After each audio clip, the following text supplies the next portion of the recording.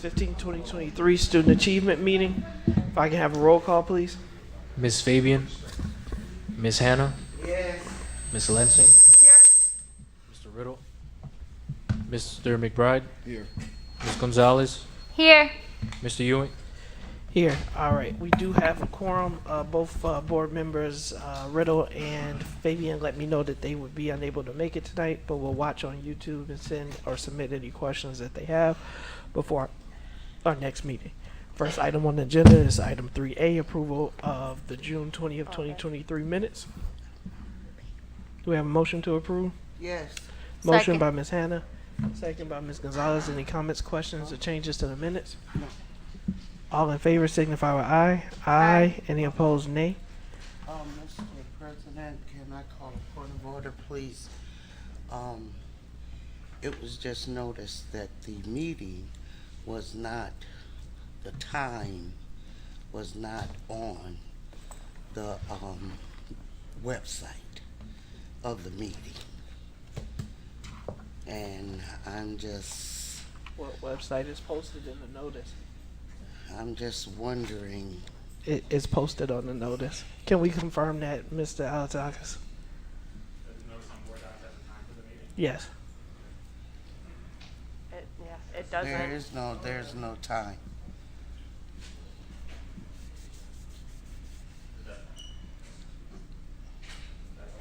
Oh, in the, okay.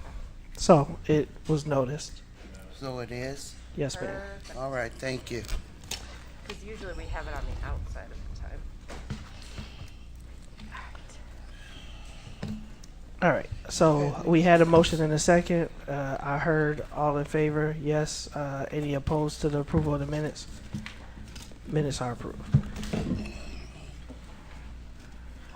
Okay, the information items are there. We'll go back, but what we do have a rather lengthy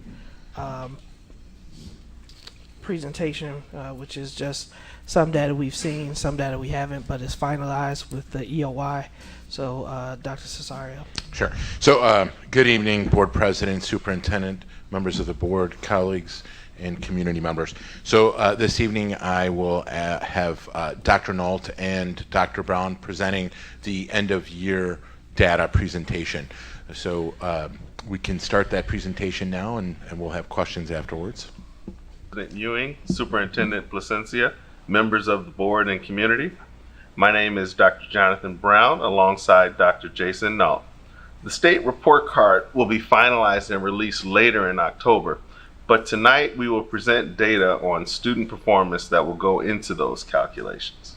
Tonight we will focus primarily on the end-of-year state mandated assessments, including the ISB College Board suite of assessments for grades 8 through 11.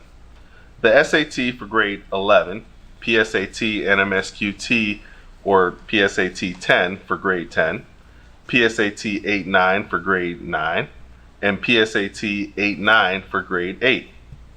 For grades 3 through 8, the focus will be on the Illinois Assessment of Readiness, or IAR, in math and reading. In grades kindergarten through 3rd, we will focus on early reading, and all of this will be followed by a report on 5 essentials results, along with a mix of other high school metrics.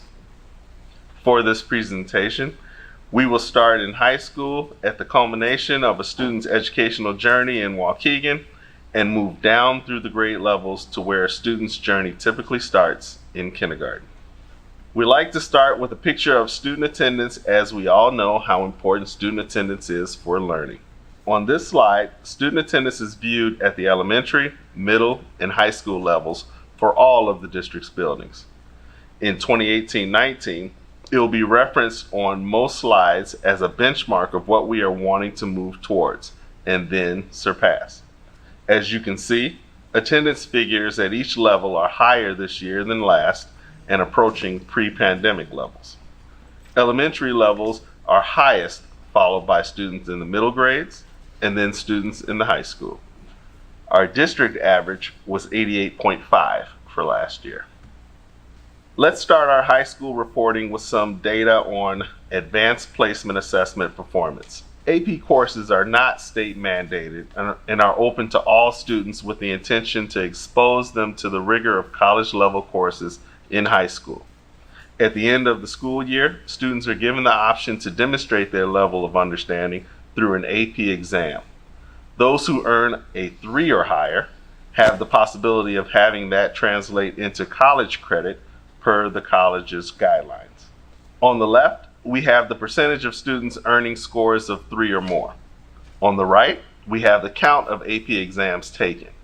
Waukegan students have increased their participation in AP classes every year since 2021. The percentage of students earning scores of 3 or higher have also increased each year, returning to 2019 pre-pandemic levels. Next, we have the College Board Assessment Suite results. This may be a familiar slide to most of you. The SAT has a total score ranging from 400 to 1,600 points. Students receive different types of scores on their score report, but the main being section scores, one for math and one for evidence-based reading and writing, or we'll refer to it as ELA. Students with total scores ranging from 800 to about 950 are in the middle range of students typically admitted to Illinois colleges and universities. The chart that is on the slide depicts the score ranges for the different levels of performance as designated by the Illinois State Board of Education. In order to meet standards, students need a minimum score of 540 in ELA and 540 in math. Note that these score minimums are higher than what the College Board says is needed for a student to have a high likelihood of being able to earn credit in a first-year course in college. The following slides will use the state requirements, since this is what will be reflected on the released report card. Here we have math performance on the grade 11 SAT. Nearly 5% of students met or exceeded standards on the math section of the SAT this year. This is a decrease from the previous 2 years.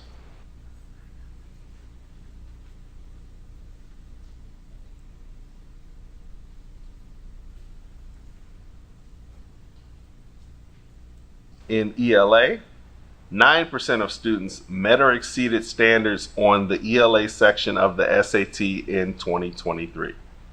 This is a second year in a row with an increase in performance.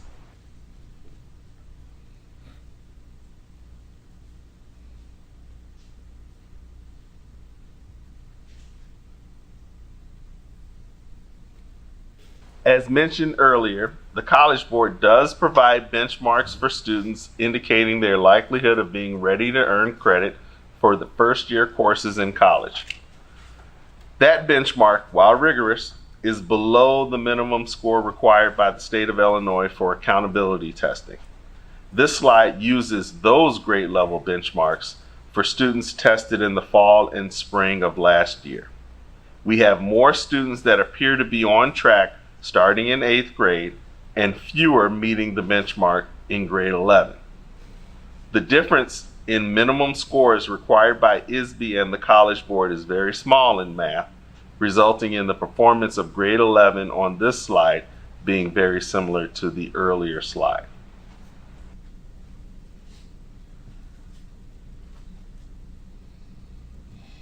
For ELA, the difference in minimum score between ISB and College Board is a bit larger and is reflected in the larger percentage of students showing as meeting the benchmark on this slide when compared to the earlier ISB accountability slide.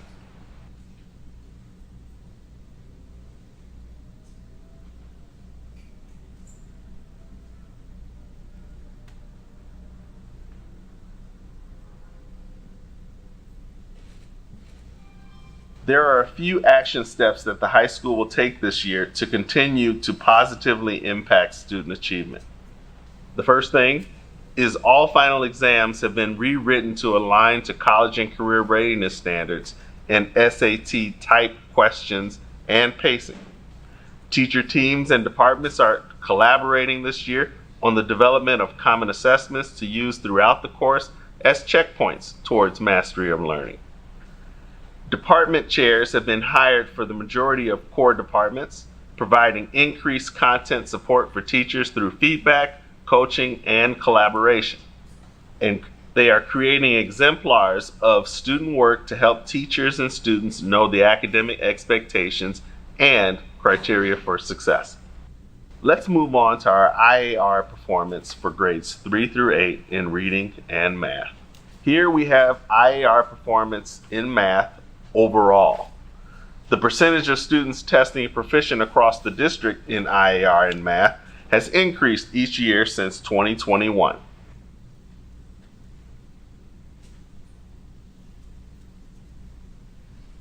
In ELA, the percentage of students across the district meeting or exceeding standards on the ELA section has increased each year since 2021, from about 12% to 14%.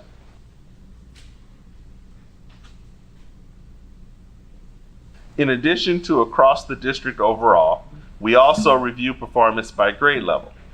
2023 grade level results show higher performance in the 3rd grade, but a decrease at each consecutive grade level through 7th grade.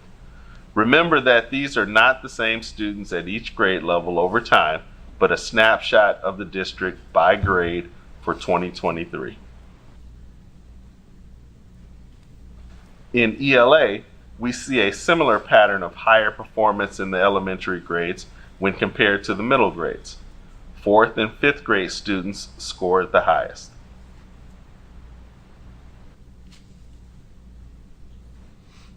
Here we have a new view on the left that continues with each grade level but allows for a comparison of the previous year. Teachers want to know, were we able to help more students meet standards this year compared to last year? We know overall there was a slight increase in math performance, but we also see an increase in 4th, 5th, and 6th grade. 3rd, 7th, and 8th grades showed fewer students meeting standards this year. The chart from the bottom right of the previous slide is enlarged here and color-coded to highlight the differences in performance by cohorts of students. If you follow the chart starting with 3rd grade on the left in 2022, you see 17.7% meeting or exceeding standards. Then follow that same color diagonally to the right to the 4th grade row in 2023. Those students moved from 3rd to 4th, and you now see 13.9% of them met or exceeded standards last year. The vast majority of students are the same from year to year. Following this pattern down the chart, we see that 3 out of the 5 cohorts decreased in performance in math from one year to the next. Students moving from grades 4 to 5 and grades 6 to 7 increased in performance. In ELA, again, there was an increase overall across the district in performance, with grades 4 and 6 leading the way, along with 5th and 8th. Fewer students in grades 3 and 7 showed proficiency this year than last. Again, here in ELA, we see the student cohorts on the diagonal. Here, all cohorts increased their performance from one year to the next, with the exception of students moving from grade 5 to 6. Again, we are following the colors diagonally from 2022 to 2023. Here we continue with the slope comparison graphs, but with proficiency by race ethnicity. In math, on the IAR, students of all races maintained or increased their performance over 2022, with the exception of Asian students, who still outperform all other student groups. American Indian students nearly doubled their 2022 performance. Here we have ELA by race ethnicity. Students of all races showed improvement in ELA over their 2022 performances, with the exception of the student group 2 or more. Asian and white students showed the largest increases. Now we have IAR math proficiency by school. Elementary schools are split across 2 slides in alphabetical order.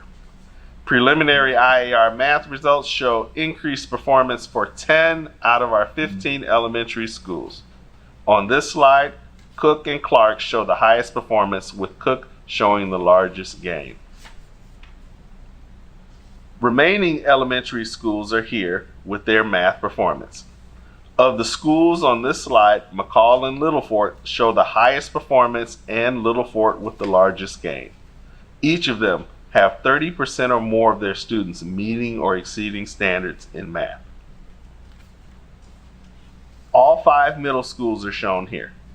Preliminary IAR math results show increased performance for 3 out of the 5 middle schools. Lewis Middle School is the only school with more than 10% of the students meeting or exceeding standards. On to ELA performance.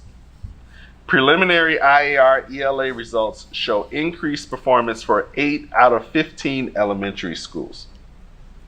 Clark and Cook continue to lead the way on this slide. Clark, Cook, Glen Flora, and Glenwood all showed large increases in the percentage of students meeting or exceeding standards.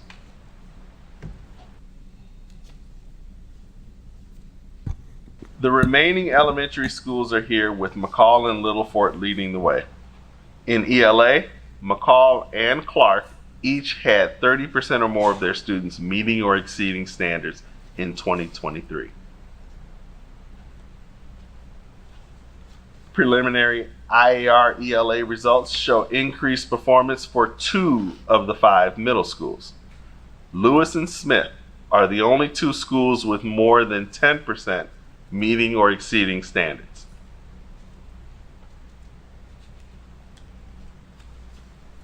To recap, at the high school level, the percentage of students meeting or exceeding standards on the SAT and math decreased this year to about 4.8%. This is the lowest performance since returning to school post-COVID. State SAT performance in ELA increased for the second year in a row since returning to school to about 10% meeting or exceeding standards.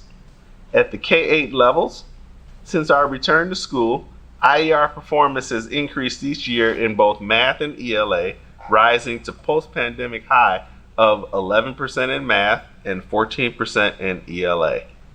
Results for the elementary grades in math show 12% of students met or exceeded standards, while in the middle grades, 6% met or exceeded standards. Results for the elementary grades in ELA show 16% of students met or exceeded standards, while in the middle grades, 11% met or exceeded standards. When comparing two-year student results in ELA, those moving from 3rd to 4th, 4th to 5th, 6th to 7th, and 7th to 8th all increased in the percentage of students meeting or exceeding standards. Student two-year results in math show only those moving from 4th to 5th and 6th to 7th with increases in performance. IER math results show increased performance for 10 out of 15 elementary schools. Lewis is the only middle school with 10% or more students meeting or exceeding standards in IER math. And on IER ELA, results show 8 out of 15 elementary schools with increased performance this year. For middle schools, Lewis and Smith are the only middle schools with 10% or more students meeting or exceeding standards on IER ELA. Now on to our K through 3 grades and their early literacy performance. These results consist of NWEA and amplified reading measures in Spanish and English with performance categorized in these areas: phonological awareness for kindergarten, phonics and word recognition for kindergarten, word reading fluency for first grade, and literal comprehension for second and third grades. At the top of the slide, you will see English results followed by Spanish results at the bottom.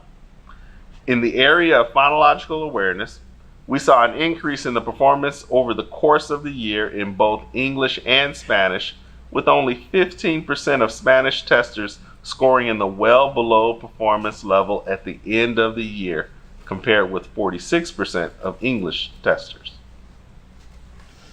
The next few slides will show the performance by race ethnicity for English testers, reflecting what we saw on the previous slide in terms of increased performance.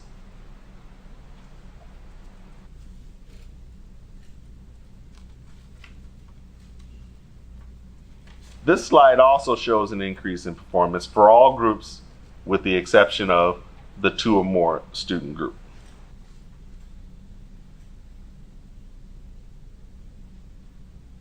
Finishing up with kindergarten, in the area of phonics word recognition, we see an increase in performance across both English and Spanish testers again.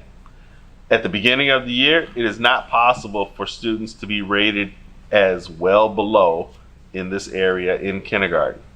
As the expectation level increases through the year, it becomes possible to show well below status. By race ethnicity, we continue to see improvement by all student groups.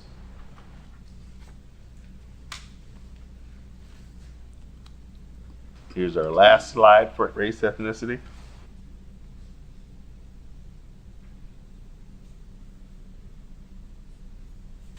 In the area of oral reading, we are able to see student progress across the year consistent with kindergarten for the top 3 performance categories.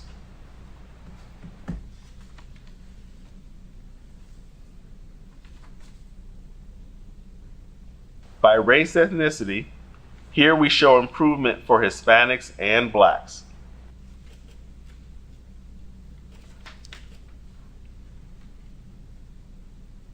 On this slide, we see improvement for the student group of 2 or more, but decreases for white and Asian student groups. Note, these are small groups in terms of their count.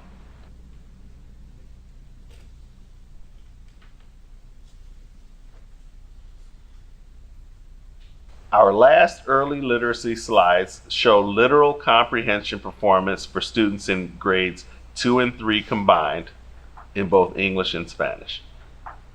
Students in both languages show an increase in performance from BOY to EOY, with students testing in English decreasing the percentage of students scoring in the well below performance level.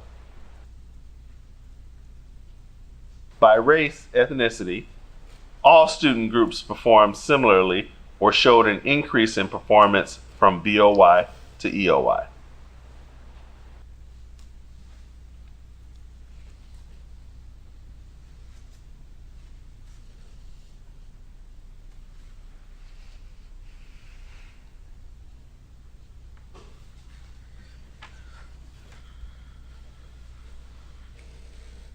Over the course of the year, in the area of early literacy, students in each grade level showed an increase in performance that should continue to provide a foundation for more students meeting standards in grades 3 through 5. This year, we are collaborating across departments and with building leaders to design, implement, and support a vision of disciplinary literacy for all. This is essential to improving literacy rates for our students. Throughout the year, we will lean into one another, relying on our collective expertise to help keep the work moving forward in 3 distinct, interconnected ways: providing building-based teams of experts, frameworks for teaching and learning, and on-site support.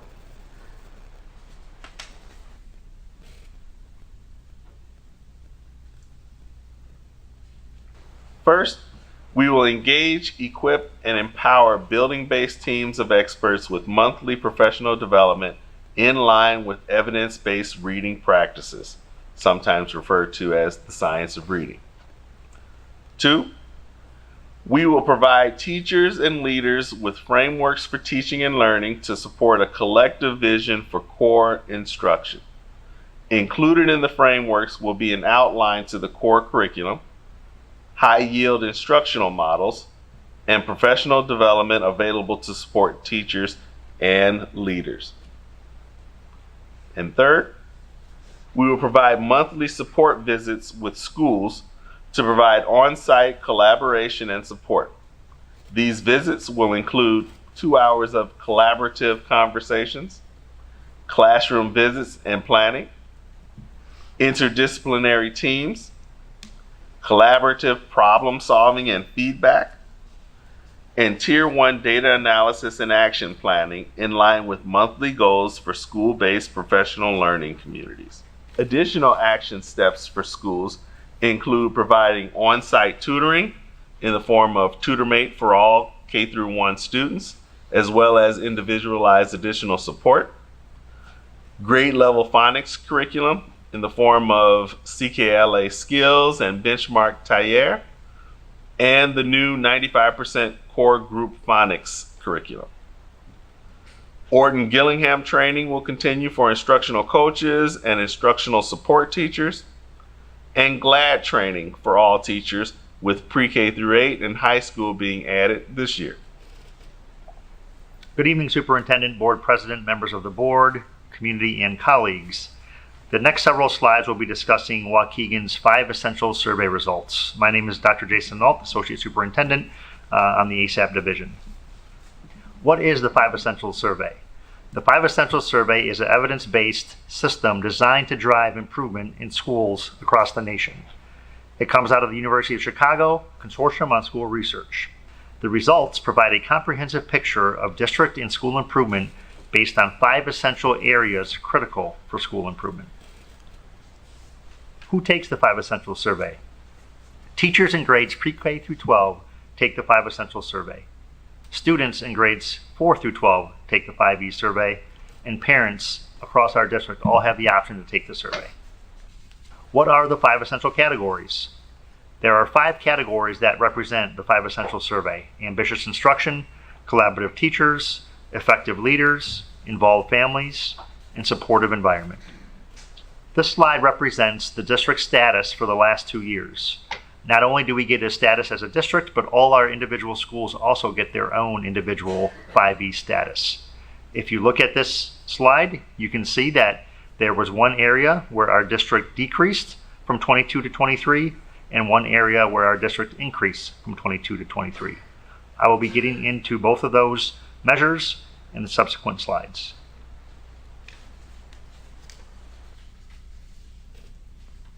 This slide represents how the measures are scored. So when you look at the breakdown here, measures are scored not using a percentile rank, a percentage, or an average, but they are scored on a scale from 1 to 99. A score of 50 represents the benchmark and is also neutral. There are 5 total categories on this scale: very strong, strong, neutral, weak, and very weak. Each category, or every 20 points, is 1 standard deviation apart. When we look at our 2-year change across the 5 essentials, again, you will see what we saw on the previous slide, where we had a slight decrease in ambitious instruction. Supportive environment remained in the neutral category. Effective leaders also remained in the neutral category, although we saw an improvement there. Involved families remained in the neutral category, although we saw an improvement. And collaborative teachers improved as well into the neutral category from weak to very neutral. Ambitious instruction. So what makes up the ambitious instruction measure? There are 24 questions within this essential, and there are 4 measures. Math instruction is 5 questions that are answered by students. English instruction, 5 questions answered by students. Academic press, 9 questions answered by students. And quality of student discussion, again, 5 questions answered by teachers. If we look at ambitious instruction for the last 2 years, you can see our 2-year change detail here from 2022 to 2023.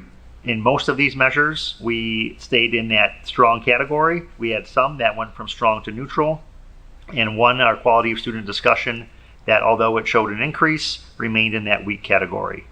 Down below, you'll see the averages from 22 to 23 in terms of where we fell in this essential. Again, we went from weak to neutral in this essential for 23. The essential is supportive environment. There are 18 questions for this essential. 4 measures within this essential. Peer support for academic work is 4 questions answered by students. Student-teacher trust, 4 questions, again answered by students. Academic personalism, 5 questions answered by students. And safety, 5 questions, again answered by students, for a total of 18 questions. When we look at the 2-year comparison for supportive environment, we will see that there were some areas in this measure that we decreased on across the board, which again put us in that neutral range for both 2022 and 2023. The next essential, effective leaders, consists of 24 questions. There are 4 measures within this essential. Instructional leadership, 6 questions that's answered by teachers. Program coherence, 5 questions answered by teachers. Teacher to principal trust, 8 questions, again answered by teachers. And teacher influence, 5 questions answered by teachers. When we look at the 2-year detail for the effective leader essential, we will see that we made some improvements in every single measure from 22 to 23. However, our status still remained in that neutral category. Involved families, there are 15 questions related to this essential. Within those questions, there are 3 measures. Parent influence on decision making in schools, there's 5 questions that are answered by teachers. Parent involvement in school, 4 questions answered by teachers. Teacher to parent trust, 6 questions answered by teachers. Slide 67, when we look at the 2-year change detail for involved families, we will see once again that the district made progress in every one of these measures. However, our overall score still remained in the neutral category. Collaborative teachers consist of 25 questions. Again, there are 5 measures within this essential. Quality professional development, 5 questions. Collaborative practices, 5 questions answered by teachers. teacher-to-teacher trust, 5 questions answered by teachers. Collective responsibility, 6 questions answered by teachers. School commitment, 4 questions answered by teachers. Slide 69, when we look at the 2-year comparison for this particular essential, we will see that again, the district made progress in almost every one of these measures, 4 out of the 5, with the exception of 1, which put us in that neutral category for 2023, which was an improvement from 2022 where we were weak in this category. Response rates. When we look at our 5 essentials elementary school response rates, we can see the percentages of students, teachers, and parents that completed the survey for the 2022-2023 school year. More of our elementary school responses.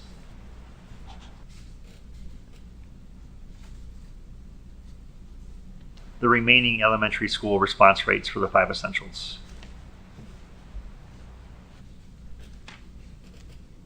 Represents the response rates for our middle school and our high school. Again, the percentage of students, teachers, and parents that completed the surveys for our middle school and our high schools. It should be noted here that the 5 essentials, the high school gets 1 comprehensive score across all 3 campuses. So each building does not receive individual reports. What are the 5 essential ratings? So after all this data is collected, the district as well as each individual school will receive one of these 5 ratings. Essentially, these ratings speak to how organized that school or the district is for improvement overall. They fall into 5 categories: well organized, organized, moderately organized, partially organized, or not yet organized. When we look at our 5 essentials ratings, based on those 5 categories previously mentioned, you can see how our schools compared from 2022 to 2023. Overall, we saw an increase of 1 school in the district that became well organized. We also saw an increase of 1 school that became organized. We had 2 schools that went from moderately organized to 1 school moderately organized in 2023. We saw an increase in the number of schools that were partially organized by 1, and the number of schools that were not yet organized remained the same from 2022 to 2023 at 6. Overall, Waukegan School District is moderately organized for improvement. If we look at the 5 essentials overall ratings for each one of our schools over the course of the last 2 years, you can see how they were rated. If you see an area that's gray, that means that the school maintained their previous year rating. So looking at the very top with Andrew Cook, they had a partially organized rating in 2022, and they maintained that rating in 2023.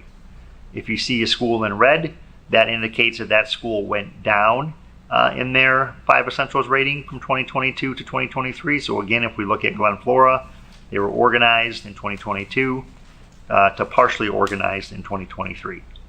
If you see a school that's in green, that means they improved or increased their 5 essentials rating from 2022 to 2023.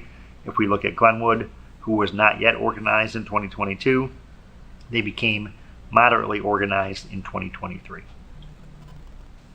Our 5 essentials overall rating list continues.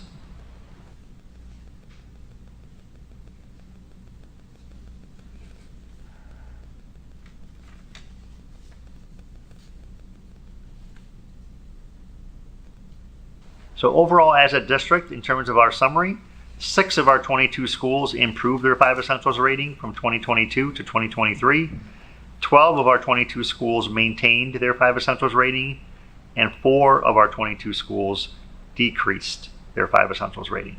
Again, each school will receive a very in-depth, comprehensive report that they can share with their leadership teams, their stakeholders.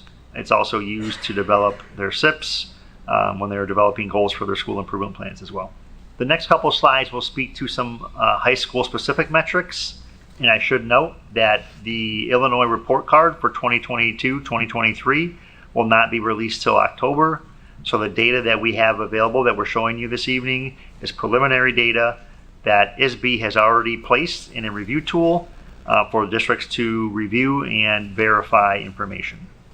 Slide 80 represents our high school metrics, our graduation rate over the course of the last 4 years.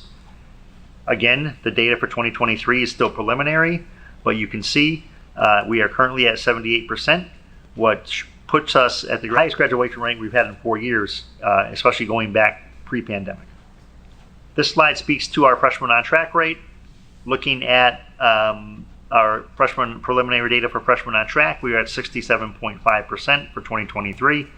Again, this data is preliminary, but when we look at this data compared to previous years, you can see that we are making progress as it relates to freshmen on track.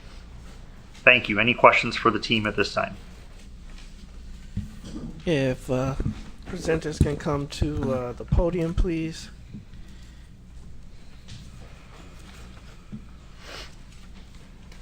I got questions. Only 1, 2, 3, 4. Ms. Hannah says that she has 4 questions. I'm going to ask Ms. Lensing, based on your recommendation, do you want to separate them? Like, are they just overall questions, or are they Ms. Hannah, or are they based on specific categories? Oh, they're based on specific categories. Okay, so if we want to take the first question, which related to the IAR data as well as ACT questions, etc. So if we call that testing. So I'll start with you, Ms. Hannah. Any questions related to that first section? Well, I just want to do my questions because I guess, as I went through, I didn't. No, I think, yeah, okay. Well, if you want to go through your 4, and if Yeah, anybody I has just- any other okay. questions related to that one. Thank you, Mr. President. So this information that we're seeing tonight is going to go to the state to finish the calculations for the 2023, 24. No? 22 to 23. 22, 23 school year. Okay. The last school year. Okay. And I got a comment. All of the red that we saw in the data, we must decrease that red. Okay. And all of the numbers and everything, thank you very much for adding the numbers of the students. And so the red has got to decrease. It's got to decrease because that does not look good and it's not very impressive. Okay? In going to the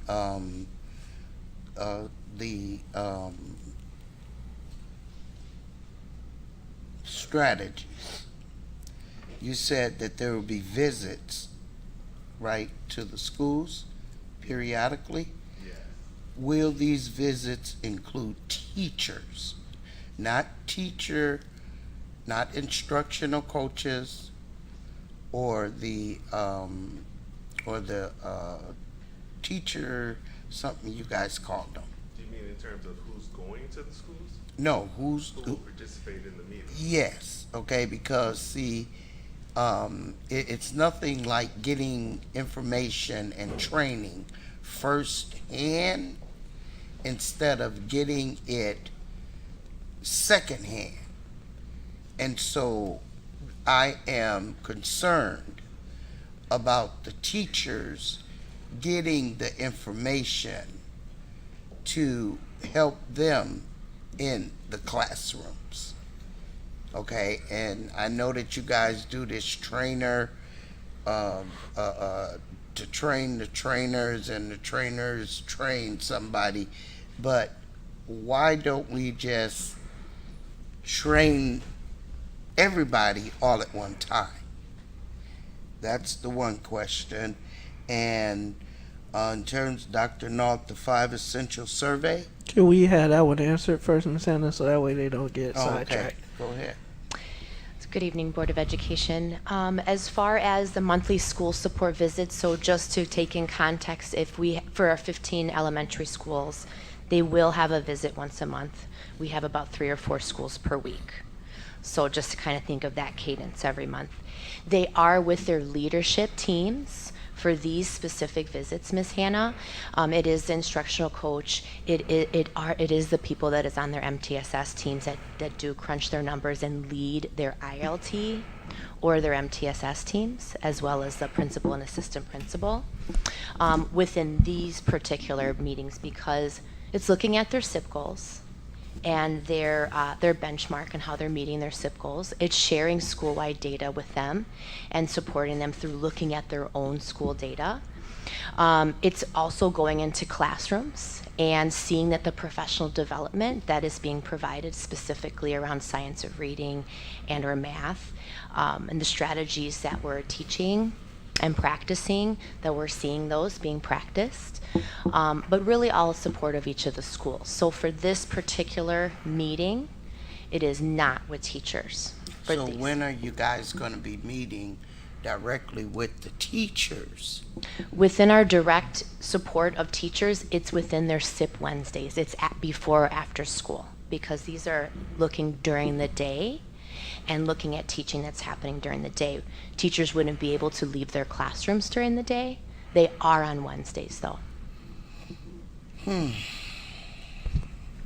Ms. Rice-Della Sanchez, we're throwing out a lot of terms that the public may not understand. Just for clarity, what is an instructional leadership team? What is an MTSS team? And I think the component there that you're talking about is that the building leader, the instructional leader, the principal will lead those meetings on Wednesday with their teams on any PD that needs to be addressed, whether it's around the science of reading, Correct. around math. So you may want to expound on that so that the public can understand, please. Sure, yes. An instructional leadership team is composed of many folks within a school building. It's recommended that we have one representative from each grade level. We have a diverse learner representative. We have an English learner representative.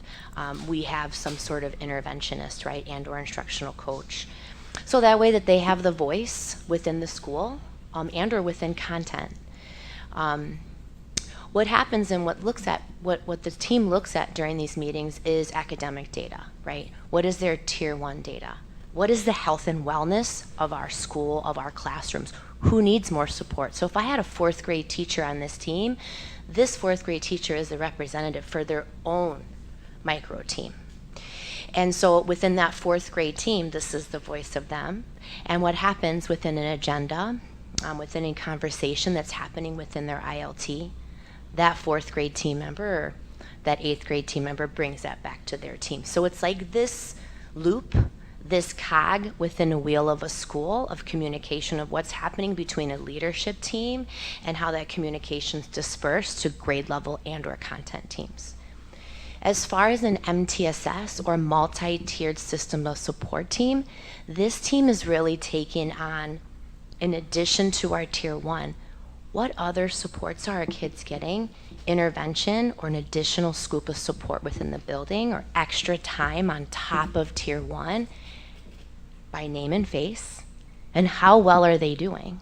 So this team is really looking at how well are students that are getting extra time on task around literacy or math. And if we're looking at this in a cadence of every 6 to 8 weeks, we would see, 3 or 4 of our students are doing well enough that they may not need this additional time, right, outside of their core instruction.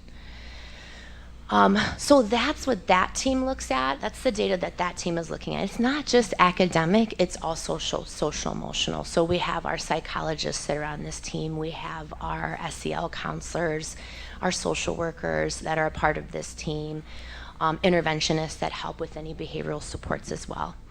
So MTSS does look at both. It's looking at academic, it's looking at social emotional. Same thing with the ILT. ILT may look to their second step or any kind of explicit SEL instruction that's happening just to see how well kids are doing. They may look at their panorama data. Really, the key is that there is a piece of data being looked at each of the team meetings, and we're making next steps around it, and we're looking at students to see how well they're progressing within those two teams. Okay, and so, thank you. Yeah, you're welcome. We still need to have conversation about that. Sure, Okay. anytime. Well, hopefully you guys are gonna be calling for a committee and I'm gonna be on it. That's right. Wink, wink. Yes. That's right. Anyway, my next question is for the 5 Essential Survey. And you gave us percentages only. And you said in one of the slides, all the students, 99%. What does 99% represent? What number? You guys know that I need numbers. Those percentages, So you want- I don't want to see the percentages. So you I want want the to see enrollment the in each- actual number of people who took that survey. So the number of students enrolled at each school, so Well, a combination, how many people Got it. total Yep. took that survey? numbers. So they will add those numbers, Ms. Hannah, resend out the deck and repost the deck. We are sending this presentation to all of our families along with the letter, and in the updated presentation, those numbers will be there. The numbers, and that's gonna be sent to the board too, right? ma'am. Okay, okay. Okay. Thank you, Ms. At Hannah. this I saw point, you, that's Mr. all I Shinkton, have. but Ms. Lensing notified me first. So Ms. Lensing, then Mr. Shinkton. These questions come with as much kindness as we can at this point. Were these results expected? What data piece?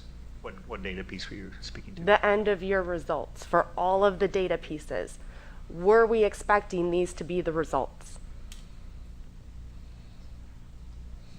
I mean, we've seen progress in some areas. I think that have provided us with some initial satisfaction, but we know there's obviously a lot more work to do in a lot of areas as well.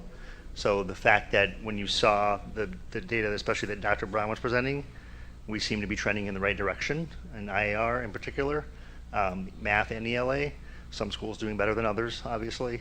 SAT, we saw some trending in the right direction. We saw our student groups performing, doing well and trending in the right direction. But again, not satisfied with the results, knowing that there's more that we can do to increase and improve those numbers, like Ms. Hannah mentioned, reducing the red or the yellow or those students that are below the benchmark, approaching the benchmark, et cetera. Okay, and do we understand why our results are the way they are? Do we have the context behind the numbers? Yeah, I mean, that's a great question. I think that there are a number of factors. So we can look at the individual schools. Some of them had significant drops, others didn't. And there are a number of reasons. So we've gone school by school, and the area superintendents are working with the principal leadership team and in the leadership at each school, as well as the instructional leadership team. You heard Jennifer speak about that at length.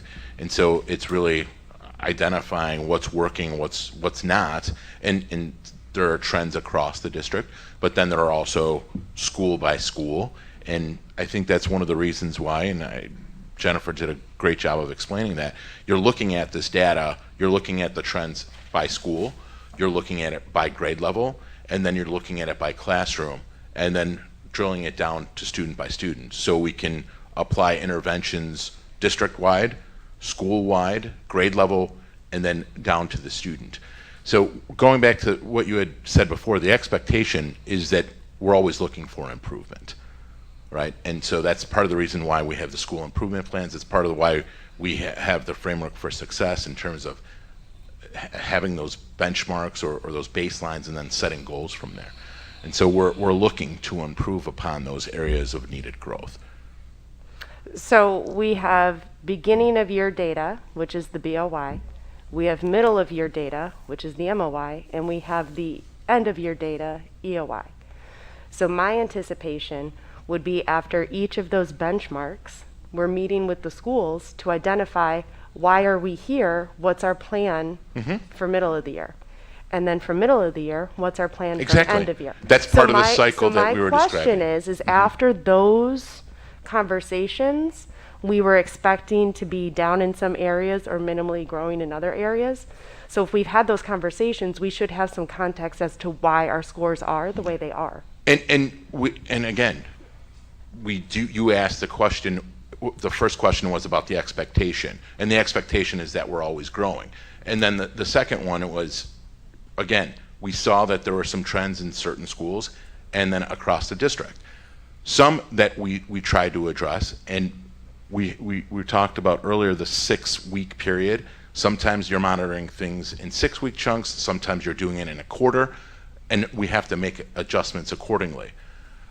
We anticipate and we hope that we make these improvements, and there are certain factors that are out of our hands as well. But we're always looking at the data, we're always going in. Pardon me? Such as? You haven't listed the factors, so you're saying that you know them and that you've had the discussions, but we're not communicating to the community. Sure. Please don't interrupt me. We're not communicating to the community what those factors are. I wasn't interrupting you, but sure. Some of the factors involved that we had new teachers in certain positions. We had some absences in others. There are a number of factors. I can come back with some of that if you'd like. Happy to do that. But I don't have the list prepared right now. But we can come back as a team, and I can ask the area superintendents if they would like to add to this as well. I think another point here would be that the area superintendents work with their principals to do root cause analysis, right? To look at the data, what are some of the factors or variables that are at play at that, and then address those factors, right? So is it the percentage of newcomers that are in the building? It could be the factor of a new principal. It could be a factor of an exiting principal. I mean, there's many variables that go at play at that. So every school would be different, and those conversations would be different from school to school. That doesn't specifically answer your question, Ms. Lindsay, and I'm just giving her a broader view of those conversations and what that looks like at a specific level. But what we can do is we can dive into one of these schools and have a deep dive on one of these schools where we list the probable variables and the kind of discussion that would take place with an area superintendent. We've done that before as a board, I believe, many years prior to the pandemic, but that's something that we can do again so that we can understand that rhythm of those conversations that take place with the cycle of improvement. Here's my concern behind the way the presentation has been is we have these numbers, and I've been on that side, and I've been very frustrated with the scores for the students of our district, right? And so we're just going over numbers. And the main question that every community member has, every parent, every teacher, every staff member, is why. And we don't give any why. We don't give any context as to why these scores are the way they are. We just spit out numbers. And when asked, it's, we'll come back to you on it. That's frustrating for me. And I'm glad to hear that we can do a deep dive on another school. But when I look at the SAT scores for math and ELA for 11th graders, I honestly want to cry. It's extremely disappointing. So I also am curious and hope that part of this conversation is that we did mention the principals are going to be having some meetings and that they have meetings with their staff on their takeaways. I want to know, were the principals expecting these results? Ms. Gonzalez, did you have a point on this piece? I kind of wanted to address something that you were talking about, and I think to your point, Ms. Linsing, that I think the team should consider, because I have already advocated to the superintendent about it, is that this is why that DEI piece, the diversity, equity, and inclusion piece, becomes much more substantial, because the reason why our students have always been failing is because of structural racism. Yeah. And because we don't have a lot of money compared to the amount of money that we should be allocated. So maybe we need to be more explicit about that white supremacy is very alive and well in our schools. Because of the lack of resources, and this is just trying to chip away at that. So to me, it's kind of like not the best way to frame the question of like, did we expect it? The realistic part of me would say yes, because we haven't addressed our education system, right? And revamped it the way that we need to. And you don't want to expect disappointment. So, but to that point, I think that's something that I didn't see in the survey, and I know we've been identifying groups and their growth, which I commend, because I'm a very visual person, and the way that I have seen the data on this PowerPoint has been very effective in showing which groups are decreasing by grade level, by race. I would want to see a little bit more breakdown, and I will email questions separately. But I want to know if I think part of it is from end of year to middle of year and end of year. I want to know why certain the ends of each group that were taking the tests weren't as high. So I know at the beginning of the year you had a higher number of students taking the test, but by middle of the year maybe not so much. Or maybe that's because I was like looking at the ends, and they just weren't. It just seems so disparate that you go from like maybe 400 students to like 300 something students taking the test. Do you want to finish? Sure.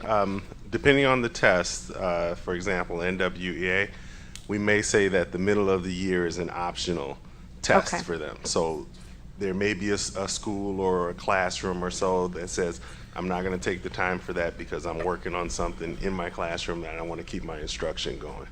Is there, okay, given that, is there an opportunity for us to say that it is required? Do we know whether the more times that they take the test, the students are more likely to test higher? I would not say that. The Okay. more times that you do it, the better you do.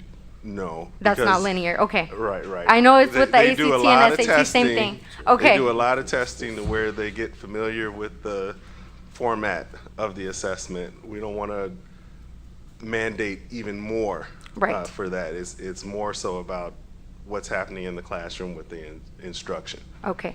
And then to some things that Ms. Hannah was bringing up, how are you guys measuring the effectiveness of some of the strategies and some of the teaching and learning tools? Is there, I mean, are you observing a specific set of teachers that are taking the Orrin Gillingham training and then seeing whether their students improve and taking them as like a sample, or how are we measuring that?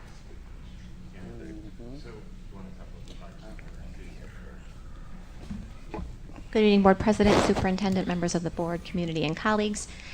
Part of what we notice when we're looking at data, especially, say, like the phonics data, the phonological awareness data, we knew that was a gap in some of our programmatic resources for a couple of years. And so through teaching and learning, we adopted things like CKLA, Amplify, different resources that the board has approved. And through that implementation, we can see that when we are able to pour resources into a skill area, such as phonics, phonological awareness, fluency, we can see that although we are still in the newness of implementation, you could see that blue was increasing throughout kindergarten, first and second grade. And so when we are able to progress monitor students and implementation, we see that it is paying off for our students. And so in terms of why certain things are happening in certain content areas, as an example of like a root cause analysis that the superintendent was discussing, for math as an example, at one of the elementary schools that I support. And looking at the middle of your data, we absolutely were like, oh, this is trending in the wrong direction. And we try to look at instructional practices. How are they utilizing the resources that have been provided, providing more professional development and learning opportunities for the teachers to come in on the weekends and stay late and to keep learning in their practices. And in spite of doing a lot of that work with teachers, side-by-side lesson planning, modeling of lessons in the classroom, there were aspects of the math instruction that, for whatever reason, teachers were not implementing fully. And so they may be spending a good chunk of their 90-minute math block on the whole group lesson, and the students were getting to the application portion. They weren't getting to the critical thinking, problem solving. Sometimes it's easy to skip the games that the kids play in math because managing games in a classroom can be a challenge with a lot of kiddos in the room, plus the materials and all those different things. It can be a challenge. And so there could be instances where teachers may have been spending a lot of time on that direct instruction piece and not getting to that critical skill application piece. And so when they get to the IAR and the problems that the students are facing on that rigorous assessment are all problem solving, are all critical thinking, and the majority of their instruction has been on the ins and outs of how to solve the problem, not necessarily how to apply their skills to that problem. So we're noticing things like that. So we are looking at what do we see in instruction, what did we see in lesson plans, what did we see in implementation, what do we see in student work, and then helping identify where do we start. How do we pick one issue in the data that we can wrap our heads around, that we can put a plan together for, that we can support and implement with teacher voice at the table, with instructional leadership teams, and not try to grasp everything and overwhelm and get everything a little bit done, but go deeply in specific practices, which is what the school principals have done with their instructional leadership teams. Their PLC work is to identify that key practice they want to improve on. So once we get that right and we can see the trends in the right direction, now we can capitalize on that in other aspects. So, and just to close that, I thank you, Ms. Patty. Then I would expect in the school improvement plans, especially for the schools that are trending in the wrong direction in math and ELA, for there to be a designated line item that says, I need 5,000 for PD, and these are the teachers I need to be going to PD. I don't know if it's been that explicit. I know some, the board president already knows. Like, I think that that's more explicit in some schools than others. But I see some of the schools that worry me trending in the wrong direction. And that's not to blame anyone singularly or the school community, but I'd feel more confident pairing, we saw this in the report. This is why we're sending those teachers. You get me? Thank you for the feedback. Yeah. And I don't know if you were. So I was not Go done. back to yourself. And then I still see you, Mr. Shanker. So it was brought up previously by Ms. Gonzalez, but the decrease of students in some of these parameters. So as we have recently heard the Black Male Initiative for the district, when reviewing this, I was looking specifically at the Black student population. Granted, it's not parsed out male-female, which is fine. But within that population, we started in math at 759 and dropped down to 701. So I think it would be beneficial for the community to have a one-to-one. Those that left the district or didn't take the test, remove them, and let's see what our growth is for that. For ELA, it was 766, and it dropped down to 713, right? So a one-to-one comparison, if this is an initiative of the district, I think we need those high-level or those highly detailed reviews, and a growth of 1.6 and 1.9% for this population. Not acceptable. Yes, ma'am. So with some of the responses, one of it was the Tier 1 data analysis.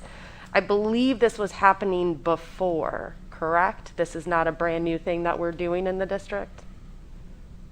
Talk about in one of the slides where our actions. Yeah. Let me see if I can get an exact slide number for you.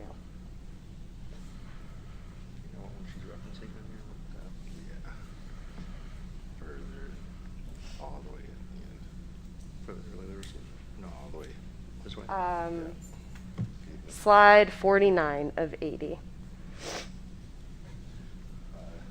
You have it in the monthly support visits with school, Tier 1 data analysis and action Bryce planning? might want to speak to that, but I believe that it's in reference to the. That's what she spoke to with essentially what Ms. Rice was speaking to, the work that the ILT does and and some of the MTSS teams, they get it into some of the Tier 2 and Tier 3. But yes, that's what that is essentially, that ILT, looking at those data pieces in their ILTs, those Tier 1 data pieces, and then using that information to guide the micro teams, as she called them, so that the members of that ILT that take that information back, and they use that, they set SIP goals around it, they set team goals around it, et cetera. Okay, and my question was, that's not new to our district, that's been No. something that's been going on? Correct, yes, sorry. No, that's fine. And then, yeah, when we're back to the Blackmail Initiative, when we start looking at their growth, what data point are we going to start with? Are we going to start with the end of year results from last year to see the growth with the initiative? Yeah, so a lot of the data that you saw here this evening will be data that we look at in particular with our African American Male Initiative. So it'll be the IAR results for both ELA and math. It'll be the SAT results for both ELA and math. Those will definitely be significant data points that are going to be a part of the plan. Yes. As of EOY 2022, Yes, 2023, sorry, yes. not MOY, not BOY. Well, we'll look at EOY. some trend. We can look at some trend data, and we can see how students have performed over time. But our most recent benchmark will be this most recent. Will be the data point. baseline. Mhm. Okay, Yeah. perfect. And then when it came to, I'm changing to the 5 Essentials survey, why didn't we separate out the 3 high school locations? That's not, we don't report that. The University of Chicago reports that. Okay. So because it's one school technically, they give one school a comprehensive score. So it's not broken out by campuses at all. So So correct me if I'm wrong, but we have a partnership with them or no? no. Well, Not with the this Network for respect. College Success, which is through the University of Chicago, yes. This is a separate research piece of University of Chicago that works with ISB and to distribute this survey to districts across the state of Illinois. So And have we asked the question to see if we can have some sort of indicator of this is coming from our 9th to 10th graders, this is coming from our 11th to 12th, this is coming from our AOAC? Have we asked that question? we haven't, but they don't do it that way. They don't customize it for districts. So they have the way they report it is the same for every district. They take the results of all the students, whether they're 9th graders, 12th graders, 10th graders, around those 5 essentials, those measures that we were looking at, and they come up with the results there. So they try to capture as many voices as possible across as many grade levels as possible to give a school a score that can help them in identifying some potential areas of development, some potential areas of growth or weakness when they're looking at climate and culture within their buildings. Okay, I would appreciate if we just ask the question, because if they tell us no, status quo. But if they say yes, we can get more targeted information to see if those building principals need different types of supports to engage their parents with responding to the surveys, with engaging 100% of teachers or close to 100% of teachers engaging with the survey. I think that can help give us a clearer picture in regard to the 5 essentials. So if we could just ask. If I it's can no, inquire. it's no. I can inquire, yep. We can definitely ask, it's usually done off of a unit number, but we'll ask that question. Okay, and my last question, thank you for your patience, Mr. Shinkton. Have we looked at the impact of changing the graduation credit requirement with regard to our graduation rate? And if we have not, why haven't we? This is 22. I know, that's why. This is 22-23 data, so the graduate. There was no change. It Yeah. changes this year. Correct. Okay, perfect, thank you. All right. But we can Mr. Shinkton. Look at that when we do have that data. Please make sure that's included. Good evening. Excuse me if something has changed and I am not aware, but I would say all of this data screams promotion policy for the elementary schools. We keep talking about action plans. Well, how can we have an action plan that allows a student that hasn't mastered the material to keep continuing and continuing failing. To make this really simple, because sometimes we have to break it down. Let's say we have an action plan that every student will have a personal trainer. Just because we give every student a personal trainer doesn't mean every student is going to be fit. Okay? As we all know, there are extenuating circumstances that in every situation that can affect a particular situation. But I've been asking for a promotion policy, I'm going to have to say, for at least 5 years. If this data doesn't scream that, then we can talk about what we want to talk about, and we're going to get the same results. Thank you, Mr. Shankton. Ms. Vukovic, and then I saw you, Ms. Briscoe. Hi, I have a couple of questions here. First of all, I think part of what, going back to what Ms. Lensing was saying, that part of the frustration with probably the board, I would imagine, or most of you, and the community is the lack of urgency. I know that Mr. McIntyre brought up about the African American males, how many years ago? Many years ago. And you're just now coming up with some sort of a plan. When I heard that some schools went down, and two of them that jump out at me, I don't want to say their names, everybody else can look, but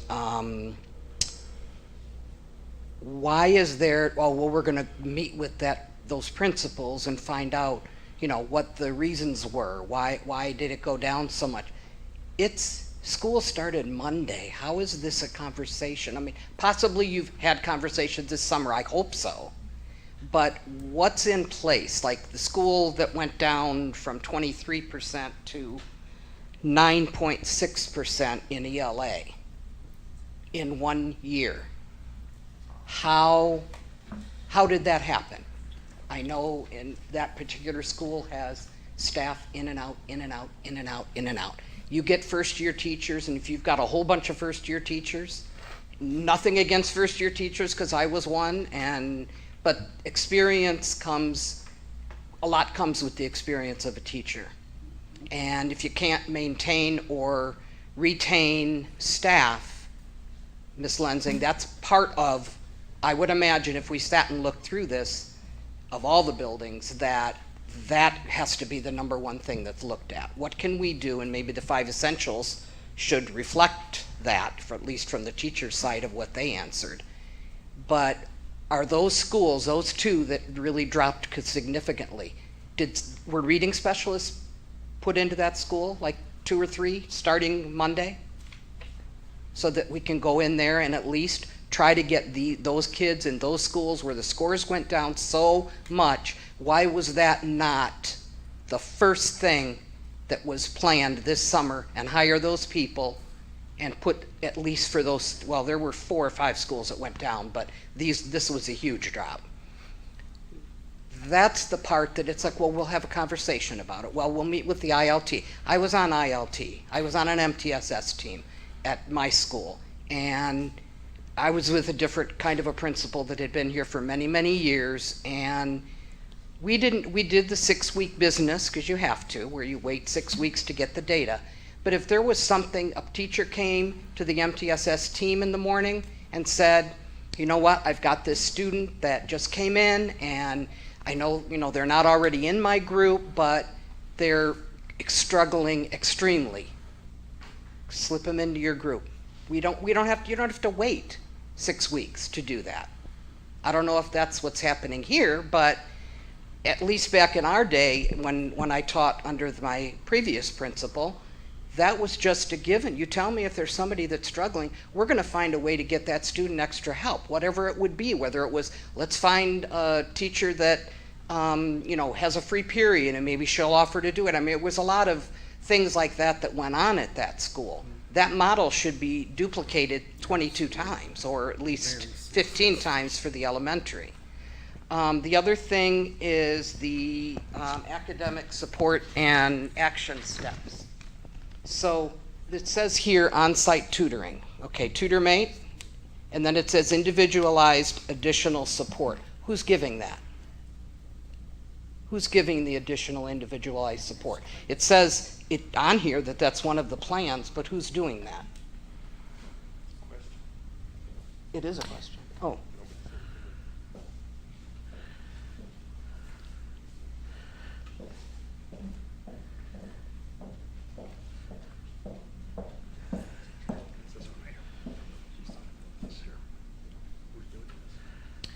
So as far as our, good evening. As far as for schools, when they have their, that is the TutorMate for their one-to-one, for those additional doses of phonics support. And individualized support comes from those MTSS teams. So we do have our ISTs, our interventionists. We do have some coaches that support within that too. And as far as teams, it is exactly what you said. It is about problem solving, which is why our main goal is how do we build the capacity of teacher teams and leadership teams so they can do exactly what you just said about replicating a model that is all hands on deck when it's needed, and that teachers are able to have that dialogue with those teams. So specifically for that, I wouldn't know each and every school of what that is, but it is really within those teams to do exactly what you said, that well-nourished team.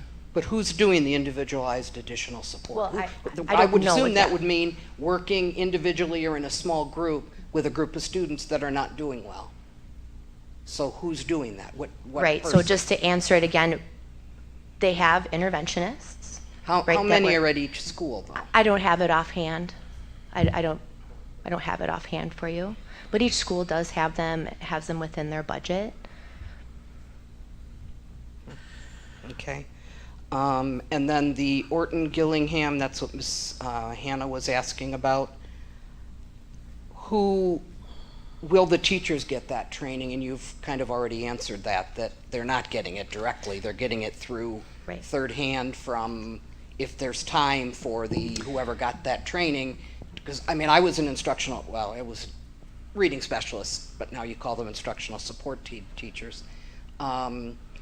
When I was seeing students all the time.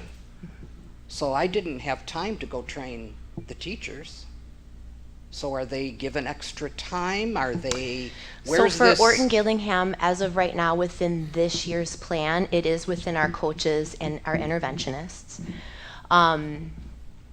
We have every teacher is receiving our Train the Trainer, right, when it comes to research-based reading and writing around the science of reading. We have one cohort that is starting within LETRS training of teachers that wanted to get this certification. It's 40 hours. It's a 2-year program. We'll be starting another cohort, right, based on interest in the second semester, and we're just going to continue to offer that. One thing that we do know is there's only so much time in the day, and across multiple subjects, and so knowing that they're all important, how do we give the best support in the time that we have that really offers them safe practice that doesn't feel like they're taking a drink from a water hose and, you know, from a fire hydrant? And so we're just going to continue to add. It is really a grassroots movement when we're talking about building this foundation within our elementary schools. And there is an urgency. I feel sentimentally the same way when I look at this data and when we talk with our teams. And that is exactly why it is so important to us that that everyone is getting the same PD. It's universally going to hit. And if we don't build knowledge-based content teams that can sustain this work, leadership teams like the team that you speak of when you were at Washington, I believe, right?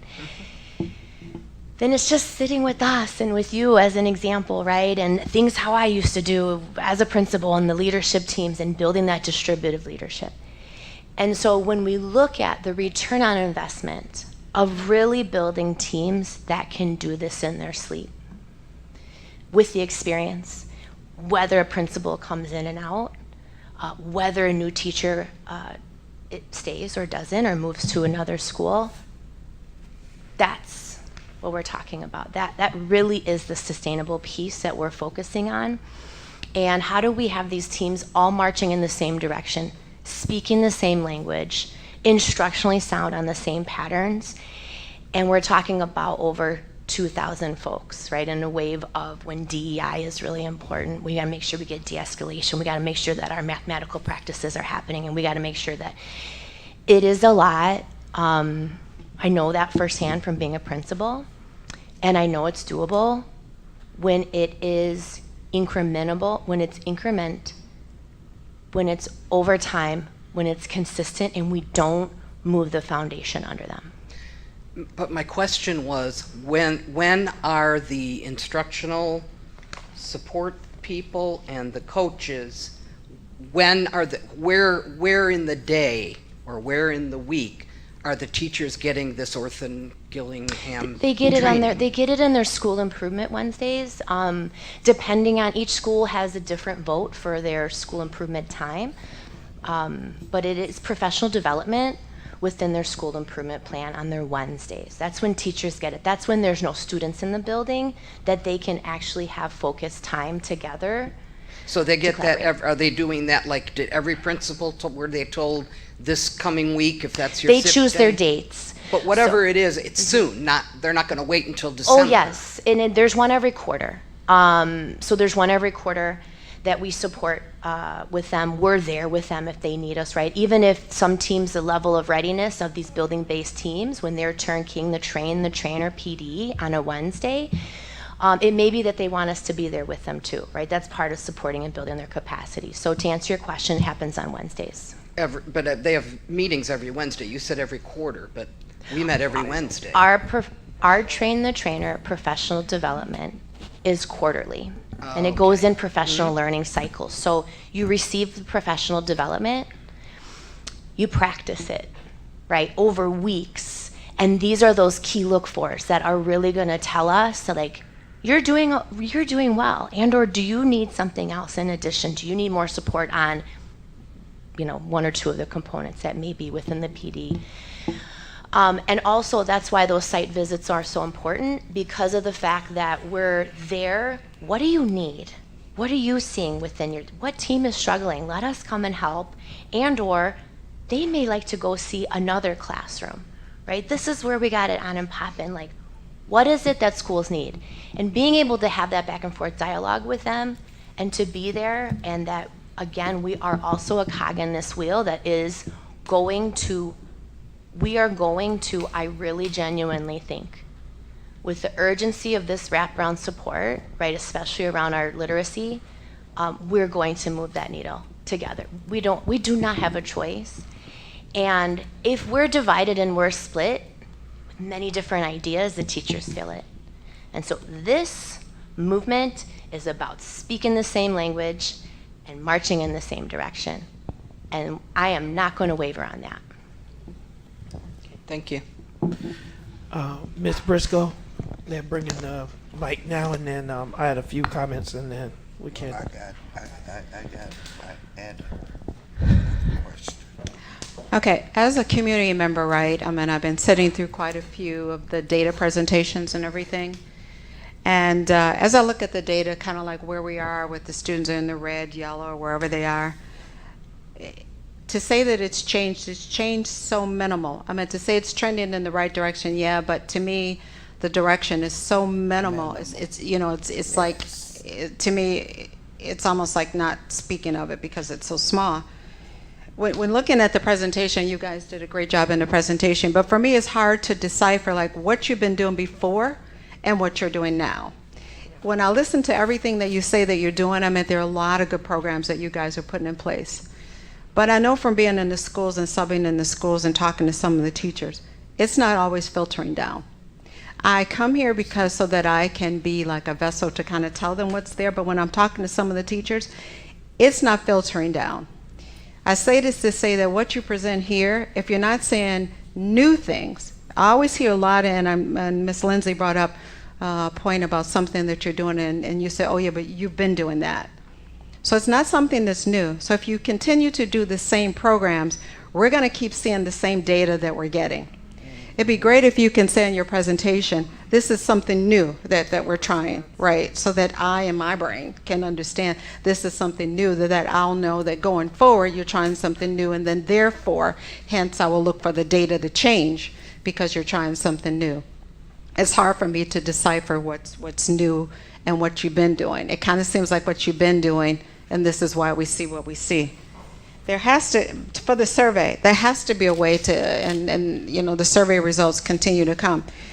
We have to get the parents more involved in the surveys. It just has to be a way. I mean, creativity, it has to be some kind of way that we can get feedback from the parents on what's happening in the school. That's my big pet peeve. You know, more parent support, the better we can do, the better our kids can do. And then we keep talking about, you know, what's happening with the African American students, and you guys know that, you know, every time I come, I always want to know.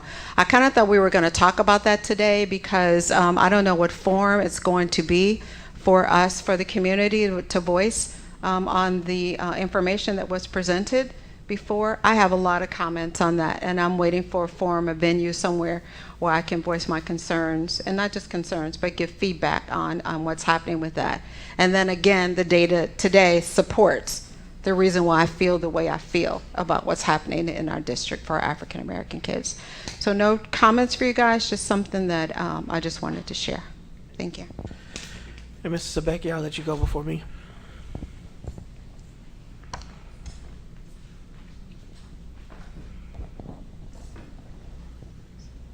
All right, I got a couple things, and we'll start from the beginning with the attendance. We keep posting attendance. They're never accurate, so we need to do a deep dive on our attendance to make sure it's accurate. When I call my kid in, if he's not in school and then he's marked present, how is that attendance reflecting that data? That data's wrong. Or what if my kid's in school and I get a call saying he's not in school when he's in school? And this happens for both of my kids at 2 different schools, multiple times. So we need to look at the attendance and figure it out. We don't even know who's in our buildings when they're in our buildings, student-wise. 2, graduation rate. You know, we put that up there and talk about, yeah, we have higher numbers. Okay, but let's think about it. We decrease the credits that students need, so the numbers are going to be higher. That doesn't take into effect until next year, Mr. Sabeki. Could I finish without you interrupting me? Yes. When I went to school, it was 24 credits. But when we do it, if kids can't even read and we're graduating them, we're graduating kids that shouldn't even be graduating. And I'll say it, whether you want to hear it or not. A lot of these kids are not ready for college. A lot of these kids are not ready for the future. Because we do, as Mr. Shankton said, we need a promotion policy. And not just keep moving these kids grade to grade, because the data shows there's not improvements. Next, 5 Essential Survey. How do we administer that to the students? Do we just give it to them and tell them to take it? Is it all the questions all at once? If a lot of our kids can't even read and understand the questions, and I'm going to tell you straight out, my son was just here and he said it to me. They give them all the questions at once, between 2 days, 2 different periods, and tell them to take the test or survey. The kids don't even read the questions. They just go through it and just mark it down because they're told they have to do it. So how accurate is this data we even have? Why don't we break it down into sections, different days? Why don't we have a teacher or someone reading the questions for the kids that don't understand it? To mark it down. We have to think of different ways. Because the data is not accurate. When you have students sitting here telling you this is what they do, then it's not accurate.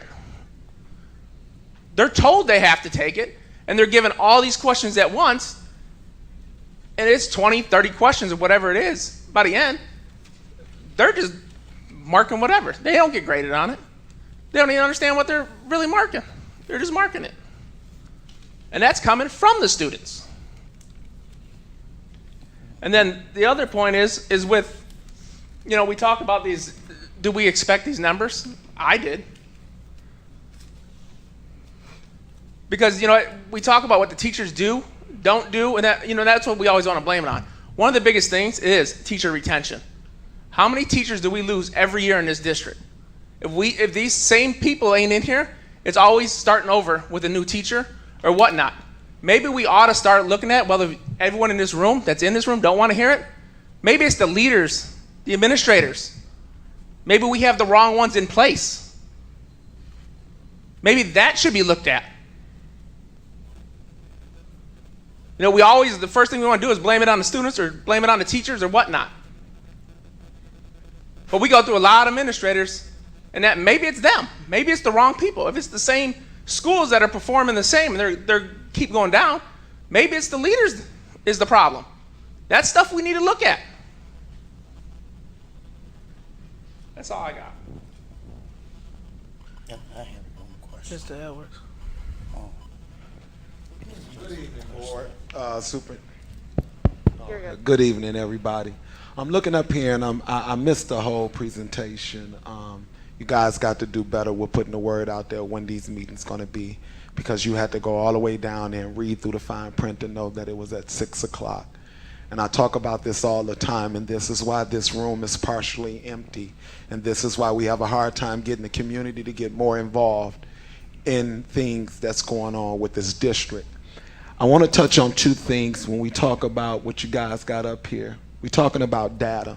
We talk about data all the time, and most of y'all up in here pretty much know the basics of a business. And if you have to produce some data for your business, you're going to make sure that that data represents you in a good way. You understand what I'm saying? So I look at a lot of the data that y'all put up here. It's almost like y'all act as if we don't understand some of the things that we're talking about and some of the things that we're seeing, right? So we know this data, this numbers that y'all put up. Y'all have time to prep for this, to plan for this, to put it together. It's a dog and a pony show. And this is why we're not getting nowhere. Because we keep lying to ourselves. We talk about the graduation rate. The credits is how many now? I believe 17? Literally, y'all, what college do y'all think is going to look at our students first? We have totally misplaced a lot of the funds that we've had to be able to do what we can to help these kids in this district. I look at the city of North Chicago right now. They have auto mechanic back. They have those type of things back in their district because they heard us, the community, when we saying college ain't for everybody. It's all of us adults up in here that talks about our experience and how college have put us in debt. And that right there is the number one discouraging factor of why our kids don't want to go. They don't even want to be in debt before they start living. They seeing how hard it is for their parents to get help, so they can only imagine what it's going to be like for them. So when we're talking about schooling, let's be honest, that's not for everybody. Some of our babies are so good with their hands, but they're being told they got to go to college. So now they don't want to pursue what they know they good at. And so I come to these meetings all the time and I talk about the importance of working with the community, the importance of getting outside of those four walls. I talk about relationship building. We are not doing that as a collective whole. You guys are in power. And when you have that power ain't for you. That power is for the people, for you to help the people. I've came to these meetings several times and I tried to prep all of y'all on what was going to happen the first day of school. I told y'all them babies was out there fighting. I told y'all how brutal it was. I said it. And we are not prepared.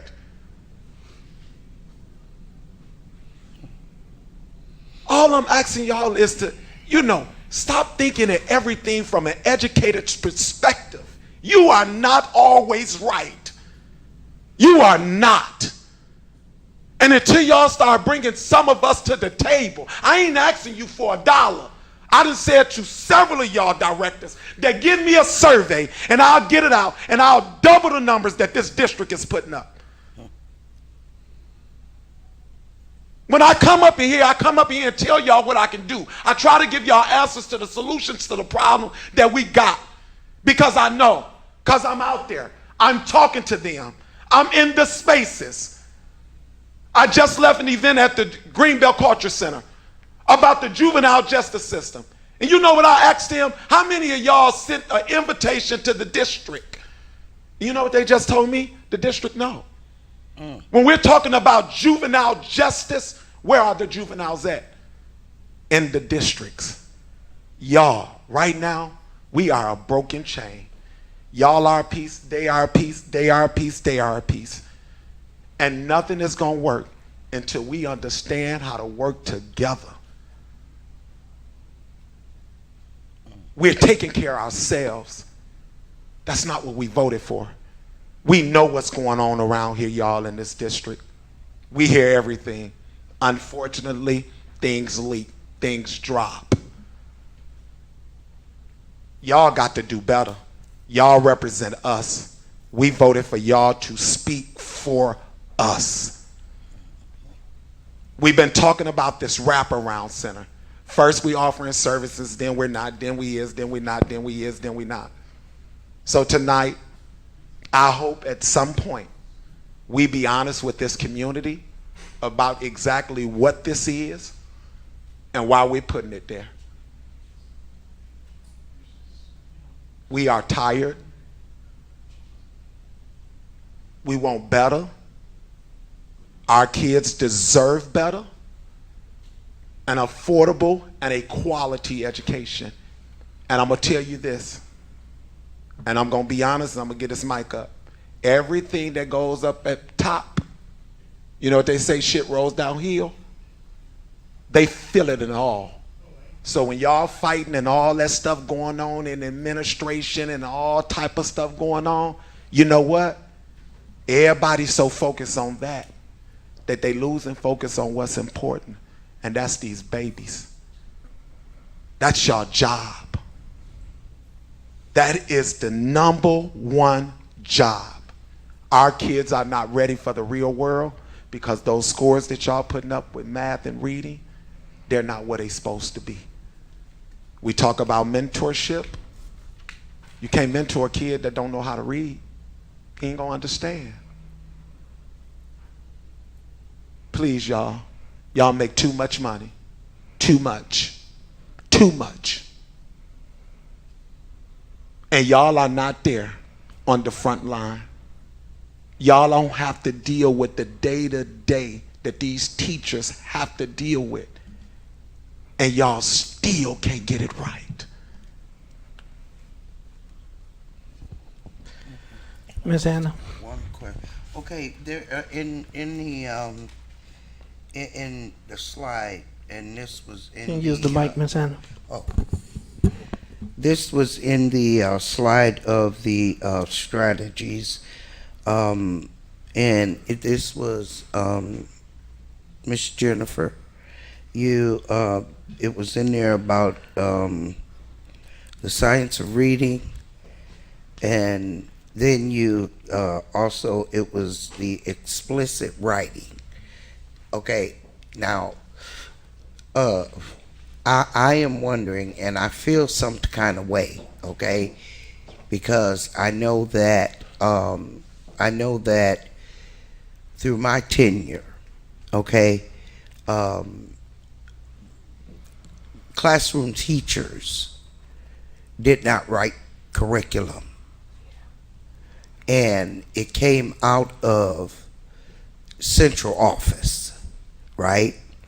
And now we are putting all of these responsibilities.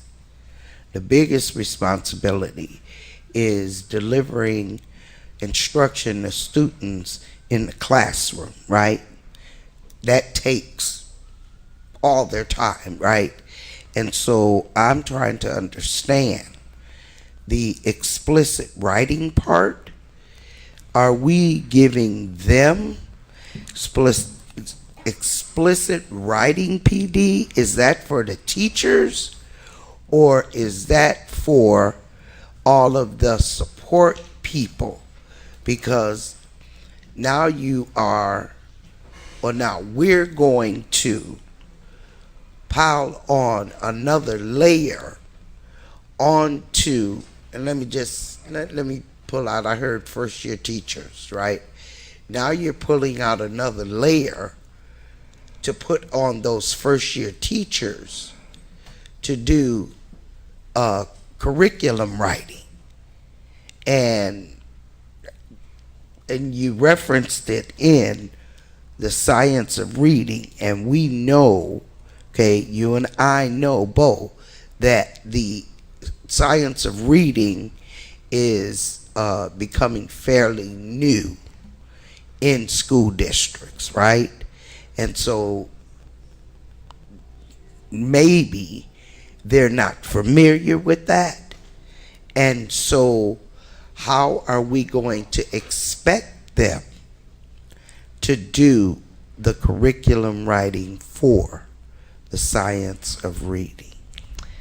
Well, so specifically to this slide, Ms. Hannah, this is really just around around the science of reading and writing, but it's framed just within explicit writing. And so these are just strategies. The professional development is on the research behind those strategies, right? So that is what that 8 hours is. Okay, but what about the explicit writing?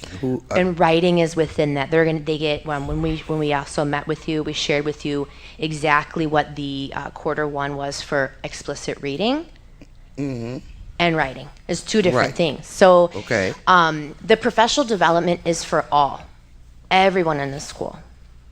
And so it's not just for teachers, right? It's for support staff as well, to support and also to support adult learning. What they do is they use these strategies that they're learning within the classroom, within their CKLA curriculum, within phonics, within 95%, within grades 3 through 5. So they use these strategies within their practice. None of that is curriculum writing. Right. And so you're saying that they're not going to be doing the curriculum writing? No, they do not. Okay, they're just learning, and they're just practicing. That's what I want to hear, because it also talked about, well, they should know about lesson plans, writing, all that. I'm not talking about that. I'm talking about the curriculum, the framework of what goes into the classroom. Yeah, and it's all there for them within their CKLA or within their 95%. It's really about getting that additional professional development to make the connection and why the shifts are happening around grade level text, around building background knowledge, around building vocabulary and content, so that we are preparing our students, right, as they get older, when they are more disciplinary and more content based. So and my last comment to the first one is, I heard that, well, I guess we are now in the practice of doing this WIN stuff, where each school is like an island on itself, in itself. I see Dr. Cesario shaking his head. But please make me understand. I would, sorry. No, make me understand that that is not being practiced, that we are collaborating even among schools. Because as I always say, a student that goes to Washington may transfer and go to Carmen. Okay, and hopefully they're not the student. Okay, because I'm hearing a lot of adult education and I've said this before, okay, and I don't want to offend anyone, okay, but I'm hearing more education going on with adults than kind of in with our students. And I've said that before, so it's not new, okay? But that's what I'm hearing. So I was shaking my head no to acknowledge that it's not at every school. And we have not implemented that yet. We still have to conduct interviews and meet with a few folks, a few principals. The idea is not to separate them and put them on an island or to silo them. Glad to hear the that. idea is to provide them with additional opportunities outside of their schools so that they can collaborate and that they can mentor other principals in order to identify an area that they're interested in or that they are that they're masterful in, so that they can share their expertise or that they can coach or reflect or be a part of our ASAP team and come to those meetings and give their perspective. It's just another opportunity to develop their leadership capacity outside of a school setting, but also with their peers. In terms of the adult learning that you're talking of, we've always done the adult learning. So with the principals, even on ASAP with the district leadership team, we're doing that at no cost. ASAP team, sometimes it's one of our own team members who's providing. No, I understand that. So I'm not saying that that is bad or anything. I don't think you're saying that. I just wanted to explain what it was, so what it looks like. Right. I think it's good to explain what it looks like. We did talk about it briefly a couple of weeks ago, but professional learning communities with our principals, clustering them so that they do have whole group meetings, but then they have smaller meetings. Some of those are based on areas of interest or need, and so, but that is all being done within the school district. I get within it. the district, yeah. But understand my point. We hear more about the PD, the adult PD, and it is either buying a program for the students, to put in the district, right? Or it is sending people to conferences with for PD and all of that, right? And when are we going to see the results of all of the PD that has been happening for the last few years? You learn something, and then you share something, and that sharing should be being shared with our students. So one example, I'll give you one. I'll use myself as an example. So I go to one conference in additional to the III conference that the leadership of the district attends. I go to AASA.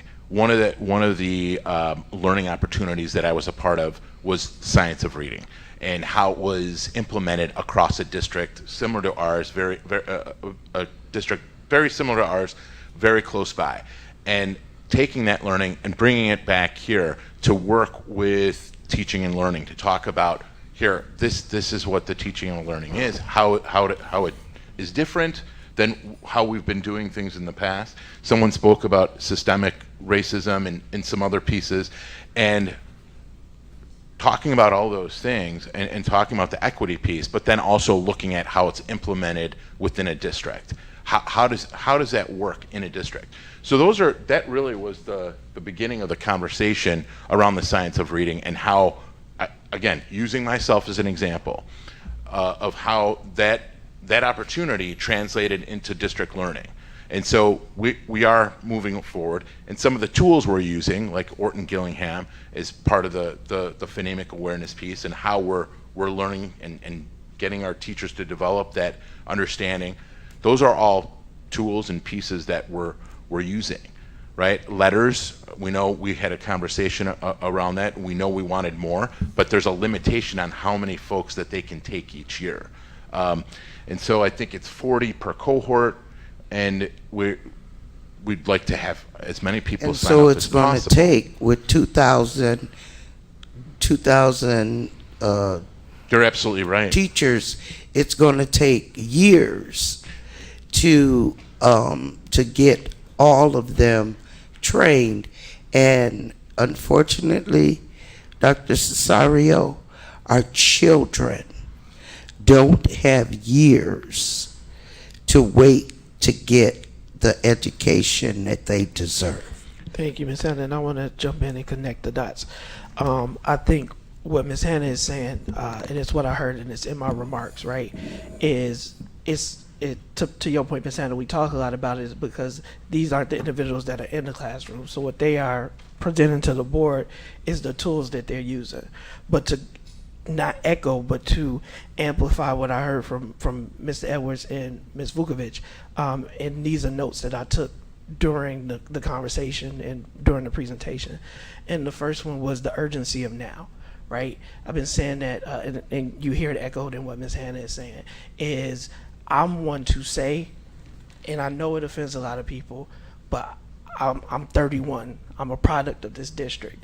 I don't have to look at, out of a class of 1,000, I know how many of them doctors, I know how many of them in jail, and I know how many of them in the grave, right? It's not when we talk about reading and the way that people struggle, I understand how did this happen, how it's been systemic. But what people are saying is, yes, it's systemic, but what are we doing immediately to address it? And so we continue to see the data, right? We implement different things and then we wait. And what people are saying, and maybe what we need to do a better job of, is, Mrs. Becky said it, I expected minimal improvement, right? And that's what we saw, was minimal improvement. We're doing some things, but staffing, which is why I want to get through this, because I'm excited to hear from Mr. Figueroa about what we are doing with staffing. Until we solve it, and not yet solve, our staffing issue is going to continue to be an issue.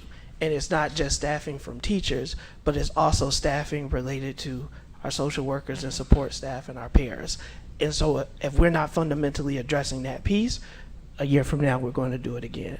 And so the idea of urgency, Superintendent, is wanting to see when, and I'm sorry to call you out, but Mr. Vukovic, when you bring an idea about retaining and bringing back some of our retired teachers, and Ms. Hannah sends an email about how that doesn't interrupt that TRS, and so maybe there's a way for us to really aggressively go after that teacher talent pool for subs, for other researchers, is that people want to see the energy, the effort, and the time put there. I do want to say, is being from my position, the other note that I had is we suffer from distractions. Is we as a board, as a community, it's not rocket science what needs to be done. But we spend more time yelling at each other and fighting about it. It's not extended year, extended day. So when Mr. Shinkton makes a suggestion that our promotion policy, I personally, Brandon's view, is that retention doesn't necessarily mean that the kid will learn better or learn more. What I do believe is that if a kid really needs summer school, we should do everything in our power to make sure that that kid is in summer school, is because we need a growth mindset. Is we're not going to flip to attainment in a year. And I don't want to lie to our parents or to our district or our teachers. But what we should be seeing is significant growth, right? Yep. Each year towards that goal. And if we are growing significantly, I'm going to champion that as loud as I can. But it is a two-way street. We talk about the surveys. That's what the state assesses us on. We don't get to control what data they look at. And so we have a job, and I'm talking to the community, not staff, just to make sure we do stress the importance of the survey and what it means. And if that's partnering with community organizations to amplify that message, great. When we talk about extended year, how many of our kids are in preschool? If we don't have 100% preschool capacity, that is 100% where we as a board and we as a community should be out there begging parents to take their kids to preschool. And if we need to put money aside so we can increase the number of all-day preschool programming in District 60, that's what we need to do. If we can't get them in preschool, kindergarten. But what I did in the note that I had was the K-3 focus on closing the reading opportunity gap. That's urgent. We can provide supports through our 6th graders, our 7th graders, our 8th graders, and our high school. But when we talk about the system, as much as we can get our kids at grade level before they hit 3rd grade, like, I'm not telling us anything we don't know. And that's the piece, is we know what to do. So if we need tutors, if we need reading interventions, like, let's start there. It's because if we can legitimately show the community, look at what we did for K-3, then I think we build some trust that they understand that we're going to support what has happened to the kids that are impacted by the pandemic. And because while we know there's been learning loss, what we also see is my son, who was not in school during the pandemic, who is a 2nd grader now, but went through 1st grade, is not seeing the same kinds of learning loss for kids who were in the system when it shut down. So we have a inflection point because we know where the interruption happened. We have a number of students that have been impacted for it, and then we have some that's not a barrier that they're having to overcome. So how do I keep that gap from growing bigger? And so I appreciate the data presentation. I appreciate the way in which it was broken down. I do understand Ms. Lensing's frustration, and it's the frustration that I've had from this board. It's the frustration you heard, and it is the lack of urgency. What I will say, just to kind of, is sometimes these conversations are happening separately. So when Ms. Vukovic says what thought has been put into what's happening this year, I would say that was the SIP plan that we saw in May and June, in which those positions that they felt they needed based on the data that they saw preliminary, they requested. But if we didn't hire them, meaning the jobs were posted, right? I deferred. The jobs were posted. There was rationale between why they posted it. The board approved it. We set it aside in the budget. But if we still have 108 or 100 vacancies, whatever we will hear today, all of that work was done, Ms. Vukovic, but it doesn't matter if we don't have the people or the bodies in order to fulfill it. And so I think we have to talk as explicitly as that, is while we try and make sure that we have a teacher in every seat, we need to make sure tutoring is up and running, and we need to make sure that students are involved with it. We need to be looking at the freshman on track rate, and the urgency comes with the frequency with we're reporting out to the community what efforts are happening. It's because the frustration happens. I have a lot of information, and even with a lot of information, I just feel like we spend so much time infighting that we're not making progress.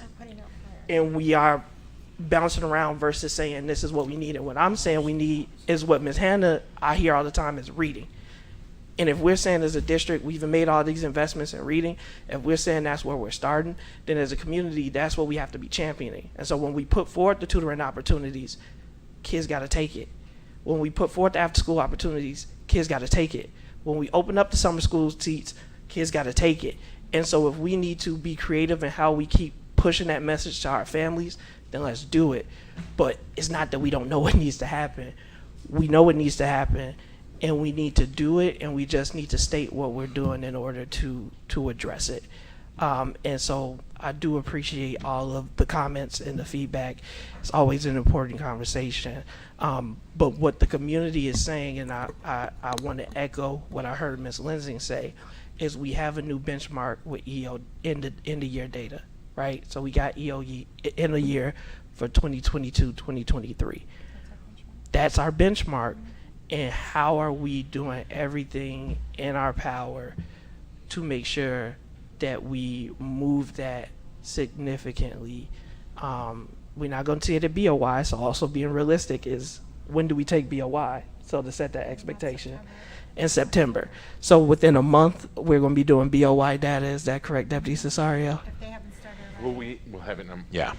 So end of year and beginning of year, right? So that's going to give us a dipstick of where we were, what summer loss we may have seen, and then where we're going. And so I want to prepare the community for the data that's coming, is because if they think, well, we started at end of year and that just means it's going to build upon itself, we're already setting it up for unrealistic expectation. As beginning of year is going to give us a dipstick test of where we are when the year starts.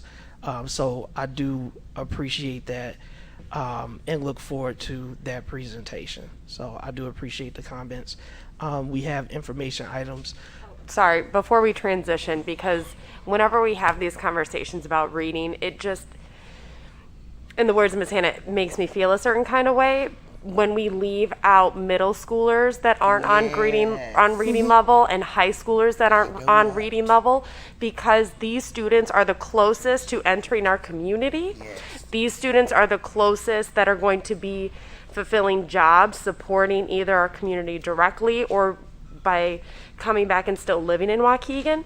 And so when we say we want to focus on the K through 3 and really get them the services that they need, I think a big piece of the urgency is also for our middle school and high school students. They deserve access to reading. So I just want to make sure we're all clear and on the same page that we're not leaving them out of the conversation. No, ma'am. And I have always focused on not only elementary, I have also focused on, what are we doing for our middle schools that didn't get all of this education, and as well the high school. Yes, ma'am. You're right. I just want to say is I want to be clear is I want to support high school and middle school. I'm thinking that we can show tremendous growth. We have students that are entering our society. I will go back to what I said, and what I continue to hear is when we say our students can't read, is our students, many of them can read, they can function. However, we want them to be college ready. That doesn't mean they have to go to college, but I would hope that we have supports in place to assist those students. But I think one of the ways that we stop the bleeding is by making sure that as students progress through our system, they're not coming in to second grade with significant deficits, because then by the time they get to middle school, right, we know fourth grade, third grade, up to third grade, you're learning to read, then you're reading to learn. And that's what the test is saying, is if the kids are not prepared to read to learn, then they're not going to achieve in the middle school. Doesn't mean that we can't support them through, but that's the realistic piece, in my opinion. And I know that's all it is not just our opinions. But when I'm saying that we want to focus on elementary, is I'm saying that's something that even as a community we can get our hands around. Is there's a group in Chicago right now that made an effort to get their kids to reading level from June to December. And they did it. I'm not saying they did it. The verdict is out, but they made that a goal. And even if they don't hit the metric, they're going to be able to show we were 50 points off, now we're only 10. Right. And that is what the community wants, is that measurable, is we'll give grace, because it's been 15 years. I'm sorry. That's why I tell the community it's been 15 years. So it's not that this is new information, but that's the frustration. So you all may not have been the cause of it, but you are receiving the frustration, is because you guys are now, we are, as a collective community, the ones who are responsible for fixing it. So I saw Ms. Vukovic, and then we are at 8 o'clock. So Ms. Vukovic, I'll give you the last word on this topic.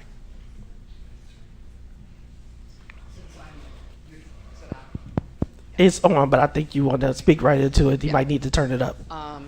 Just for Ms. Lensing's comment about and I agree, let's not forget about the middle school and the high schoolers, but let's remember that the reading specialists in the district were cut 6-7 years ago.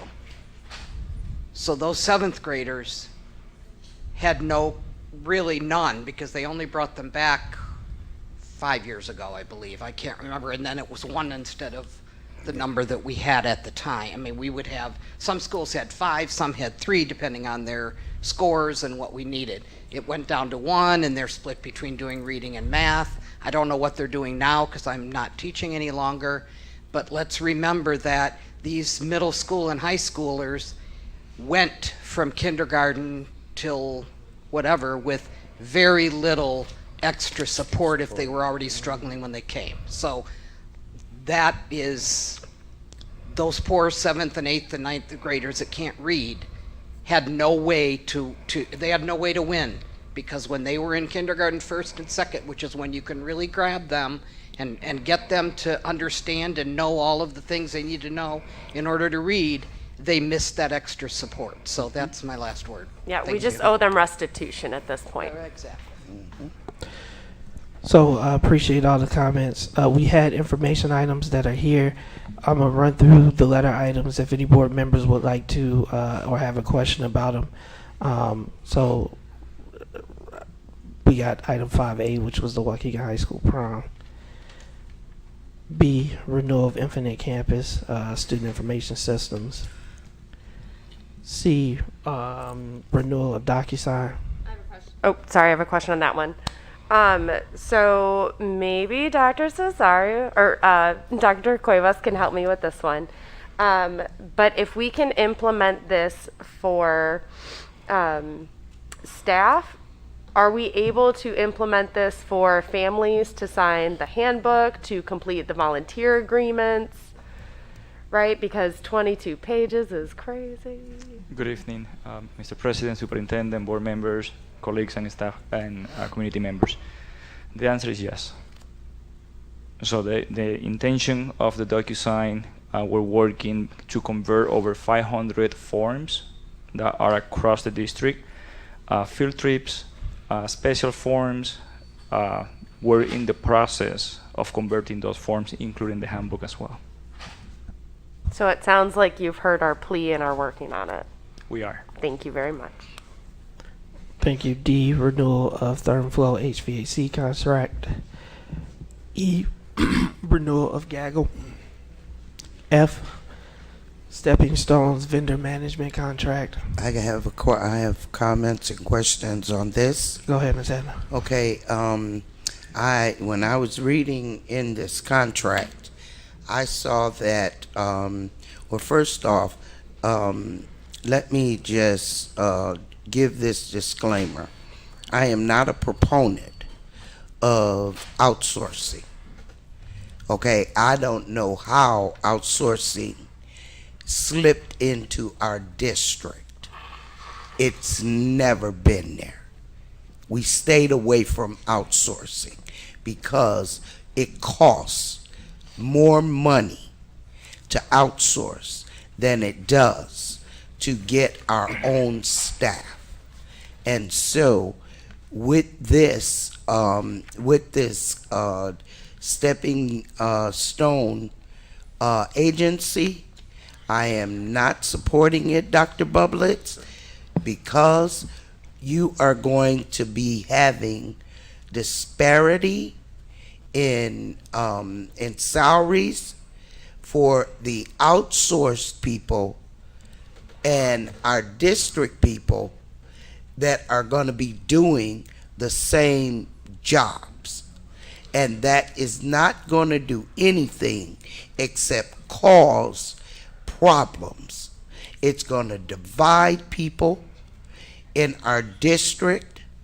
You're going to have people that are disgruntled, may be a harsh word, but for lack of a better word, there's going to be disgruntled people that are doing the same work and getting paid less, and that's not right.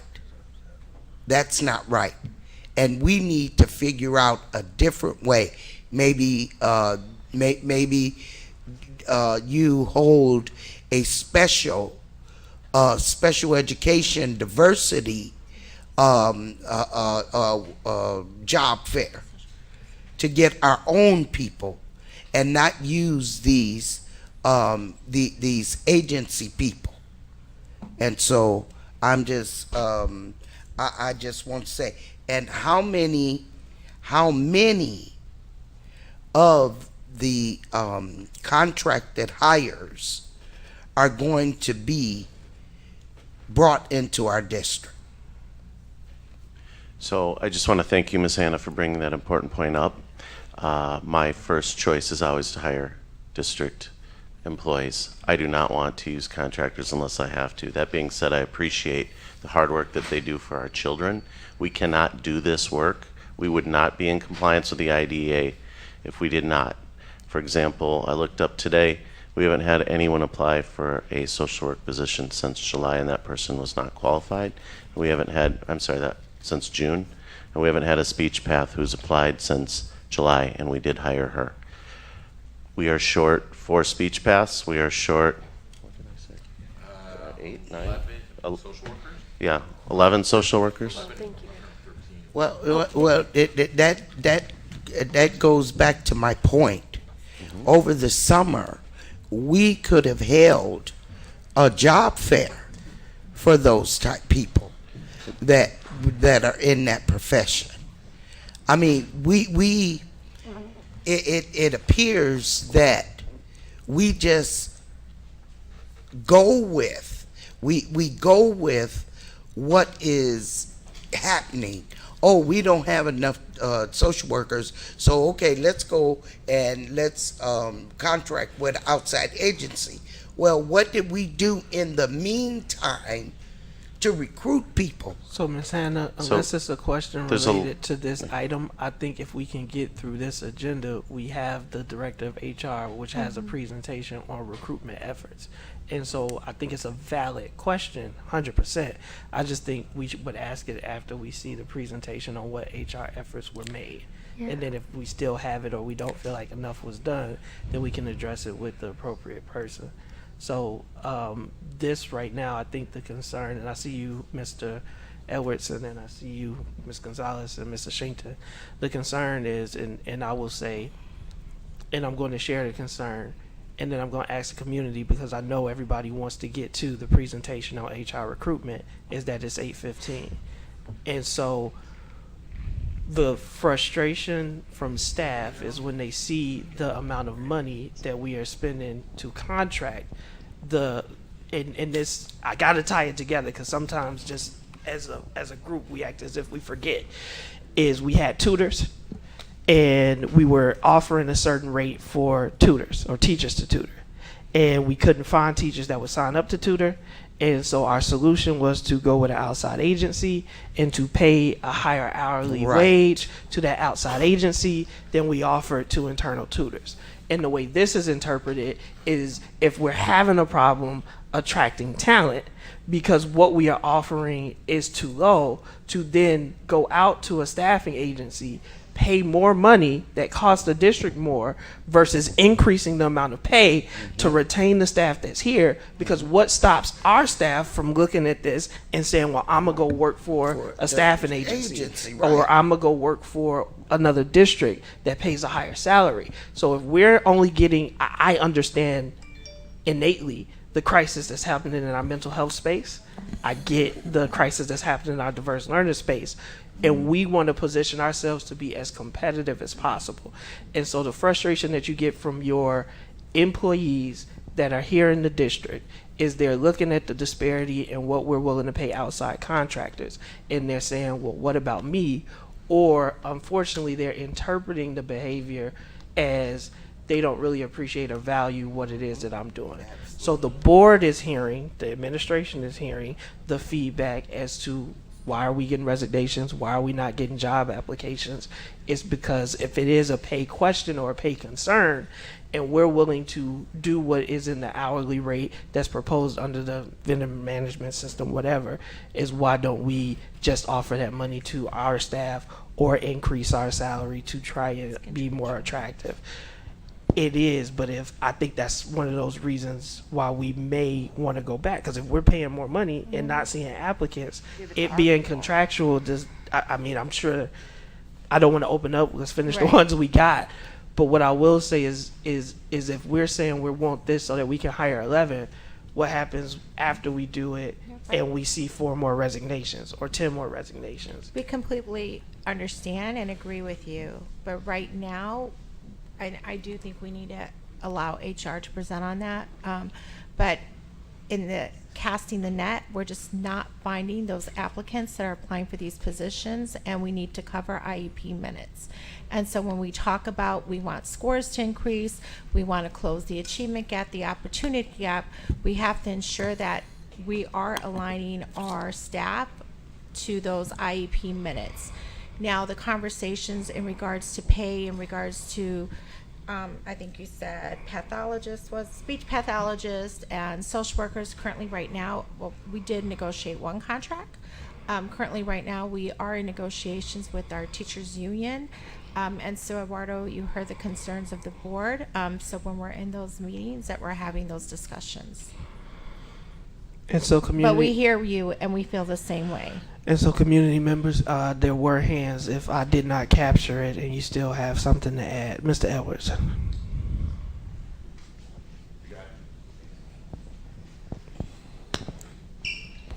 You know, when we're talking about investing in the community, you know, we talk about the top brass, right?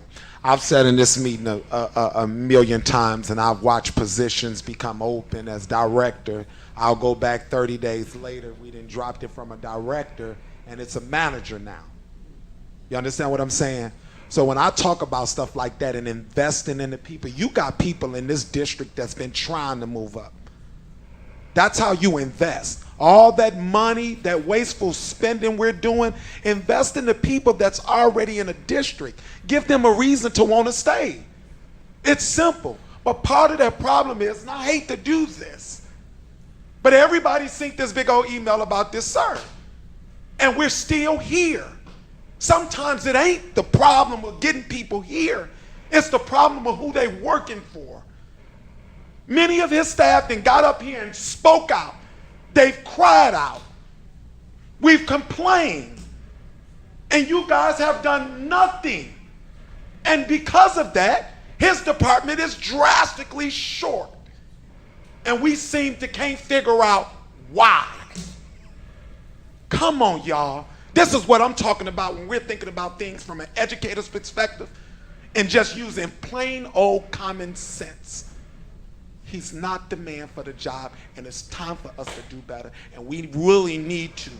And I'm so serious because this community is asking for an external investigation when it comes to him. Seriously. Thank you. Thank you. If there aren't any other questions related to this item, I have questions. Go ahead, Ms. Gonzalez. Or I have a comment and then a question. You know, this is not the only item that concerns me, but this is kind of what I talk about when I'm like, I look at the item and I feel like there needs to be more meat for me to feel comfortable voting on it. And I know that there's attachments, so I'm not picking on you, Dr. Bublitz, but you know, whoever set up the attachments. But I think that is unfortunately what we need to work on, because I don't see the why, right? Yeah. What is the gap? What are we feeling? Why is this the kind of like last resort? I'm also very picky. It's like there's grammar errors. And so I think that's the stepping stone, right? That's how we build trust. That's how I feel comfortable reading it out and saying, oh, okay, like, you know, this is what was tried. This is why, like, who it pertains to. This is why we need to go this route. So that's my comment. The second part of this is, and I wanted to bring it up earlier, but because I think we go for the low-hanging fruit all the time, and I think what I would want to hear from the HR presentation when we get to it is, and even pertaining to this, is how we make the people who are in front of our students a diverse group of people that they could learn from and then relate to, right? I sometimes worry about that. The more that we partner and who gets integrated and who doesn't, I feel like that also severely affects the students at every level, whether they're DL students, whether they're bilingual students, whether they're you know, African American students, who have white students that are not growing in the growth areas that we're measuring. So I need that to be more in this, because that is also a strategy that has been across the board studied by universities and all these other institutions. and we're just not there. Like I'm just not hearing it, and unfortunately, I think we do, even as a board, as a community, we keep blaming the students, Yes. and that's because we're not being proactive. This is a band-aid to me. Again, not understanding why we're taking this step. And now I hear, okay, we need IEP minutes, we need to be compliant, but I need that to be in here, or else I don't understand. And if I can, If it thank adds you, to. very well said, Ms. Gonzalez. But I also need to say what was missing out of this was the cost of this. There was no cost. That you wanted us to approve this, but we don't have a cost. What is the estimated 4%? Yeah, and what is the 4%? That is totally Ambiguous. no, that's totally inadequate to send us something, and we So- don't have a cost. So in the contract, there's price rates that are in there. That's the cost to us that we would pay to vendors or contractors for employees that work for us. There is a clause if they don't fall under the vendor management. So we have a crisis now with staffing. If somebody else had a social worker, I could work with them directly. How much does it cost, Dr. Boldis? That's all I'm asking. They're all variable within the contract. So I'll get to that. So that part of it is Stepping Stones helps us to regulate the cost, because some of those vendors out there, they are not on the same level of cost. So it helps us keep costs down for contractors. The contract itself does not cost us. They pass that on, that 4% is passed on to vendors. So say another contract company, I'm not going to name them, but we have a few that fall under the vendor management through Stepping Stones, pays 4% of the salary to Stepping Stones. And this Stepping Stones does the billing for them. They run that through and help organize that, among other things, and provide so training. How much okay, I guess maybe the question has to be, how much money are we paying Stepping Stone? Offhand, it's over 2 million, because we have that many Oh, contractors, and Jesus. some of those, I gotta go to bathroom. some of those also go to the other companies. So like I said, they do the billing. So if Soliant has somebody with us, they go through billing through Stepping Stones, and that is included in the invoices. That's a I think- a lot of And I can- money. And add on, now because you said that, I would want to see who we've been working with that applies in this Yes. calculation, and then that would ease the piece of the sky that we're talking about. Yes. Sure. Yes. And Because one of the need to things, know. one of the things to understand is without those rates in there, we will get charged more and still have the need for contractors, whether we have the vendor management with Stepping Stones or have no vendor management. Okay, that we. Yeah. My question simply Sure. was the cost of this item, and you had 4% on there. 4% of what? It's 4% of what they, Okay, of the but- salary billed. Okay, but that was not in here. That's fine. Because the way Okay. this is, We can take those requests, and then Dr. Bullets will come back with that information, so it's much more clear Yeah, in terms of what the cost is. Hopefully, The 4% of whatever the $2 million yeah, or more. Hopefully, Dr. Cesario, you all will come back to us with, when you all bring this to us to approve it, you all will have the information we need to vote on. And that is the cost, the fiscal cost of this contract. We will be as clear as possible with what the cost is. Yeah, because I know that there's individual costs, but I also know that there is an administrative cost that comes with all contracts. Dr. Cesario, also ensure that you include the why. So if it's Yes. 13 students that need IEP coverage, and this Yes. is what this is impacting, that Yes. is very clearly stated for the vote. Yes. So we'll do. Miss Lindsay?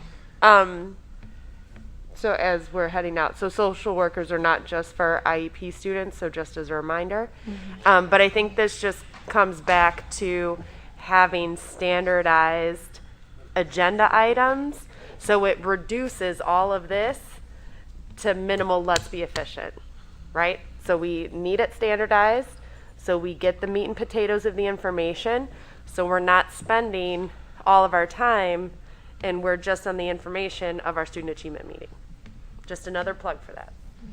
And that we should read it if it is applicable, because that's our part too, and we have failed to do that as well. So we got to own each piece. Oh, I read. We got G, renewal of foul wave contract. H, purchase of items for digital equity grant. I, Waukegan High School Brookside request for 2 culture and climate positions. I do see we have Principal Ave, so can you come and give us some color around this request? Before Ms. Rodriguez comes up, I just want to remind the board, these were 2 of the positions that were in SBB, and I thought they were security, and we pulled them as a result because we thought they were security and they're climate and culture, but Ms. Rodriguez can lend more of a view of that.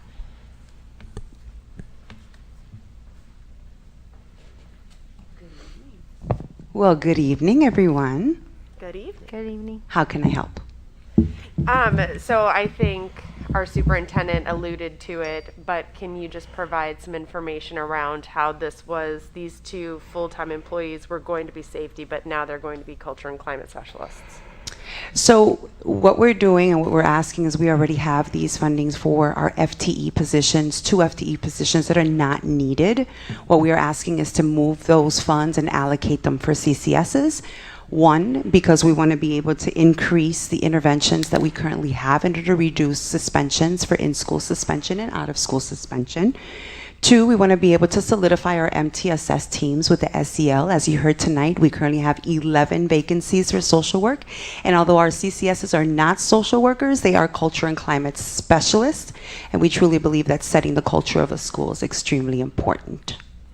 So the FTE being used, and what we're asking for tonight is for you to consider simply moving that budget that should have been a freshman seminar position but is no longer needed. There are 2 postings. We're just going to shift those funds to be able to allocate them to service our students. Do you mind providing context on why those positions are no longer needed? Absolutely, great question. So as you know, enrollment changes, registration changes. We currently have all the freshman seminar classes that we need. Our classes and our sections are set. And we also, of course, put a little cushion in there in case we have students that transfer from other districts. But we have more than enough freshman seminar teachers to be able to push the curriculum for our children. Perfect. Thank you for that. Yes, ma'am. Any other questions? No, thank you. Wonderful. Have a good evening. You too. Item 5J, attendance, a presentation at the Sharing a Vision Early Childhood Conference in Peoria. Information is there attached. K, attendance at the Diversity and Autism Annual Teach Conference. Information there is attached. L, renewal of teaching strategies goal for pre-K. Information and cost is attached. Renewal of Creative Curriculum Cloud for pre-K. The information and cost is attached. And renewal of Know Before contract. The information is there and cost is attached. And then O, the manager of special initiatives. There's nothing attached to this? It's in executive content, right, Ms. Lindsay? When you click on yours. Yeah, it's an executive. Yes. But is there a reason it's not available to the public during this meeting? Yeah, it was the board. It's a possession request. I mean, I think Ms. Lindsay's point is valid.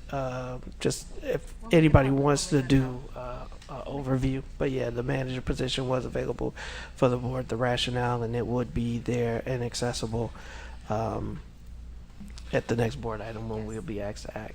So what I will say then is for the staff, superintendent, if you don't want to put that under Nick, we're not going to put that under consent if we want to go ahead and put it under discussion.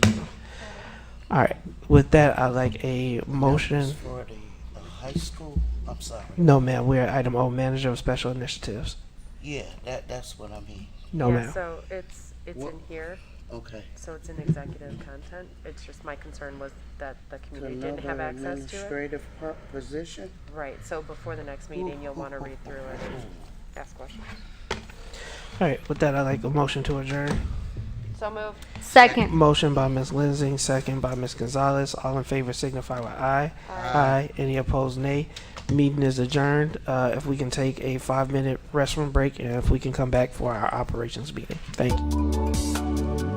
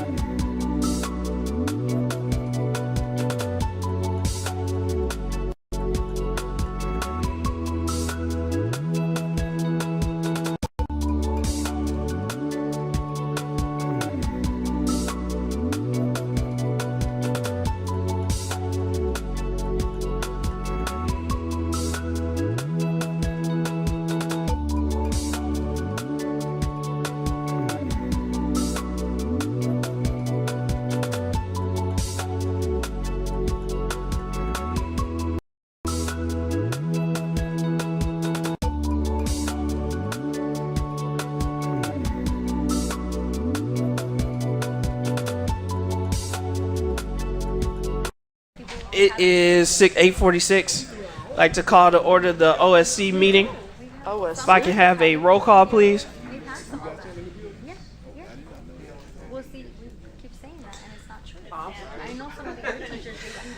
Ms. Hannah? Roll call. She's here. Yes. Yes. Here. Yes, we do have a quorum. As mentioned earlier, board members Fabian and Riddle did let me know that they would not be able to make it this evening.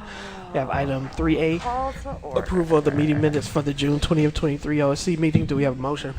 Make a motion. Motion by Second. Ms. Hannah, second by Ms. Gonzalez. All in favor signify with, or any comments, questions, changes, corrections to the minutes? All in favor signify with aye. Aye. Any opposed? All right, minutes are approved. Because there aren't a ton, so we have item 5A, approval to attend CUBE conference. B, approval to attend the 2023 ASBO annual conference. Sorry, are you asking for questions and comments? If you have them, yes. Can we back it up to Cube? Yes, 5A, approval to attend 2023 CUBE conference. I'm just confused on how we're getting some of these piecemeal. Like I get Miss Fabian's situation, she had to get it cleared for the, but why did we have like board members and now we're having staff? Why couldn't we do it all together? So, sure, I can speak. Good evening, members of the board, superintendent, staff, and community. So we have had staff members that believe it would be important for their professional growth to attend. We did need to flesh out some scheduling concerns because we do have some priorities coming up in the fall. But just recently, this was our first opportunity to bring these two individuals based on other fall priorities they have in their professional schedule. Okay, So so is that's this why. going to be the, I apologize for interrupting. Is this going to be the last CUBE conference approval we're going to see for the board? I don't want to commit to that, Ms. Lindsay, because I don't know what may come in, and if I tell you yes, then it has to be, so I really would not like to commit to that right now. Okay, my only concern is that if we're being fiscally responsible, have we passed the early bird special rates? That I don't know, but I can look into it Okay. and circle back with the board. Awesome, thank you. That was my concern. Thank you. Item 5B, approval to attend ASBO annual conference. So what are we hoping to learn at ASBO? Yes, so the ASBO conference is the Association of School Business Officials. This is an annual conference, actually. I attend normally as well. I'm not going to be able to attend this year. We've presented at this conference, so this is the latest and greatest as it relates to tax levy, anything related to our financial department, and the processes we do at a national level. So it's really to gain insights as well as facility management, contract management and negotiations, and any legislative changes that are happening in Washington, D.C. at the Department of Education. Okay, and then so because this deals with finances, are we going to be able to get a high level takeaway of what was learned at ASBO? Sure, if that's a desire, we can provide a briefing on this annual conference for this year. We could put something in writing. I think the board does need to have more discussion on what that looks like. And so we'll hold on that till we have some direction, LeBaron, before we make a commitment. All right, thank you. And if I may, Ms. Lindsay, through the years, these two conferences are very meaningful conferences. They're, as far as I'm concerned, like with the CUBE conference, it would be wonderful if we could take a bunch of our administrators, because there's so much good information that is given in terms of education and diversity and all of it. You'll experience it. And so, and the ASBO conference, as long as I've been here, the finance department has always been a part attending these. And they have also, as Mr. Moulton said, they have also been like presenters and all that stuff. Yeah, I don't want it to seem that I'm negating the value of these conferences. I just want to make sure we're being accountable for coming back with information that's going to benefit the district. And Ms. Polk's doing a great job, and I'm sure she's very excited. So it's not me saying that she shouldn't go. I just would like some high level, what are the takeaways, so that we know how our district's going to change with all of these updates that you were saying. Mr. McBride. Well, I was going to speak, but I think Ms. Hannah pretty much redundantly speak what I said what I was going to say, and basically I went to a conference myself when Mrs. Polk, and I think she enlightened the whole audience in reference to things that we were doing that they're not doing. So I know they took away something that we left them. Which is great. She's a fabulous resource. Stay with us, Ms. Polk. Thank you. All right, we have item 5C, the architect certification of annual temporary facilities report. I actually do have a couple of questions on here that are a bit more targeted. So just for my perspective, when did we start having these annual certifications come through for the board? Sure. So these annual certifications come every year. This is for the mobile classrooms. They are inspected in the summertime. So we do this every year, ask them to be inspected by a licensed architect. Any repairs that need remediation, they note that for us, and this also provides us occupancy for those mobiles. I do want to mention that this has been a discussion in the past for the Capital Improvement Committee, mobile classroom replacements, but whether they were old or new, we're still required, if they're temporary classrooms, to have them inspected by an architect. So this is an annual requirement, and typically, typically around this time, August, September, we would bring forward this report. Okay, thank you. So then that tells me that we've been having these back to 1996 for some of our mobile units. I cannot state that the requirement goes back that far, Okay. but we've done it annually since we've been aware of the requirement. Okay, so my concern around this is that I looked at what was available through our meetings and our posted meeting minutes, and I got back to a 2017 one, and one of the reasons, or one of the comments in it, that language, the reason for the request, is the same from 2017 to now here in 2023, where we are looking to reassess the need for the mobile classroom and do some work in the district essentially to no longer need them. And just back to 2017, that's 6 years. So what's the plan? Because when I went to Little Fort, we had mobile classrooms. When I sent my daughter to Little Fort, there were still mobile classrooms. So I guess I would just like to understand the bigger picture of when we're going to either put permanent structures in or no longer need them, because it's the same reason every year. And just like we had community come up to talk about the PE waiver, if you're giving the same reason over and over, it seems like we're not really going to change what we're doing. So I just want the community to know, from a capital improvement perspective, what's the end goal? So we do have a couple individuals here who are on the Capital Improvement Committee. The goal is to either eliminate completely or reduce or replace as is these mobile classrooms due to their age.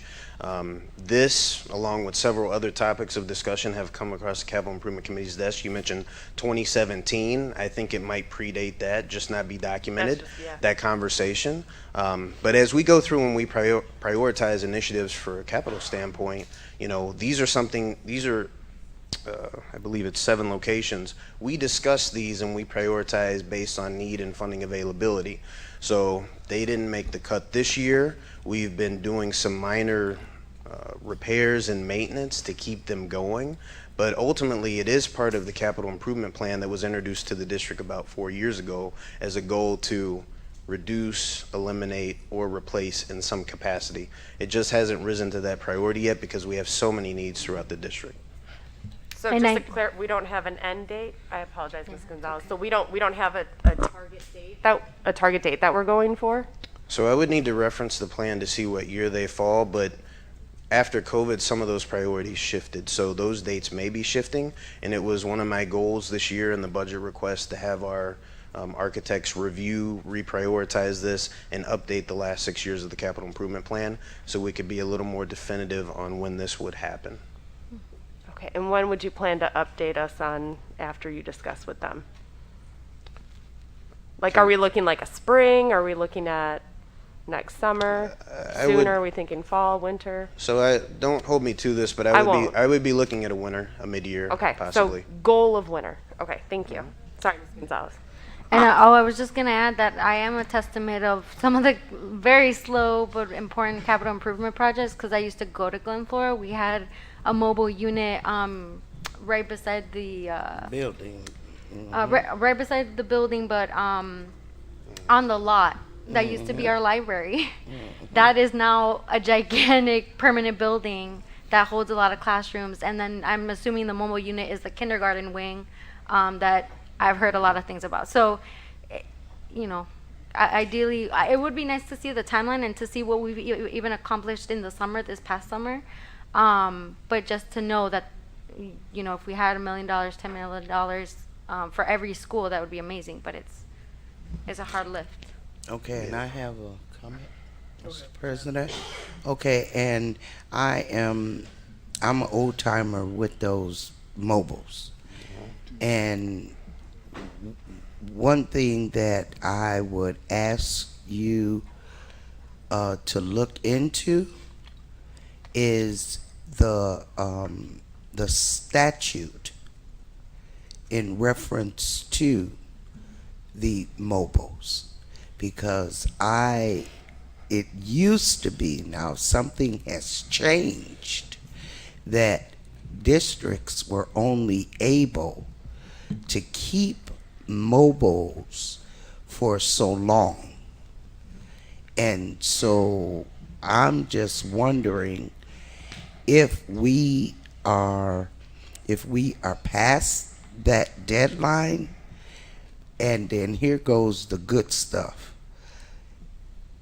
I would, if I were on the capital improvement plan and this came up, I would say, how come we couldn't put permanent brick and mortar, maybe one at a time, over the years so that those mobile buildings disappear, because they are very costly in maintenance and upkeep. They're built, I'd be afraid if a possibility of putting brick and mortar in replacement of the mobile units, and not all at one time, okay, but doing maybe one or two a year. And therefore we don't have to even deal with that and all of the money that we're expending to maintain it and keep fixing them and all of that stuff. All that stuff will be eliminated. I'm just saying. It's a great idea, Ms. Hannah, and that's why there's a capital improvement committee. I do believe our board president, I believe Mr. Riddle sits on it, and there's just so many competing interests. Last couple board meetings, I think you brought up the fields and the locker rooms. I mean, we know that that's a need. We have roofs, we have more pay. There's just a lot of needs. So when the capital improvement committee comes in, that's exactly those discussions, right? What should come first? What should come second? And then the supply chain issue that we were facing, but we still are facing in certain areas, also factors into that. So those will be discussions that the capital improvement committee has, and the board president here who sits on it has heard your, not concern, but your suggestion. And so that's something they'll discuss when that committee comes together. Oh, good. I'm really glad. And look, I could go for that. Okay, and so, because I'm afraid that somebody is going to go through the floor in one of those things. Yeah. So I do want to, we take the same process that we do as a district. We prioritize and we rank, and then we go through projects. So when I'm criticized for focusing on capital improvements and physical plants, I do that because I understand that our kids and our staff deserve environments that are safe, that are clean, easy to breathe, and accessible. So your concerns about people going through the floor or the roof is one of the reasons why we want to retire it. But to Ms. Lindsay's point, as we also discuss a 5-year plan for everyday we talk about everyday preschool. Yeah. We have full day kindergarten. We have other things as a district that we have to look at it in a holistic way. So it's definitely a relevant point. I want to retire them as quickly as possible. But how do we do that One at a time. while also supporting the other initiatives that the district wants to take on? Because as we have seen a population decline, that has allowed for more room at the buildings, but our staff has then used those buildings in order to better utilize space. So cafeterias, right, and a gym. So this annual facilities report always bugs me, is because some of these have been here.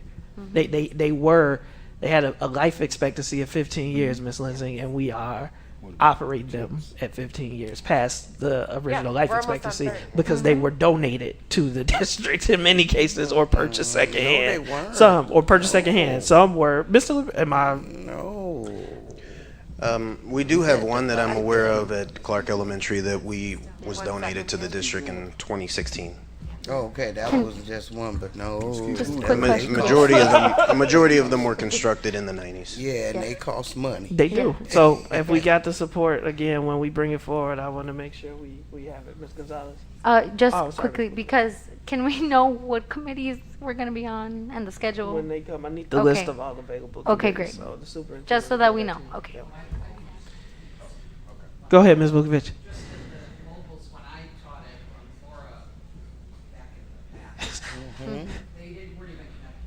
Yeah. Right. Yeah, They were they not. were like in the They middle. were not. Yep. They were like an Absolutely. island. Yeah. Absolutely. That's literally where I went to school. And but that's one of the things when you talk about prioritizations, Yeah. right? Is this has been on the list every year. Yeah. Yet when we looked at security vestibules and the investment that we made this year with security vestibules, that's something that we wouldn't have had to think about without everything that's going on. And those were And the extensive. learning loss too, Well, the initiatives. The initiative. But I just say is that those are the competing priorities. Is the roof at $10 million, right? Is it all? Everything costs money. But I do want us to prioritize creating a plan. And so we do have that 10-year capital improvement plan. It does need to be updated. All those items are on the plan. And then when we do things like we did this year, right, parking lots were always on the plan too. But we had to pull those off, make it an actual line item so that we were able to get them done. Is because every year when you were comparing parking lots to asbestos abatement, for example, you would do the asbestos abatement. But what we know is that it's safer, more secure, all of those things for our kids when we have parking lots that Don't have potholes. yes. So and so can I ask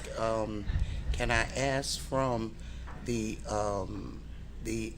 capital improvement committee, can we get some kind of information about where we are in the capital improvement? yeah, we do our annual report. So when he usually brings it forward with the recommendations, so all the projects that were prioritized for this year came with a presentation of where we were in the capital improvement plan. So that's an annual report. I don't know if it's on the calendar that Nick sent, but if that's something that we will schedule in the near 'cause future. I'm interested to know. But the committee has not met this year, so I do want to promise the board that it's not something that is in a lot of those projects. We are even finishing and have scheduled out through December, if I'm not mistaken, right? January and even spring break of this current fiscal year. So we can't update on progress. All right, we are at the 5D employee life insurance renewal. Oh, Mr. Vukovic. Got a microphone?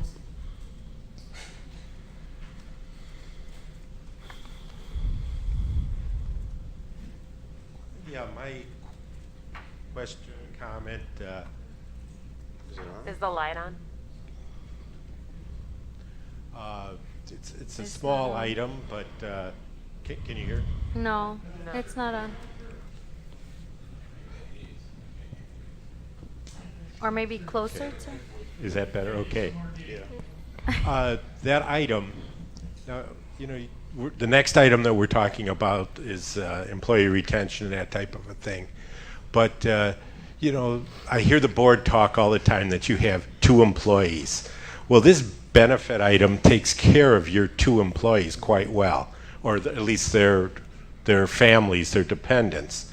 The lawyers get $200,000 of life insurance. The superintendent gets $420,000 of life insurance.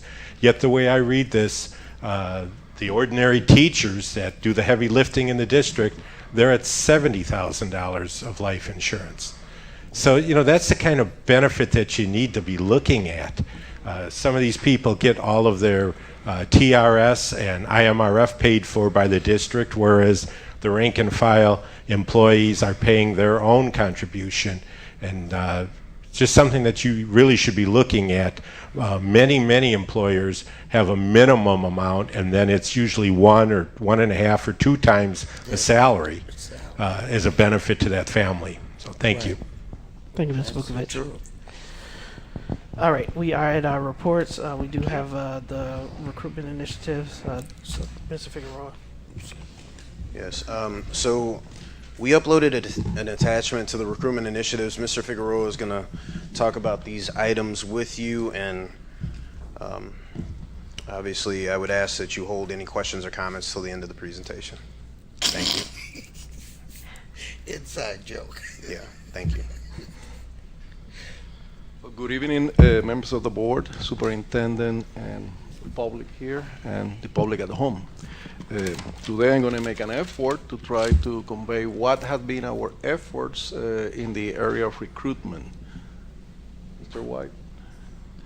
The objective of recruitment is to attract, identify, and select individuals so we can hire them. And I want you to keep in mind attracting individuals, because we're not alone and we don't have a monopoly of employments in education in Lake County or in Illinois. So certainly we're competing with everyone around us, Beach Park, Zion, Gurney, Grace Lake, you name it. So I always wonder, what are we doing to make sure that Waukegan not only remain viable in terms of salaries and benefit for our employees and attract them, but also what is the image of this district? Because as we know, that is important when we present ourselves in person or when we present ourselves in the digital platforms, when we are advertising, when people are talking about, hey, you know what, in Waukegan they have positions, when our teachers go out and say, hey, we got some position to teach in my middle school. What is the reaction? What is the perception of Waukegan? Certainly meetings like this, they provide a lot of coverage about the image of the district, since they're always in the internet, not just on the live side, but also the recordings.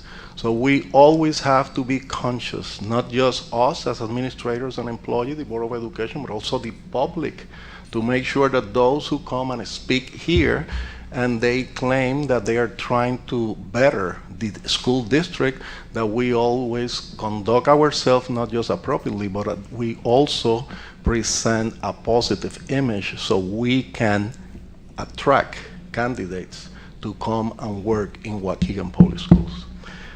Next, please.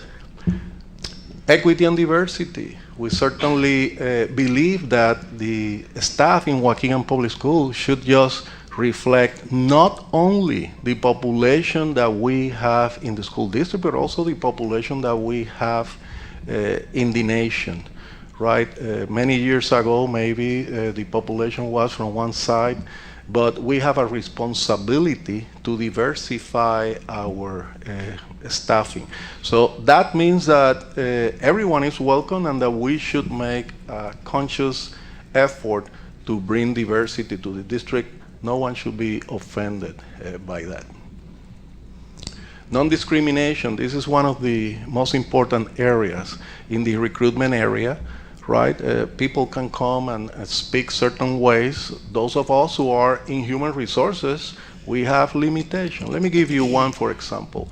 when we have applicants in our frontline application system, we don't even ask for the race, because that system from frontline is used by a wide majority of a school district, is reflecting certain limitations in civil rights and non-discrimination practices.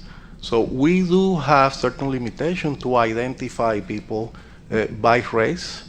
They are applicants, and that area, just the race, cannot be looked at. Now, our legal department certainly can update us or update the district if they believe that that is not the present change or the status. But we are aware that ApplyTrack and our frontline system, they reflect common legal standards in that practice. So just to give you some notion of some certain limitation that we have, because we affirm in our practices that we are here to hire every individual that is capable, is licensed, as many of you know, the best qualified candidates that meet the requirement for licensure and other areas, regardless of many of these differences, including, as you know, I think a couple of years ago, we updated not only with parental status, even genetics is also included right now in the present legal standards. Well, we have many sources when we're going to try to recruit. Word of mouth is one of the best ones, so let's make sure that word of mouth is positive in Waukegan public schools, because if not, we're not going to be able to attract individuals here. We have direct recruitment. I do most of that. We got local hiring initiative. We have a student teaching placements in this district, and I'm going to be discussing that. We got digital platforms and other sources of ability for us to recruit candidates for our vacancies. Well, these are mostly our initiatives that we have come with. Community hiring initiative, those I will discuss each one of them individually. College student placement, digital platform, job fairs, and international recruitment, as you are very well aware. Okay, well, some of the initiatives are local, right? So that's what I brought a little sample.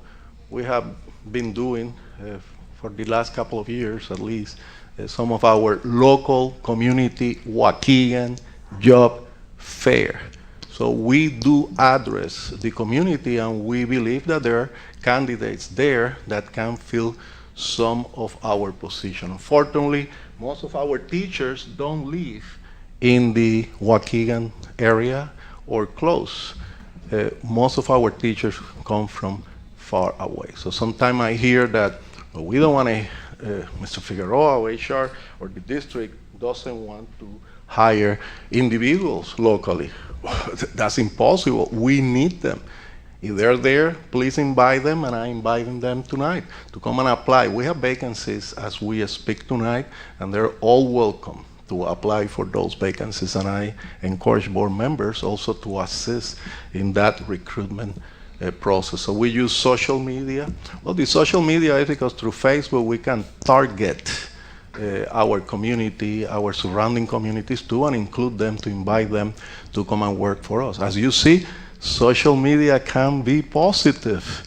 Unfortunately, social media sometimes is affecting how we can attract candidates to Waukegan Public School. I think the community need to look into that and say we cannot love the district, and we cannot say we are here to make the district better, when at the same time we're basically demoralizing and presenting a negative information through social media and internet for everyone to see. That should be corrected as soon as possible. I invite everyone listening tonight to be an agent in that area, so at the end we can recruit individuals that can come here and assess our students. College placement. And this is a number, right? There are variations of that number, but normally during a year we have, except COVID, we have between 50 and 60, up to 65 student teachers and other areas. Not just teachers, we also have social workers, especially social workers, that come and use or participate in our schools in the development of their professional careers and training, and then they are able to complete that career. So when I hear social workers vacancies, this could be a source of individuals to come and stay in Waukegan Public Schools. So again, are we in a position where we can attract these individuals? And there are many factors, right? And one of the factors is the economic factor. Our pay scales versus other school districts is competitive, and there is no way. I mean, I can go talk to them, be very nice, please them, welcome them to the district, do everything I can do, and they still might very politely choose another school district. So those students, we are participating. That is another source of recruitment that we have. So I want to make that clear. Now, here we go. This is where I need everyone's attention, right? Digital platform means internet and how we handle that. And look at that second bullet statement, prepare job search strategy by job seekers. That is it. That is the reality, and I will be able to demonstrate why. Young people, no matter what age you are, or people who are looking for jobs, they don't go door to door now checking, hey, HR, can you tell me what position you have available? They don't do that, just like young people don't listen to 8-track cassettes or liter cassettes or anything. Everything is digital now. Part of going through college and getting that training is that if they don't tell them directly how they can find a job, they get that from their peers. It is through the internet. So the idea that going to every job fair around is going to fill our classroom, in my opinion, is not the reality that we're seeing out there. It's not the preferred practice. I will show you some data about that. So we do use around 40 online platforms. That number might go up and down. We have a private provider of services for that, for us to disseminate our vacancies across. On top of that, in addition to that, we have K-12 job spot. Those are websites. We have the Lake County Regional Office of Education. If you're an educator in Lake County, guess where you're going to go and find out? And Waukegan is there again, competing with other school districts. Can we attract people to Waukegan? We need to make sure that the image of the school district is at least positive to attract them, because then it comes into the issue of the salary, what school, the children, behavior, and all the information that sometimes we see even in the news media. Please notice that I included there HBCU Connect. It's hbcuconnect.com. We advertised last year. We're advertising this year, and that's the one that covers the HBCU network. Actually, we need to renew by September 15 this year. I already mentioned Facebook, and we do have also a specialized multiple universities and colleges that are in a network. I will discuss that next. Okay, let's see if we can look at this example. Right now we have around 40 digital platforms. We pay them through a vendor in the Chicagoland area, but they cover several websites, not just one website. From July 18 up to yesterday, 10,687 views of our advertising for our vacancy position. Of course, we don't put 20 different vacancies. We put our most needed position, but if we can attract them in, they can look at everything we have then in our system. Now, notice the click. The click is not when you see the advertise, but when you actually say, I have some interest, let me click on that one and see what is behind it. Let me see if it is interesting, okay? 962. Next, please. Now, let's look here, the Lake County Regional Office of Education, ROE, job fair. It had been running for 2 years. I have been there both years, Lake Villa. Let's see what was the number there, because that is the essence of educators here in Lake County. Well, look, I estimated with my staff that there were like between 40 and 50 people there in a period of 4 hours when it ended. How many people stopped by Waukegan Public Schools table? Around 7.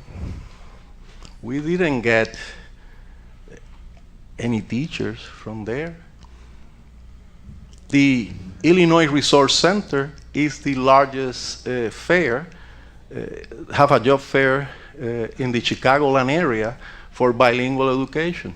We sent a staff member there, and she was hosting the table, right? We have 4 people who stopped by, 2 asked for bottles of water, and the other 2, they share a resume. We cannot continue depending on physical job fairs. We can attend and participate on them, but we are not going to be able to meet our recruitment quotas if we only look at that participation. We still do it many times. These are direct recruitment job fairs. Well, we have the Waukegan Public School Job Fair that took place in May 5th, Saturday. We put signs, banners, we advertised in Facebook. We did all of that. We probably got 2 substitute teachers, maybe a very reduced or few people who qualify or apply for some of our positions as paraprofessional teacher assistants. Waukegan cannot depend on that strategy. That is the market today. We also go to, I mentioned the Regional Office of Education, the Illinois Resource Center, the Lake County Workforce Development. We went there, I believe, in September. We were there. We didn't get people that we could recruit here. We're still going. We're showing our Waukegan flag. We're not getting the result. That's the reality of what we face, and I will invite any board member who is interested in coming with us to one of those job fairs to please let me know. You will be my VIP guest.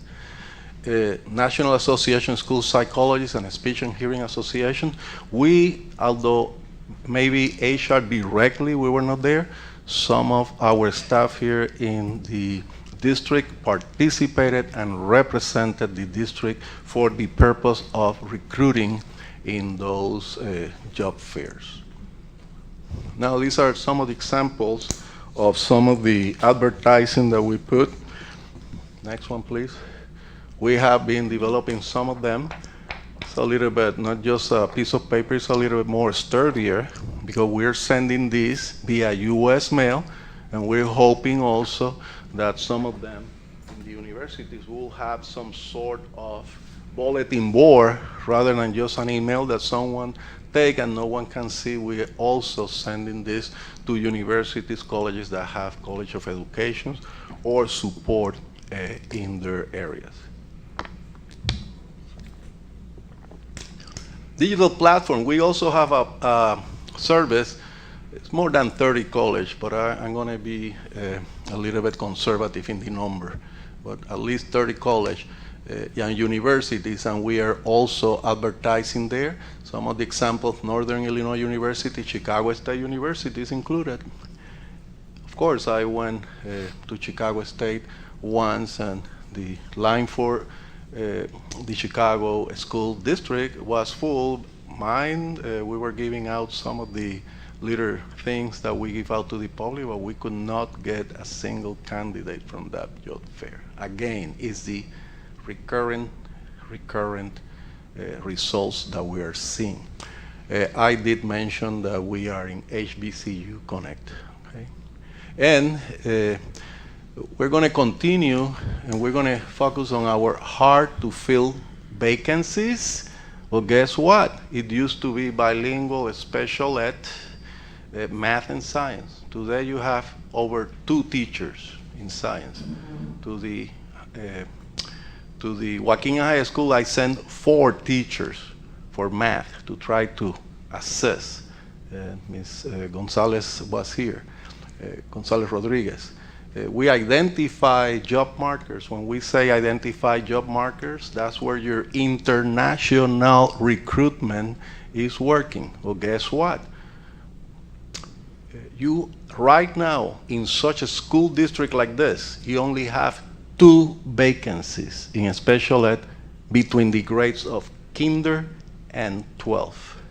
Only 2 vacancies. So what that means is that our most needy students in this system, those parents at home tonight, you're having a licensed, Illinois licensed teacher in front of those students. I do understand, and I heard, and to certain point, I share certain concerns, but we also have a great need that this market in the Illinois area cannot produce that number of teachers. So we should welcome them and be very appreciative that they're making that sacrifice. Yes, they're making money and they're receiving a salary, but at the same time they are providing services to our students, and at least the Illinois State Board of Education is telling us that they are qualified to do that. And as you know, they can be placed in different schools, and if there is an issue, might be a teacher that is not performing, that applies to anyone. If they're not performing, the school principals, and there are remedies for that, and there are procedures to follow. So far, we haven't had any problems in that area, and the information about that can be provided if needed. We also apply, I don't want to forget that beside Puerto Rico, the Philippines, and Spain, we have been making efforts in Mexico for 3 years. 3 years ago, we hired the only teacher from Mexico that the state of Illinois received. That was Waukegan. In the last 2 years, we have not even been able to do that. There is a problem in that area because of the language. They have to be able to speak certain basic level of English as assessed by the state of Illinois. And I can also say that the Illinois State Board have an initiative as we speak to bring individuals from Northern Africa to the state of Illinois. Right now, the initiative is based on language. There are certain Arab language in those areas that the state of Illinois want to attract to us. We could also use that for other purposes, right? Colombia also is a possibility at this time. So direct recruitment also is going to help with diversity. HBCUs. I'm glad to announce today that I'm in conversation with Ms. Ibolda Fulton, who works in the district with the Career Initiative. She is going to assist in that area. We also have Ms. Carol May, the principal from McCall School, who is going to assist in that area, and they're going to have my entire support to do that. That will assist in the implementation of any Board of Education initiative that might be in the area in that aspect, and we will also apply the best recruitment strategies and support available. So the emphasis is we need to maintain what works. If it doesn't work, we can like it, we can talk about it, but if it doesn't produce the results, well, you know, Board of Education, you have seen that we have been producing, especially in the targeted market with international recruitment. There is no doubt about that, and I invite the Board of Education to contact, visit the school, talk to the principals, ask them about these employees and get feedback, not just ours in the administration here at Lincoln Center, but also talk to them if what is the quality of work that they are doing and what is the ethics that they bring in what they are doing. We're going to continue in the hard-to-fill position. We're expanding that to include nurses. I might be able to find some nurses pretty soon to all of you. It will be in one of those targeted markets, but it will work. Also, social workers, we need to see how we can improve in that area, and a strong diversity effort, as I already explained, with the support of Ms. Fulton and Ms. Mays. And having said that, are there any questions? Ms. Hannah, then I saw Mr. Shinkton's hand, and then I'll go around the room. Okay, thank you for the presentation. Can you use the microphone, Ms. Hannah? Thank you for the presentation, Mr. Figueroa, and many of the things that you talked about is very important.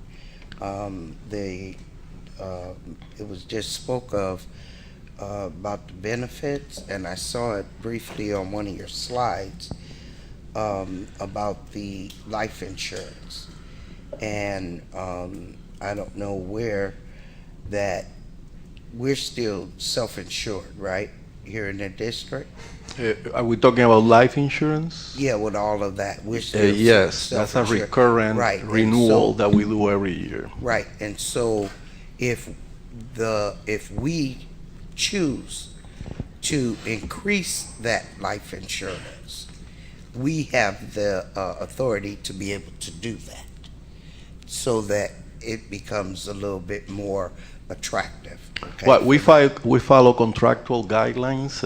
What have been not guidelines, practices that can change by Absolutely. the decision of the Board of Education. We're just following in HR with that Right, and renewal process.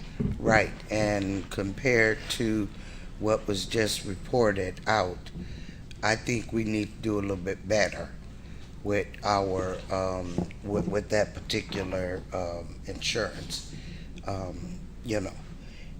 Also, I did some research, and I came across, and I sent this to the board president as well as the superintendent, about the retiree return to work program. And from what I understand, it is a process, but it can be done.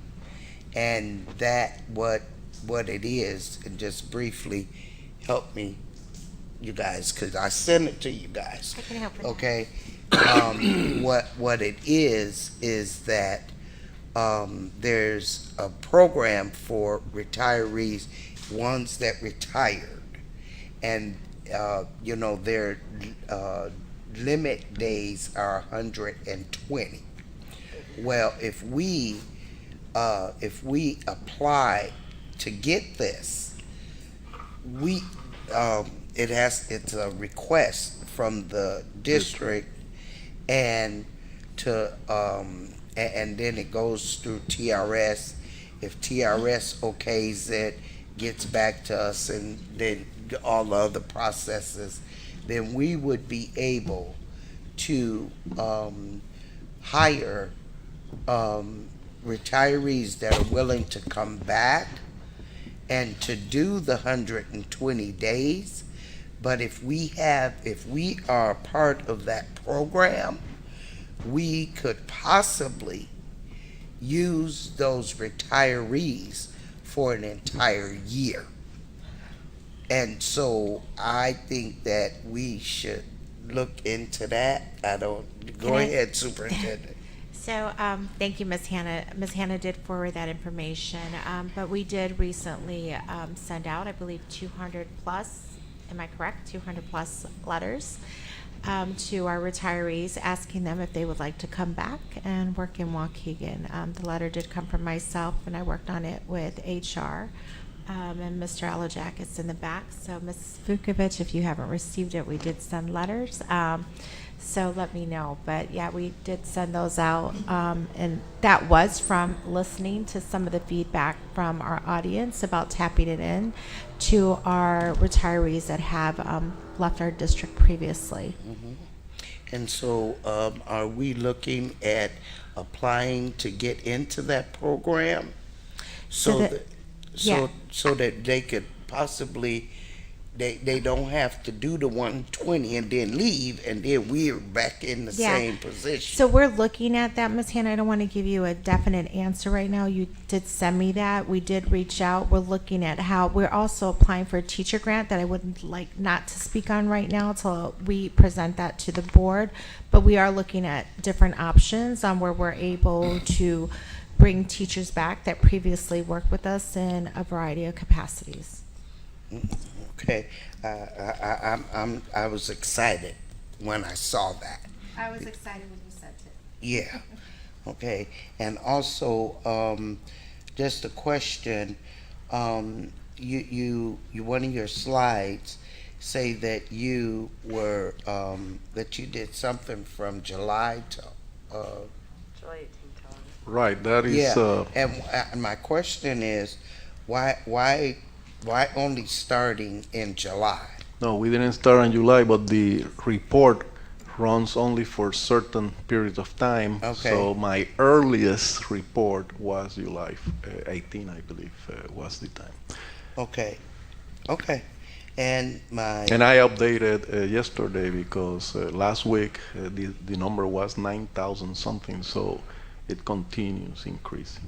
Okay, and the last question, the recruiting, and I spoke with Dr. Cesario about the National Council on Teacher Quality, and that's the NCTQ. And there was a big study that was done about the teacher preparation colleges and universities. Mm-hmm. I will forward that to the superintendent and to get it to you, because in many of the colleges that was studied over a 2-year period, they found that there were only certain colleges and universities that were teaching what we're talking about now, big, the science of reading and teaching kids to read. And that information that I'm going to forward, it would give you a possible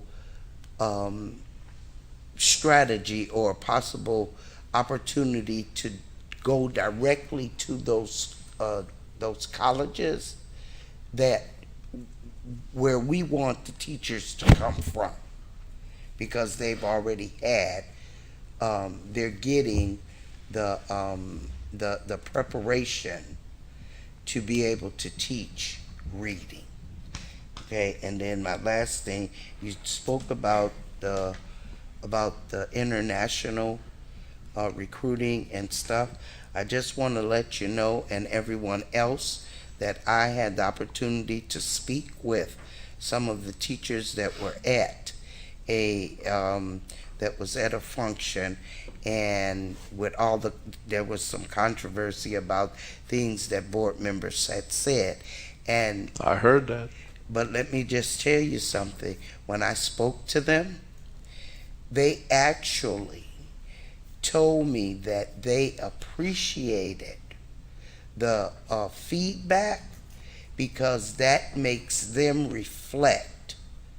I'm quoting what they said, that it made them have to reflect on how they're engaging the students in the classroom, and they thanked me.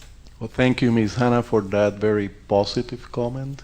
We need more positive comments on behalf of Waukegan Public Schools to be able to make sure that we can attract more teachers, because it's not who is visiting the school or in the job fair or whose name is in the letterhead.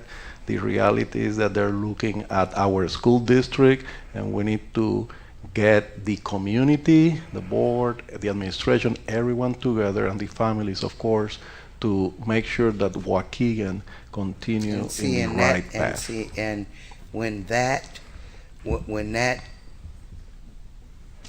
it was turned into a negative, that's what you're talking about.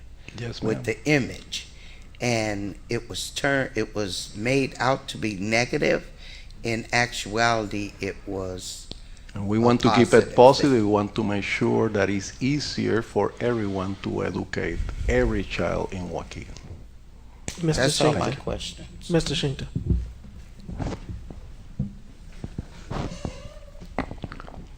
So, one thing I'd like to ask is, how does the pool of substitutes look this year? Mm-hmm.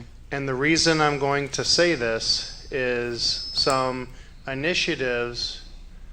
So I'll give an example, and I think it'll become more relevant this year since we have more co-teachers with the special ed working with students inside the classrooms. So previously, with shortages of a substitute pool, an individual school would have to pull teachers, and sometimes they would be co-teachers to fill an opening that a school had. So if that co-teacher happens to be a special ed teacher, first of all, you have that special ed teacher getting substitute pay. Mm-hmm. You have the regular teacher getting the pay, additional pay for working with the students that the special ed teacher should be. But what's most important is those the students with IEPs aren't getting the help that they should be. Mm-hmm. So hopefully the district will look that the schools that have co-teachers that are especially special ed, those teachers won't be pulled to be substitutes to fill openings, because we would be doing the students that need the help the most the biggest harm. Mm-hmm. Thank you, Mr. Shinkton. And I agree. You have a takeaway? I saw, did you still have a question, Mr. Edwards? They went to Mr. Vukovic, and then I'll come back up to the front. Go ahead, Mr. Vukovic. Yeah, I'm glad to hear that these letters went out, and it's certainly a step in the right direction. It's just too bad it's taken this long. School started yesterday on the 6th of July. I reached out to the board president by email, and he put an email out to the superintendent and a few people, and the response was that this would be brought up in August. Well, this is August. School started yesterday. I've heard of classrooms where teachers quit, the new teachers, and they quit last week. If you had a pool of retired teachers, that you would have had somebody that's had the experience to set up a classroom, to make it an environment that would be friendly for kids as they come in on their first day of school, a veteran that would know how to set that up.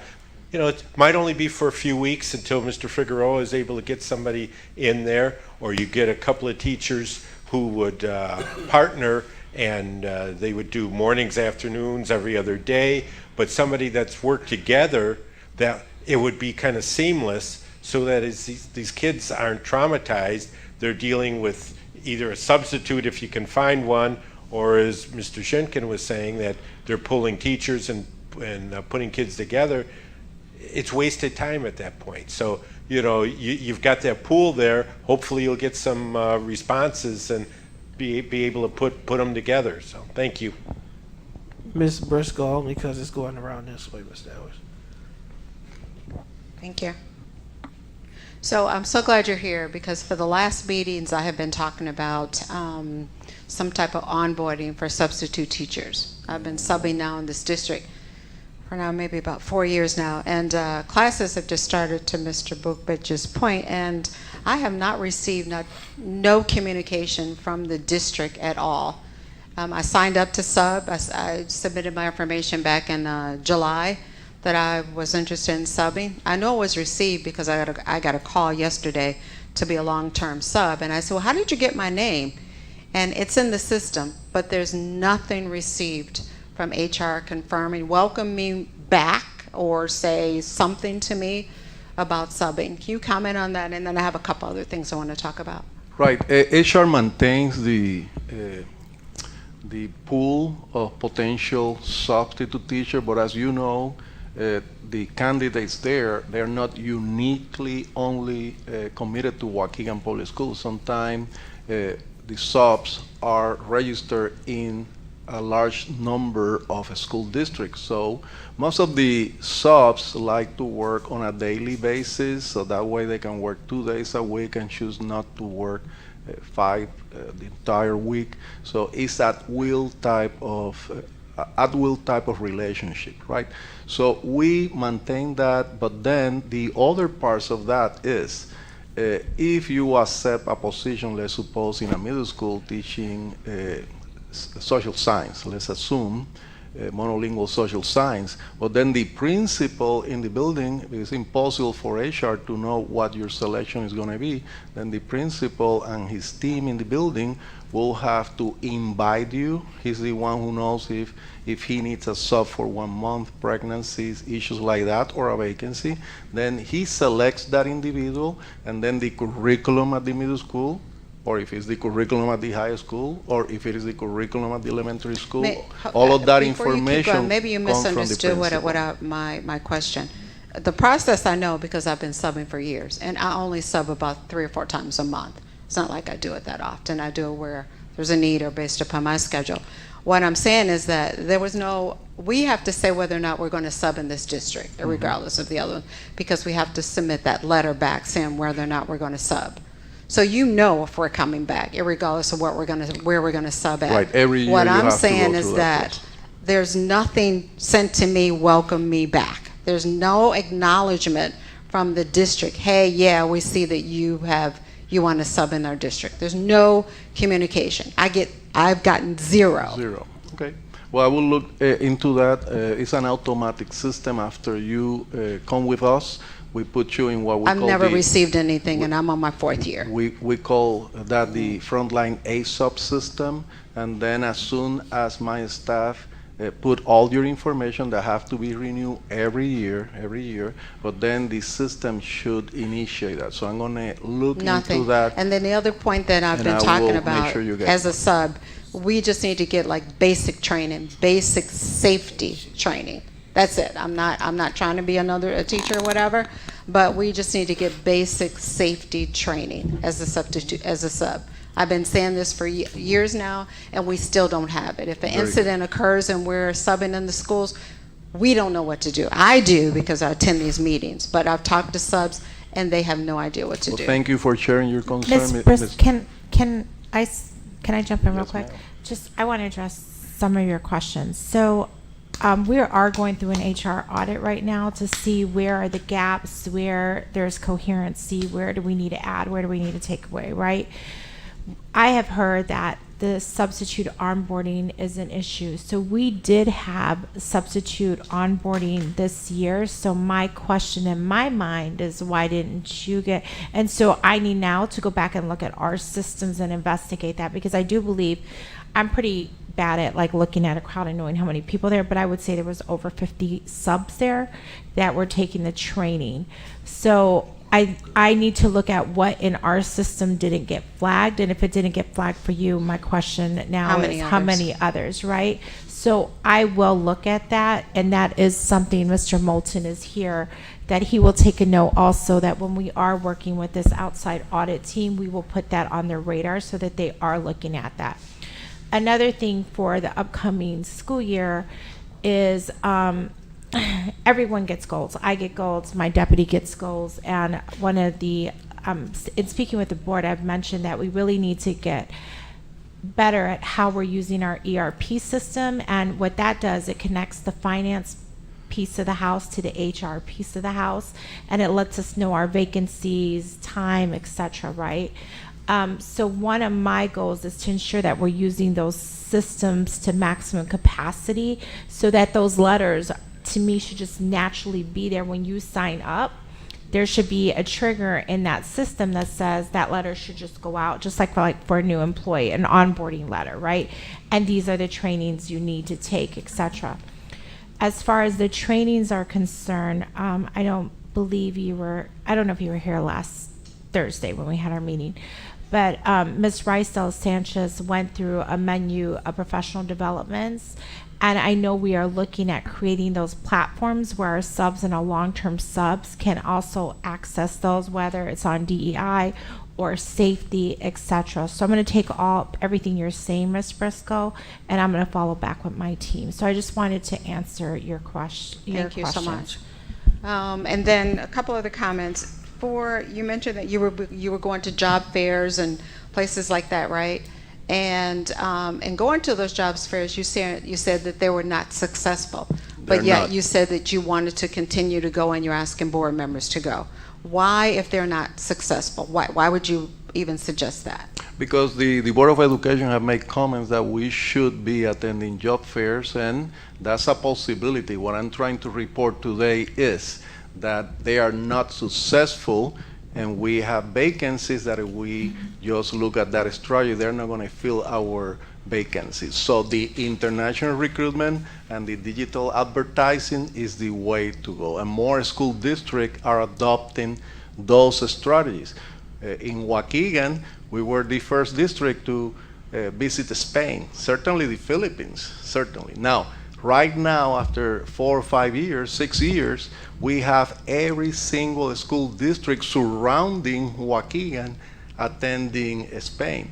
So now you don't see that that's happening in the Philippines. The state of Illinois and the other districts are watching right now, and they're seeing that we are being successful recruiting teachers from the Philippines. So it's just a matter of time. So we need to be competitive, because we need to continue going into the markets where we have a possibility of success to bring teachers to our school district. So I know at one point when when you and I were talking about, when I was talking about the We See Women Empowered to Educate the Community, as African American, our African American group, we had suggested that we would collaborate with you in order to bring more African American teachers to this district.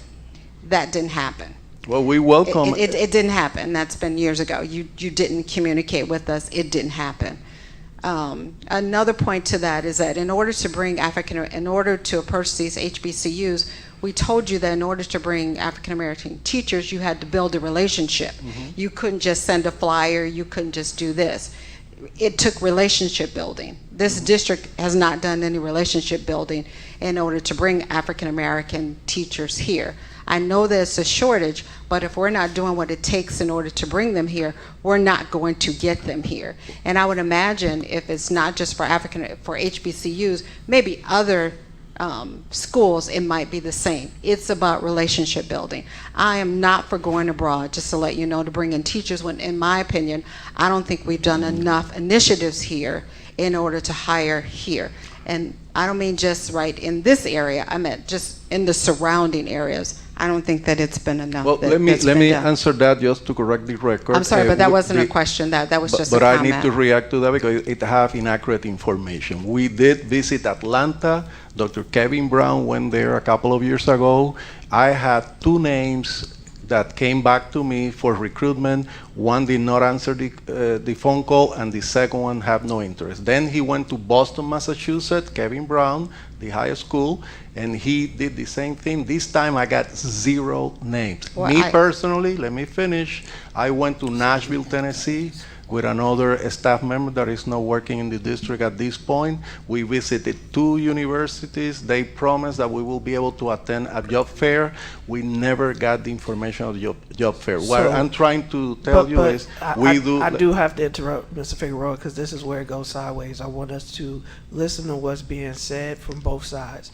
And so what Ms. Briscoe is saying is that in order to attract HBCU candidates, a one-time fly-by-night, I'm going and showing up and recruiting when we don't have a relationship or a pipeline is not going to be successful. Right. Harris-Stowe State University is a teaching college that is outside of St. Louis. It is a recommendation that I've given multiple times. They are a teaching school. It's what they do. It's an HBCU, but it's over 55% Caucasian, right? Because they use it similar to the way that we use the College of Lake County.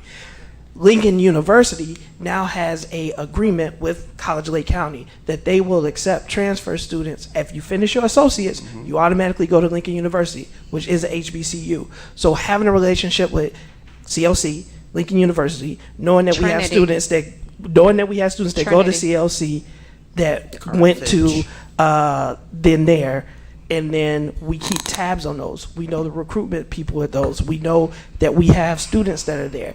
What she's saying is that I appreciate the efforts of going to the HBCUs, but in that those things were not as successful as when you go to the Philippines and you come back with 12 or 8 or 7 staff. I appreciate what you have told the board too, is you are trying to be respectful of taxpayer money, so you don't go unless you feel that you will recruit. But what the community is saying is that that's an investment that we want you to make. We want you or someone from your department to establish the relationships with these colleges and universities, so we're not just showing up at job fairs, but we are there consistently, because we have to continue showing up, or they will continue to say, I'm going to this school or where I know, because Waukegan is an hour outside of Chicago, an hour outside of Milwaukee. We are not the most attractive market. I've also talked about giving tools, but what I don't want to do is for us to dismiss or not really hear what is being said. And what and I'll leave it there. I won't go into more. So I wanted to make sure we weren't talking past each other, and that Ms. Briscoe is saying those things were great. However, as African Americans, the feedback that we are providing is that you can't just show up for a college fair and expect for there to be hundreds of names and resumes that are submitted. And those relationships, if involving community members, is you may not know a person who's on the board of Alcorn, but I do.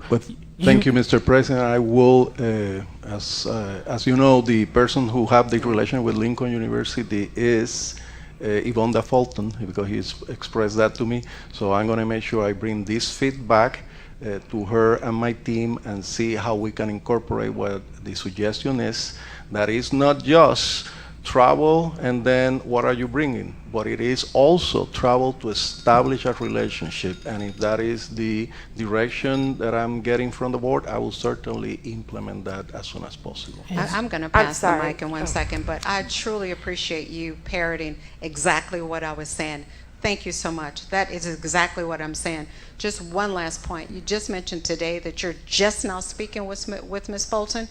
I have been talking about you trying to recruit from HBCUs now for years. You are just now doing it. No, we went to Nashville, Tennessee, and we you said you just reached out to Ms. Fulton today. As a resource, I had other people before. You're just doing it today. This should have been done years ago. So I do appreciate that, though. Thank you. Thank you. I'm going to Mr. Edwards, and then I'm coming to you, Ms. Lizzie.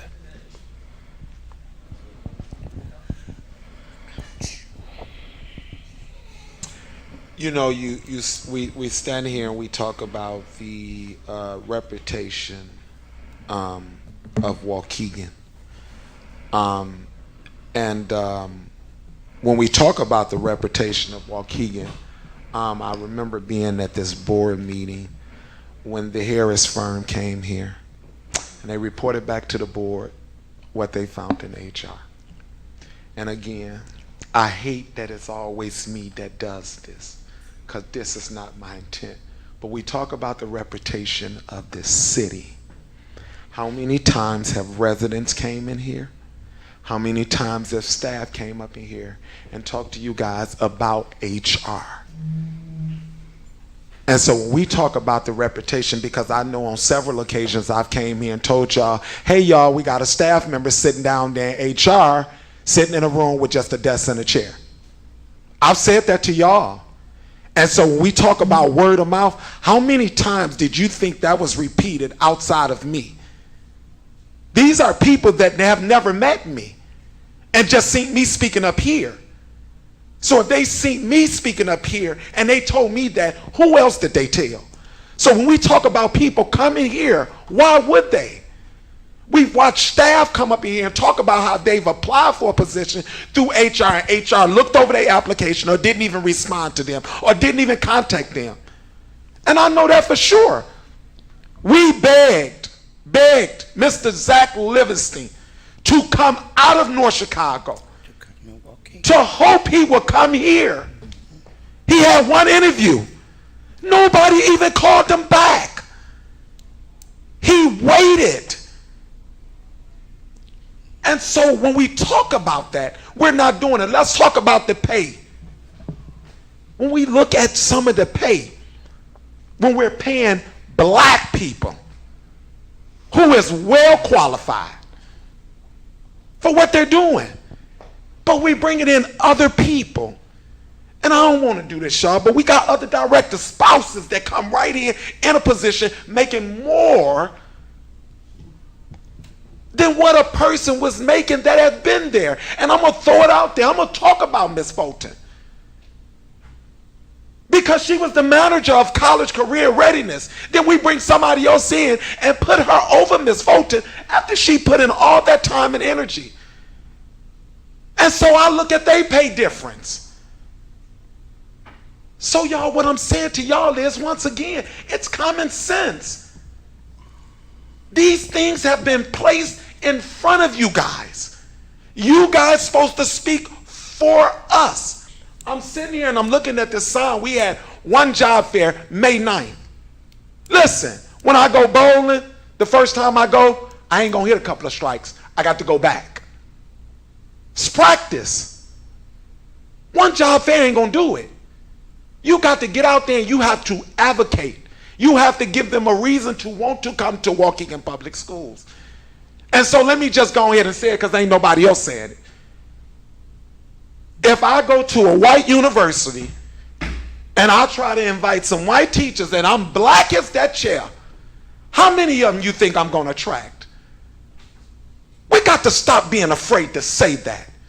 We got to stop being afraid to act like race is still not an issue when it clearly is. And so when you have things that goes on like this, we just talked about outsourcing. I knew 2 people that was outsourced in this district and they was doing the social work. When they told me what they was getting paid, I was blown away. I was blown away. But then I look at the ones that's actually working in the district and what they getting paid. Do we see the difference?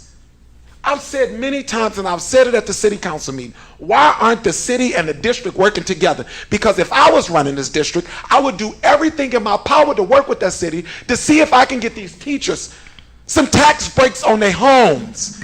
It got to be something that we can add to make it attractive. And we're not doing that. And so thank you, Board President. Thank you, Ms. Briscoe, because I say this all the time about relationship building. If we don't build a relationship, there would not be no rapport. I say this often. I just spoke with you, Superintendent, about a week ago. And I say, hey, the black and the brown ain't going to work good together. The brown can speak 2 languages and the blacks can speak 1. The brown is offered free language class, the blacks is offered none. But y'all want us to work together. How? We in our feelings. We're deep in our feelings. And it's no shade to the brown community because it's not them that's doing it. It's the people that's in the power that keep driving this wedge between us. It's almost like y'all are doing it intentionally so we don't work together, because if we did work together, the power we will possess will be bananas. I remember, and I have to say this because I'm disturbed by a lot of things. I was in Dr. Hillary's office one day when this gentleman came and knocked on the door. But it wasn't the knock that he did. He didn't knock. He beat on that door. But to his surprise, he didn't even see me. And it was the way he addressed her. So as a man, that couldn't have been my mother. How many women have came in here and talked about how he speaks to them? Y'all, some of these women are afraid to even go to their office to apply for anything, to even deal with that office. And I know you guys know this. You guys have heard it. And I get it. We may not have nobody to put there if we was to get rid of them. I get it. But at some point, it's called common sense, y'all. A lot of y'all done told me, Ray, you got to stop coming in the board meetings, hollering and screaming, people can't hear you. And I've said to a lot of y'all, stop worrying about how I deliver the message and listen to the content. Because that's important. And so perception is everything. If I was an educator and I wanted to come here and look for a job, and I heard from 3-4 teachers what the HR director do, how people are overlooked, how qualified people are not interviewed, and then we dummy down the position title. Excuse me. We dummy down the title. We've watched it, y'all. We see the sites, we see the job postings, we go back and we look, we investigate. And when we see that, if we seeing it, who else is seeing it? So just to give y'all some pointers, nobody wants to live in Waukegan. We know that. We know that crime is at an all-time high, and it's like this everywhere. We know that there's a teacher shortage everywhere. But I don't want to talk about everywhere. I want to talk about Waukegan. Everywhere ain't my business. Waukegan is. And so when we talk about these things, saying that it's happening all over, it don't make me, as a community member, as a stakeholder in the city of Waukegan, feel any better. That lady right there, Ms. Vukovic, has been up here 50 times talking about retired teachers. 50 plus. And we're just now addressing this 2 months ago.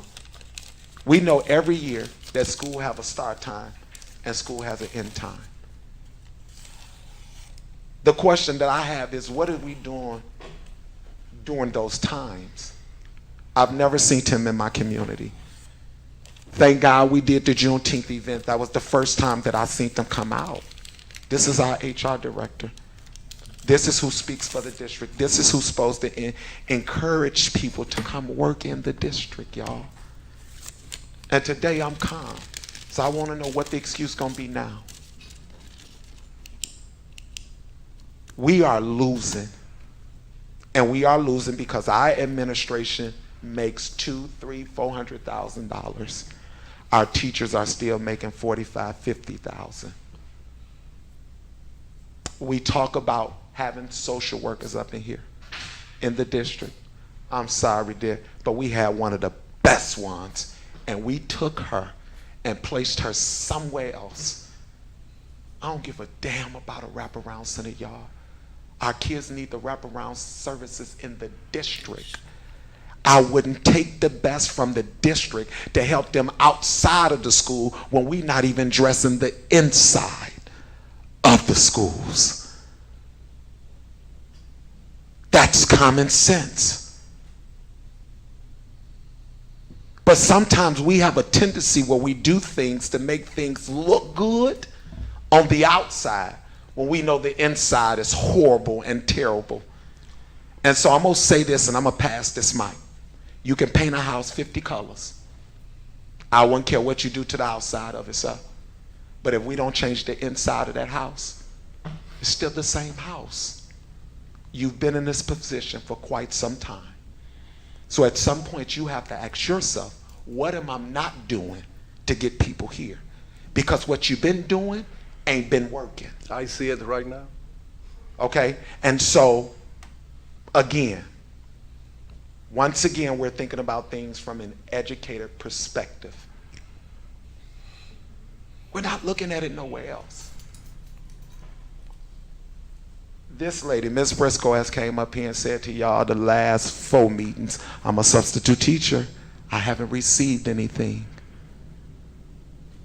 And the fact that she comes to every meeting, you would have thought that somebody, if not one of you guys would have done everything possible to make sure she had got something, even if you just singled her out so that she won't come up here and say it again. But we're talking about the reputation of the district. I wouldn't want nobody to come up here keep repeating things, because that don't make the reputation of the district look good. I'll talk about that gentleman back there, Mr. Vukovic. He comes up here and he talks all the time about minutes and minutes and minutes, about it being approved. Everybody is watching. Everybody get to see this, and not just Waukegan. So if I am a teacher and I'm looking for a job and I see the Board of Education can't do nothing right or get nothing right, if I see the test scores this low and steady dropping, if I'm hearing the news that X amount of teachers then left in this many years, yesterday I received like 15 calls from teachers saying, hey, the whole counselors at Brookside resigned. What are we doing? And these things are happening right when schools start. So it begs, I can't help but to wonder, like, what did my administration do during the summer? I paid y'all. All y'all was paid. And the fact that we ain't ready, the fact that we ain't got fire coming from up under our feet doing everything possible, that's disturbing to me, because now I'm wondering what I'm paying for. When I think about these teachers and what they have to deal with day to day, the disrespect, the fighting and all of that, and they hands tied because we wants to cater to the black community, and we want to make sure we ain't suspending black kids or Puerto Rican kids or Mexican kids. That's what we want to make sure we're not doing. I get it. I get it. I do. But you guys, the administration, all y'all here that's making this top money, y'all don't deal with a third of what them teachers doing up there. Y'all are paper pushers. That's what we call you, paper pushers. They doing the real work, and they making a real low money. So when we talk about it again, Harris Foundation came up here. Ms. Hannah been talking about it, about doing an investigation, looking at the pay, seeing why is it like this. We still haven't done it. And the last thing I'm going to say, and then I'm going to get my stuff and get up out y'all way, because I talked about this earlier about us being disturbed or distracted. You guys are the professionals. You tell me I have to follow rules, right? Right? You tell the kids they have to follow rules. Why do we have to follow them when your own staff don't follow them? So we had an area superintendent use his signature to do some work. He reports it to the superintendent and the lawyer, and they do nothing. So then he goes around and reports it to the board. You see how that works? You see how that works? And so we, again, the reputation of the district. What you think anybody want to come here and work for?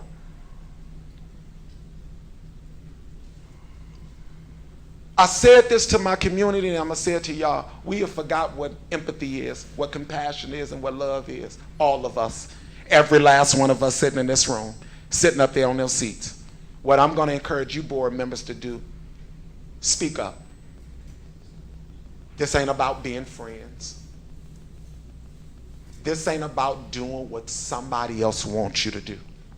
You asked us for this seat that you're sitting in. You said to us that you were going to take care of these kids. You did, each one of y'all. And our kids is not being taken care of. They can't be taken care of when you don't have enough staff to do that job. When we talking about how we short, hell, we should have had a job fair every day of the summer. Every day. Every community event that was had in the summer, somebody from HR should have been present. I can name 20 of them. I did 18 of them. and I ain't see nobody. So I know I ain't the most likable person in the world, and that's okay. You hear me? It's okay. A lot of us is not. But sir, you are failing us drastically. And ma'am, I hope we can get somebody up in here to look at these pays. And I'm gonna tell you where we start. And if we start here, I can promise you, you will have teachers falling in your door. Show these teachers some respect, some consideration. Sit at the table with them. Listen to them. Ask them what they need. Don't make them wait 2, 3, 5 months for that need. Do everything in your power to make sure you are addressing their needs. Because if you tell me you love my kids, you can't love them too much if you're not taking care of the ones that we are placing in their responsibility. They have no help, they underpaid, they overworked, they stressed out, they tired. What they get, 7, 8, 12 mental health days. And we had a director up in here, we had an email go out that he ain't swiping cards, he missed X amount of days. We got to do better. That's what I'm saying. And all of this goes together. All of this. When we're dealing with employees, sir, the only advice that I can give you is this. Respect is treating others as you want to be treated. And today, as I see here, I'm watching a community member, a stakeholder talking, and you the professional, and you were cutting her off. And when I see that, that's ego. That's ego. That's what that was. That was a bit of ego there. Because she wasn't asking a question, she was making a comment. So at that point, being that she was making a comment, there was no need for a response. That was the time for you to zip it and listen. Because you need answers. We here to try to find some solutions for you. You getting paid the big bucks, not us, bro. We not. So next time going forward, sir, when this community is speaking to you, do everything in your power to hold your tongue. You the paid employee, we not, we the stakeholders. Thank you. Ms. Lindsay?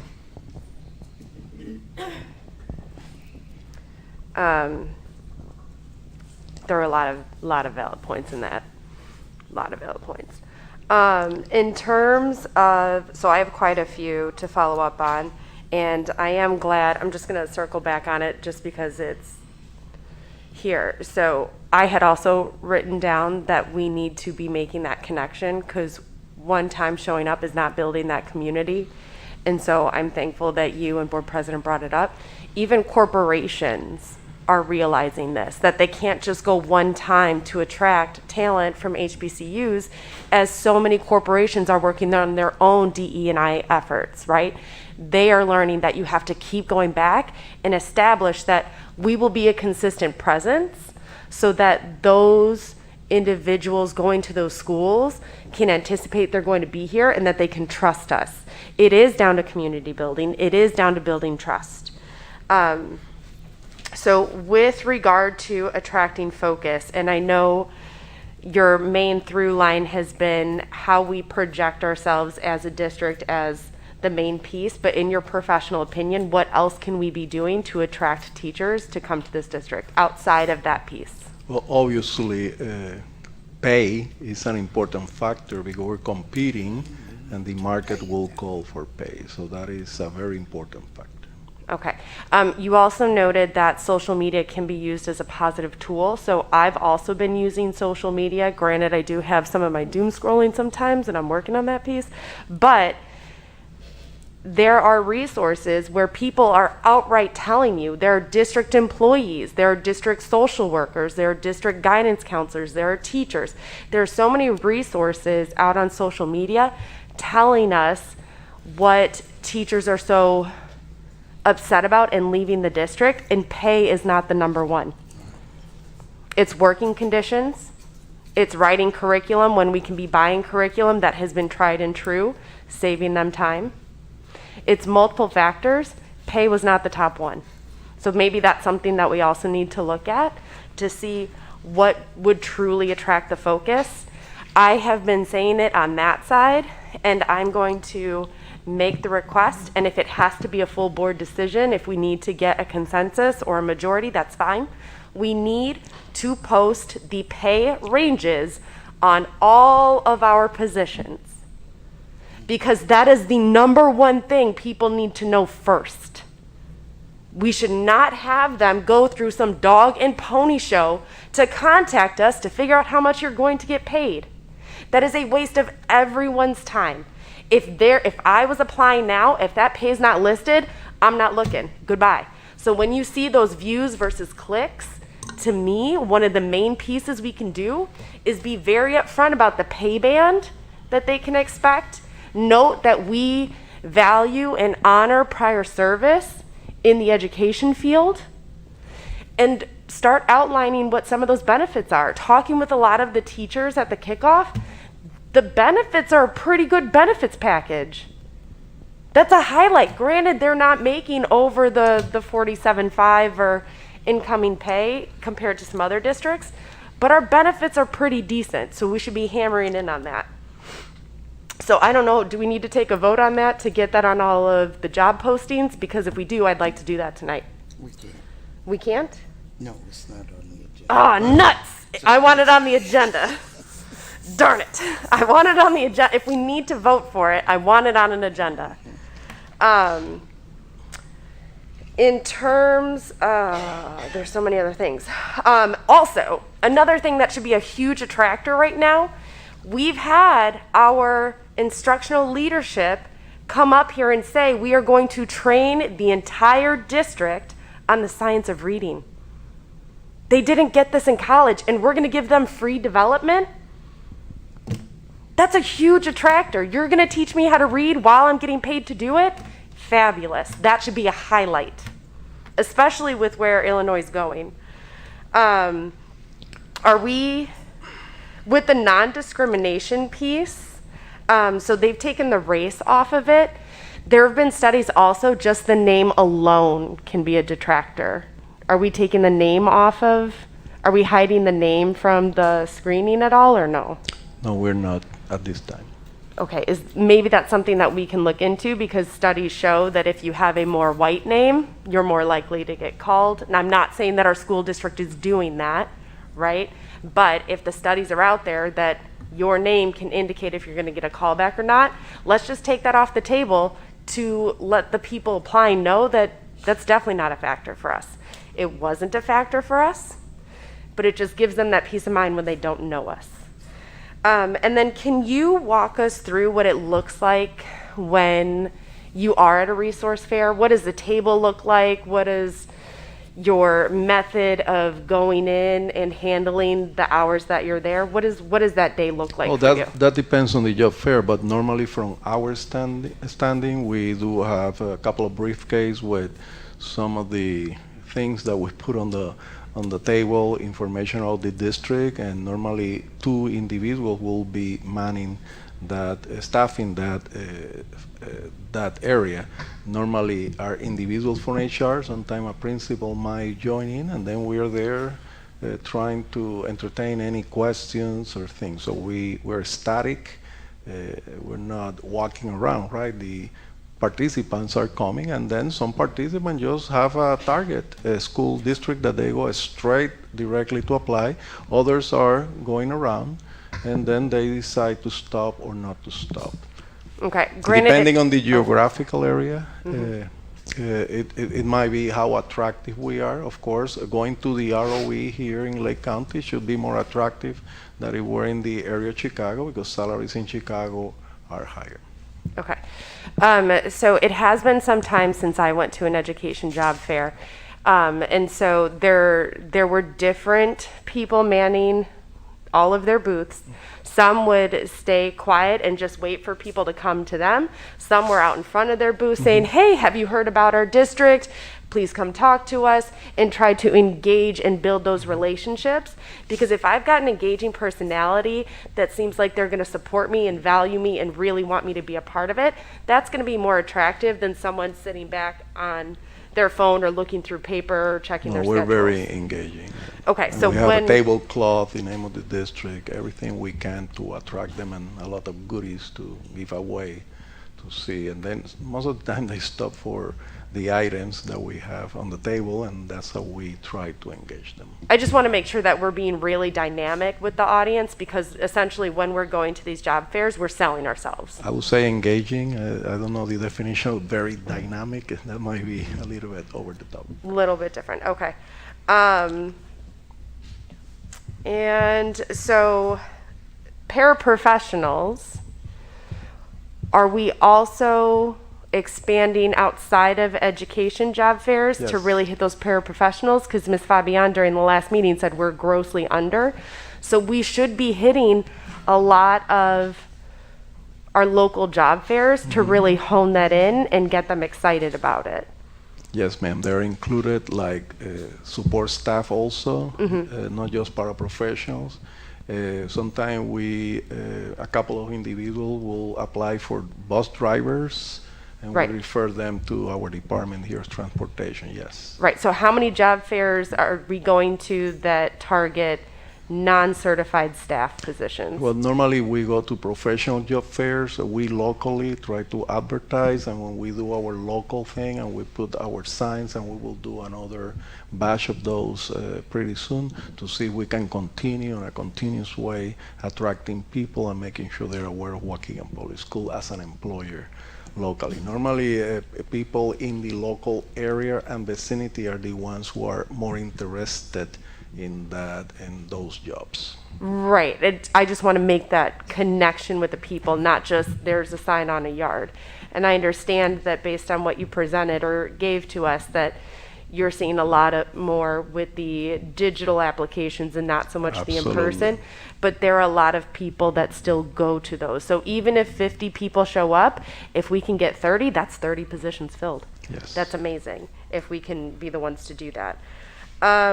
And what does follow-up look like with those who apply? Whose responsibility is that? Well, Is that the principal or is that HR? As I mentioned in a past meeting, the application process is that they have to fill out an application online, and automatically that reports to the person who have the vacancy. So the hiring supervisor or principal then got a pool of candidates that apply. So they manage that. The supervisor or the hiring person is going to manage those. So they provide that follow-up directly, because they are the ones who are doing the hiring. We do the advertising. As soon as they apply, then immediately it goes to them, and that's how the district operates. We don't centralize the hiring. Different from other statements, we don't centralize hiring in Waukegan Public School in the HR department. Okay, so with that follow-up, from what I'm hearing from some of our principals, is that when they provide the pay structure, people then decide to leave. So it is not only wasted that principal's time, but also that individual's time and everybody else associated with the process. So it's just another plug. We need to get those pay scales on all of these positions. And I do agree to some extent that we want to make sure that we are providing or representing that we are a positive place to work. That also goes with our news outlets, and perhaps, I don't know if it's the superintendent to dictate to our communications director, or if principals have the advocacy to call in our local news reporter and say, hey, our school is doing this really great thing. Can you do a story on us? Because the last couple of articles that we're seeing on the school district has been very negative, and that's not helping. When instead of worrying about if I'm standing for the Pledge of Allegiance or not, we can be focusing on great initiatives that schools are doing, right? That's just one example. So that's not on you, that's on our news media. But in terms of the social media presence, what is HR's direct social media presence for recruitment? Well, we normally do the advertising and the promoting. So when we do that, obviously, as I think I show a couple of flyers, the information about the application and coming to our district, and most of the time we list some of our benefits. We don't list the salary, at that point, but then through the application process and the hiring, that's part of the information that then when the recommended candidate comes to us in HR, that's when we then sit down and we disclose all of that information. So no one on the HR team is going into like the Waukegan Mutual Aid Facebook group where people are saying, I need a job, I just moved here, where can I go? The HR department isn't going in and looking at some of those posts to say, hey, you could come work for Waukegan Public Schools. We offer great benefits. Come into Lincoln Center, talk with us. We're happy to walk you through what that would look like. No, we haven't engaged in that lately, no. Okay. I used to manage that group, and I will share it. I used to share it. I'm not on Facebook anymore, but it's grassroots. It's not from the schools. Yeah, but I mean, like, our Waukegan Public School has a Facebook, so we can also possibly look to be commenting ourselves to make that connection. I think I get what you're saying. I think it's like a technical issue because it's a page versus a person, and we add people. Oh, you get what I'm saying? that makes sense. That makes sense. But you can only reshare posts. And I want to just like both and Yeah. similar to how the Waukegan parents and Waukegan parent whatever page, right? Is there are some administrators who choose to engage in that way, and so when there is a question or misinformation, they can say, "Here's my email. Here's their phone number."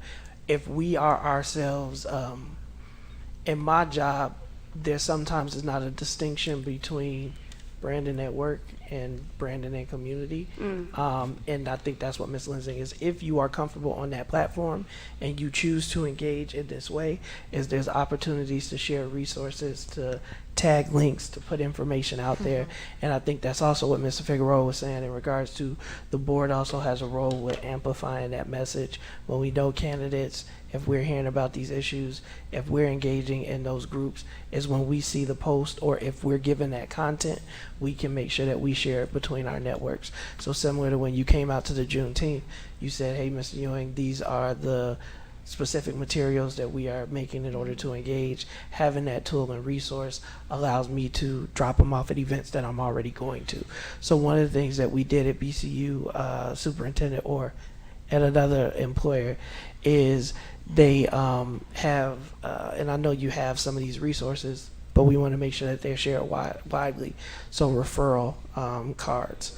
That may be also something when we talk about incentives, referral incentives, right? If you are hired through an employer that I was at, if you stay after six, or if the person you refer stays for 6 months, you get some type of bonus, right? And so you're incentivized to always be talking about, hey, I work for a great school, I work for a great business, I work for a great principal.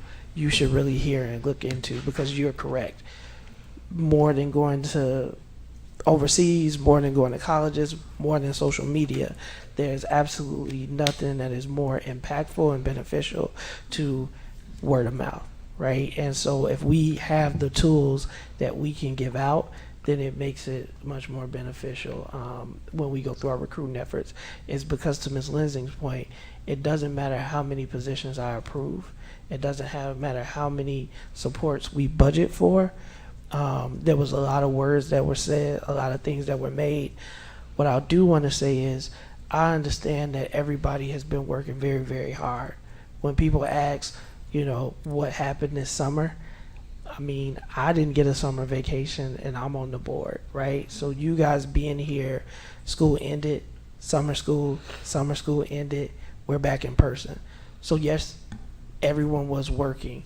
I do think there's obviously communication out around different incidents. What I will say is the position of the board, as has to be our position, is we do not comment on HR matters.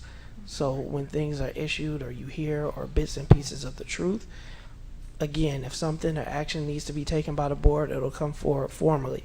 But we're not going to be commenting on those types of personnel issues, right? That is not fair to the employees, the accusers, or the accused. So I will restate that to the community that may be wanting people to come out and make some official statement one way or the other. Let it work through its process, and if further action is needed or things are going to happen, they will, and they will happen as they need to be shared. As that is one of the few restrictions that even allows us to have that conversation in closed session, because even statute recognizes that that should be a private matter. And so I appreciate the report. I wanted to mention Oh, that. I had one more thing. Go ahead, Ms. Lanza. I would also like to just suggest an update to the black, green, yellow, and red flyer. In the paragraph of who we are, it says the high school program is divided between 2 9th through 12th grade campuses. That's not accurate. So if we can get that corrected, just so people know that we currently have a 9th and a 10th, an 11th and a 12th as separated buildings, that would be more accurate.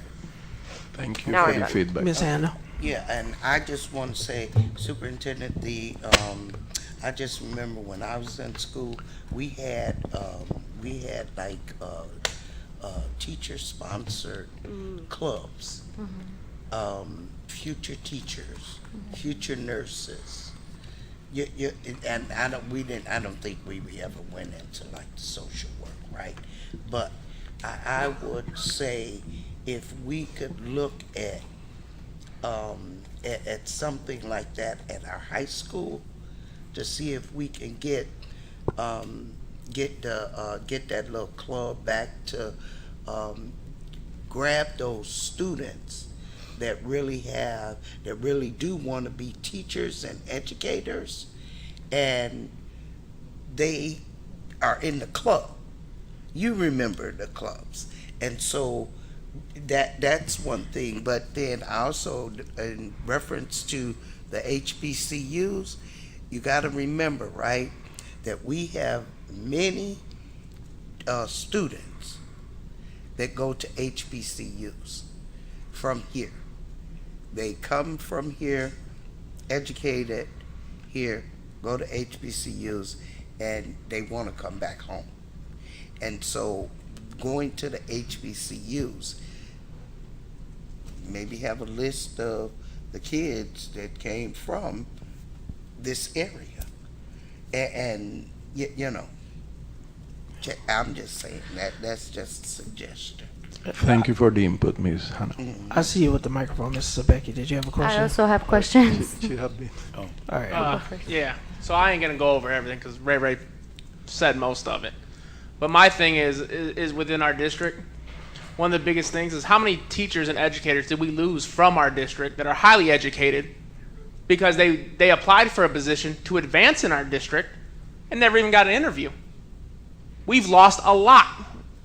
And a lot of them are African American women. We need to stop this, and Ray put a point on it, where we have administrators where their spouses and significant others and that are fast-tracked through our district and given high-paying jobs.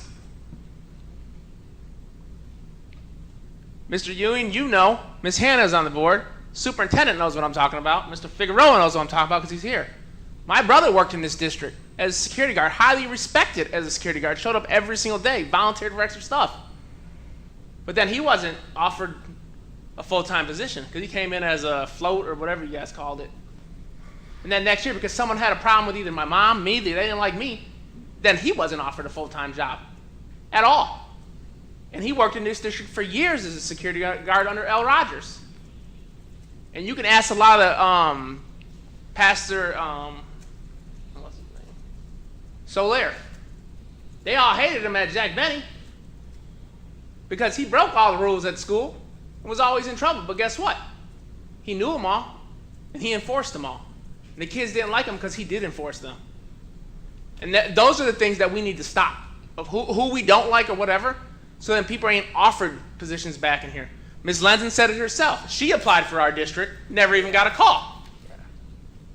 We're putting people in positions, we're posting positions in our district, and we already have it selected who's going to get that position. And that's why people are not even interviewed. I've said it over and over again. Everybody that applies for a position and they have the qualification should be interviewed. We need to stop of who you know to get these positions. It goes back to it. It's ridiculous. And I'll go to this wraparound center. A lot of people, never said I was against a wraparound center. I'm against the location of that wraparound center, how that building was purchased, and the only reason why we put a wraparound center in that building is to get the administration building. That was never a thought or anything. And if we wanted to have centrally located, then we would have went out by Green Bay Road. Old DCFS building's open up there if we really wanted to have a centrally located building.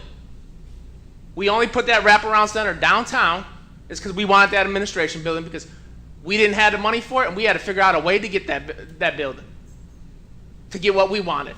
And it's going to be interesting to see how fast this one turns back into a school. I said it at the last meeting. It ain't on the agenda. What are we doing with that wall out front? We're in violation. We sit here and talk. This is why the image of this school district is bad. Because us as community members have to keep coming up to this mic and saying the same thing over and over and over again. You might be good educators in that, but there's a lot of highly educated people in this community that know what they're talking about. And I shared a personal incident that happened with me when I was called out to a scene from fire departments to solve a life safety emergency. You know, I'm highly educated too, just in different fields. I bet you not one of you up here can do my job. But that's what I'm saying. If we're going to do this, we do need to work together and bring everyone to the table. We bring suggestions up. I asked about that safety and security. That safety and security presentation y'all put on a couple weeks ago. I wasn't able to come to the meeting. That was a joke. Because that didn't tell the community of how we're changing things within our schools from the prior year of all the violence. That's the biggest thing. You ain't attracting nobody to this district because of the violence in this district. Some people can do it, some people can't. Some people can do what they want, some people can't. And the culture of the climate starts from the top down. If it's bad at the top, then you ain't bringing nobody in. Because you don't think that gets out? When certain people up here can do what they want and other people's can't? It's ridiculous. And the community's not listened to because we come over. We take notes every time at every board meeting someone says something. I can count on how many times I said something and I got a call back from anyone in this district about what was discussed. Mr. Cesario's good at calling me back. Mr. Moten's good at calling me back. I might have to call him a couple times, but he does answer my questions. But that's the thing. Other things ain't even discussed. You ain't even contacted back. We say everyone has a seat at the table. Does everyone really have a seat at the table? I used to work midnight to 8 in the morning. And then when he started grade school, I was at the schools every single day. From start of school to the end of school. Every single day. And how many committees I sat on. And then we get an hour before that committee, you're supposed to have it. Oh, it's canceled. It's canceled. Or you do come there, you don't feel like you're part of that committee. A lot of the committees I sat on. Because when the final say comes out, everything that you brought to the table is overlooked. Oh, you're just a community. We just put people here to make it look like it's a true committee. This is the kind of stuff in this district that needs to stop. And I'm going to end it with this. We sit up here every board meeting talking about looking at the time on the clock. Every one of you elected officials decided to throw your hat in to be on this board. I don't care if it goes to 3 in the morning. If that's what it takes to get the business done for our students, then that's what it takes. What you're showing students is you're putting the time on like they ain't important. If we had a lot of answers and they came prepared to these board meetings wouldn't last so long. And we like to throw out the thing, oh, we have a lot of students in this district, numbers in this district. So that's our excuse for a lot of things. Well, these board meetings take longer because we do have so many students in this district. This one, those are my priorities. Every kid in this district is my priority. I volunteer a lot of my time in this community and at these schools. I know my stuff. If it takes a kindergartner to come to this board and talking about they don't feel safe at school because they can't lock their school doors from the inside, I know these buildings are old. I went to this district. I've lived here 43 years. This is my community. I'm from this community. I'm not going nowhere. I didn't come in because I got a job and then once my job's done, I'm leaving. I'm from this community. I know what these buildings look like and I know my buildings. There's a lot of things that we can fix and be proactive on. And if it takes elementary school kid to tell us that and it's overlooked, Because we do talk about Uvalde when they had that shooting and that. And that was the biggest thing. If you go back and read those reports, is those kids feared because those doors did not lock from the inside. So you want to know what to do with $24 million or whatever we have? Let's start fixing that. Let's start putting it back in these kids, unlike we did with this building administration building we purchased.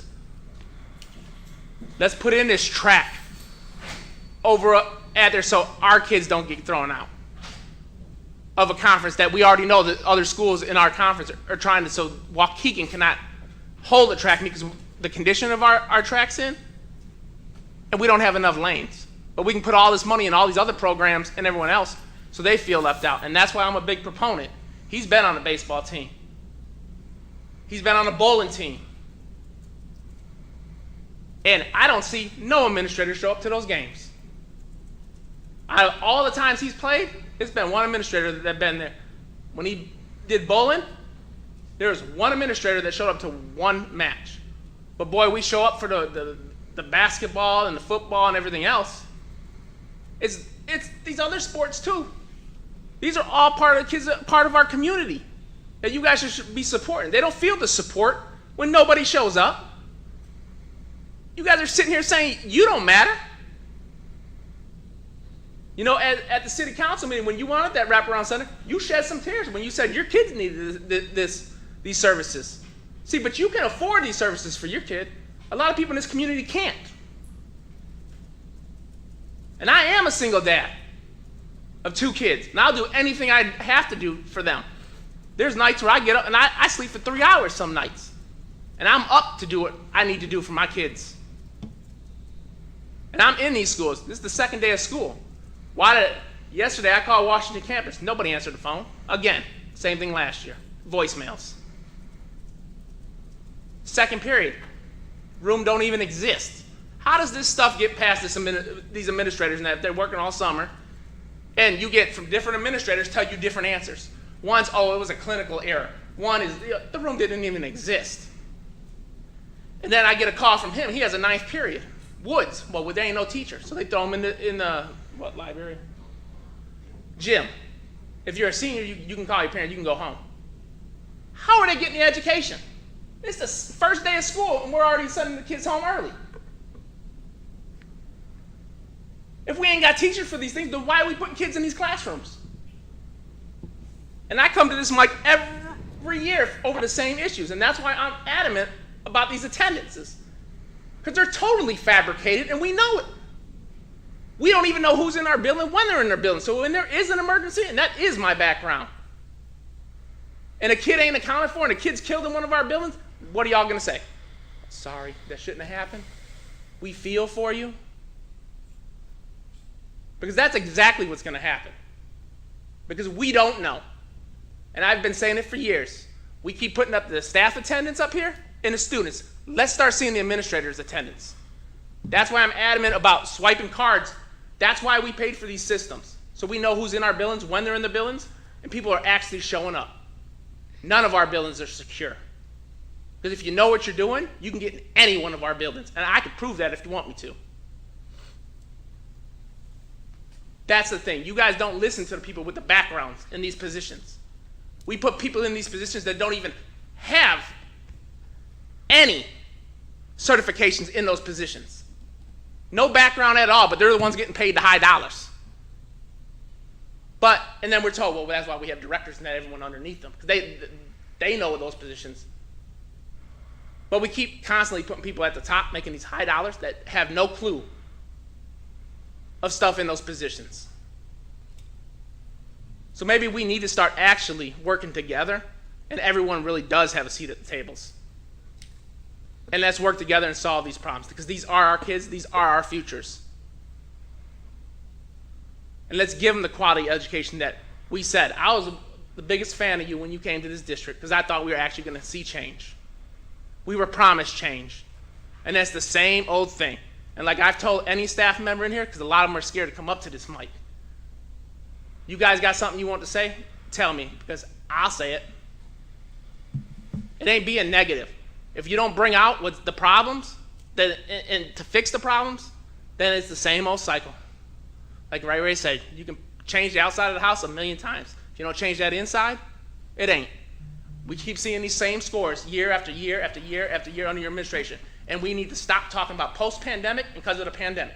The pandemic's over. We got to stop blaming everything on the pandemic. The problem is, maybe we need to start looking, like we said, like I said earlier tonight, maybe it's the people in the top positions. That's the problem. When you got staff members scared to come forward of retaliation in this district, which we all know that's your job. When we have 2 employees that get a dictate of how long someone up on this board can talk, that's ridiculous. They're asking questions for the community so they understand things. We don't get to see the screens behind there of everything that's on there. So how do we understand what's going on if we don't even know what's going on? And we don't want the negative stuff to keep coming out? Well, then why don't this board start doing their job and stop just voting yes on everything and start asking those questions? Because that's what happens day in and day out, every board meeting. We get board members that stand up in the middle of the meeting because it's too late for them. They go home. But if y'all can't do the position, y'all don't want to be up there, then resign and put someone up there that's willing to put in the work. That's all I'm saying. So Listen to everybody else. Just because I want to talk about the work. I need to apologize because I think you're right. I think everyone who's spoken is right. The board is failing. We're failing the district. We're failing all of our staff because we're distracted, and that's already been said. But I think it just needs to be reiterated because I've been patiently waiting, and I'm on this side, and I know most of us are on that side, and people have not been able to make the meetings or they leave the meetings. But it is really frustrating trying to give direction to HR when people are bringing up personal stuff, and I respect that, Mr. Savecki, but write it down, email us, and tell me who your kid's counselor is because I hear it, but I'm not his teacher. I can't do that. That's the superintendent's job and the people at Brookside and Washington. If I want things to get done in the HR department or throughout the school district, I can only work on policy. And I have to say that because, people say it starts at the top, and it does. We mentioned the promotion policy, and then we started talking about it in the community, just like the members who came today. And I'm like, it hasn't even started. Why are we factoring that into our data right now? And when I try to correct it and we try to educate our community, because that's our responsibility, no matter how many times we say it, it's not listened to. So it has to be both. Because I am equally trying to change what's wrong with the school district, but I can't even say, hey, Mr. Figueroa, about your presentation, I would like to know X, Y, and Z. Okay, so I'm going to go through that, and then I'm going to leave because, then we don't have quorum, so you guys can figure that out. In the presentation, right, and when you're evaluating your strategies, what I didn't hear, and I feel like we want to hear, is certification for rising teachers and social workers, internal promotion, right? I know that we have that. I wouldn't be able to put a number to it. And I know people ask me, how can I be a para? Do I need to take both tests? And I'm not qualified to tell them. I know that they have to take a test, but I don't know the specifics, right? And so some of that is data that we should be collecting, right? Because I don't know. I don't know how many paraprofessionals right now want to be teachers. I need you to do specialized recruitment. We've heard that before. We got emails about the social workers being overwhelmed, and we heard the 11 vacancies. I couldn't tell from the presentation what you are doing to I know what you're doing to specifically recruit for diverse learners, right? Because the Filipino teachers are very qualified in that area. What about the social workers? What about the other teams of folks that we need, right? And I just pinpoint that because the social workers and the counselors have been saying over and over that we can't maintain our caseloads, right? I don't know what that looks like, but I can offer a suggestion, and President Yuen already said it. I don't know I know that like we attend job fairs and it's not working, but we want to build those relationships.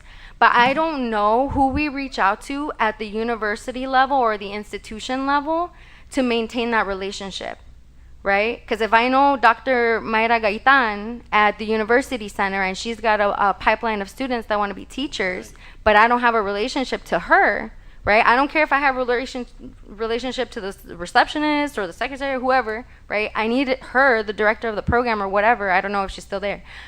I need to have people reach out to them, right? I don't know our Rolodex. And if you need that, we could provide some, and Ms. Fulton, it looks like she's helping you with it.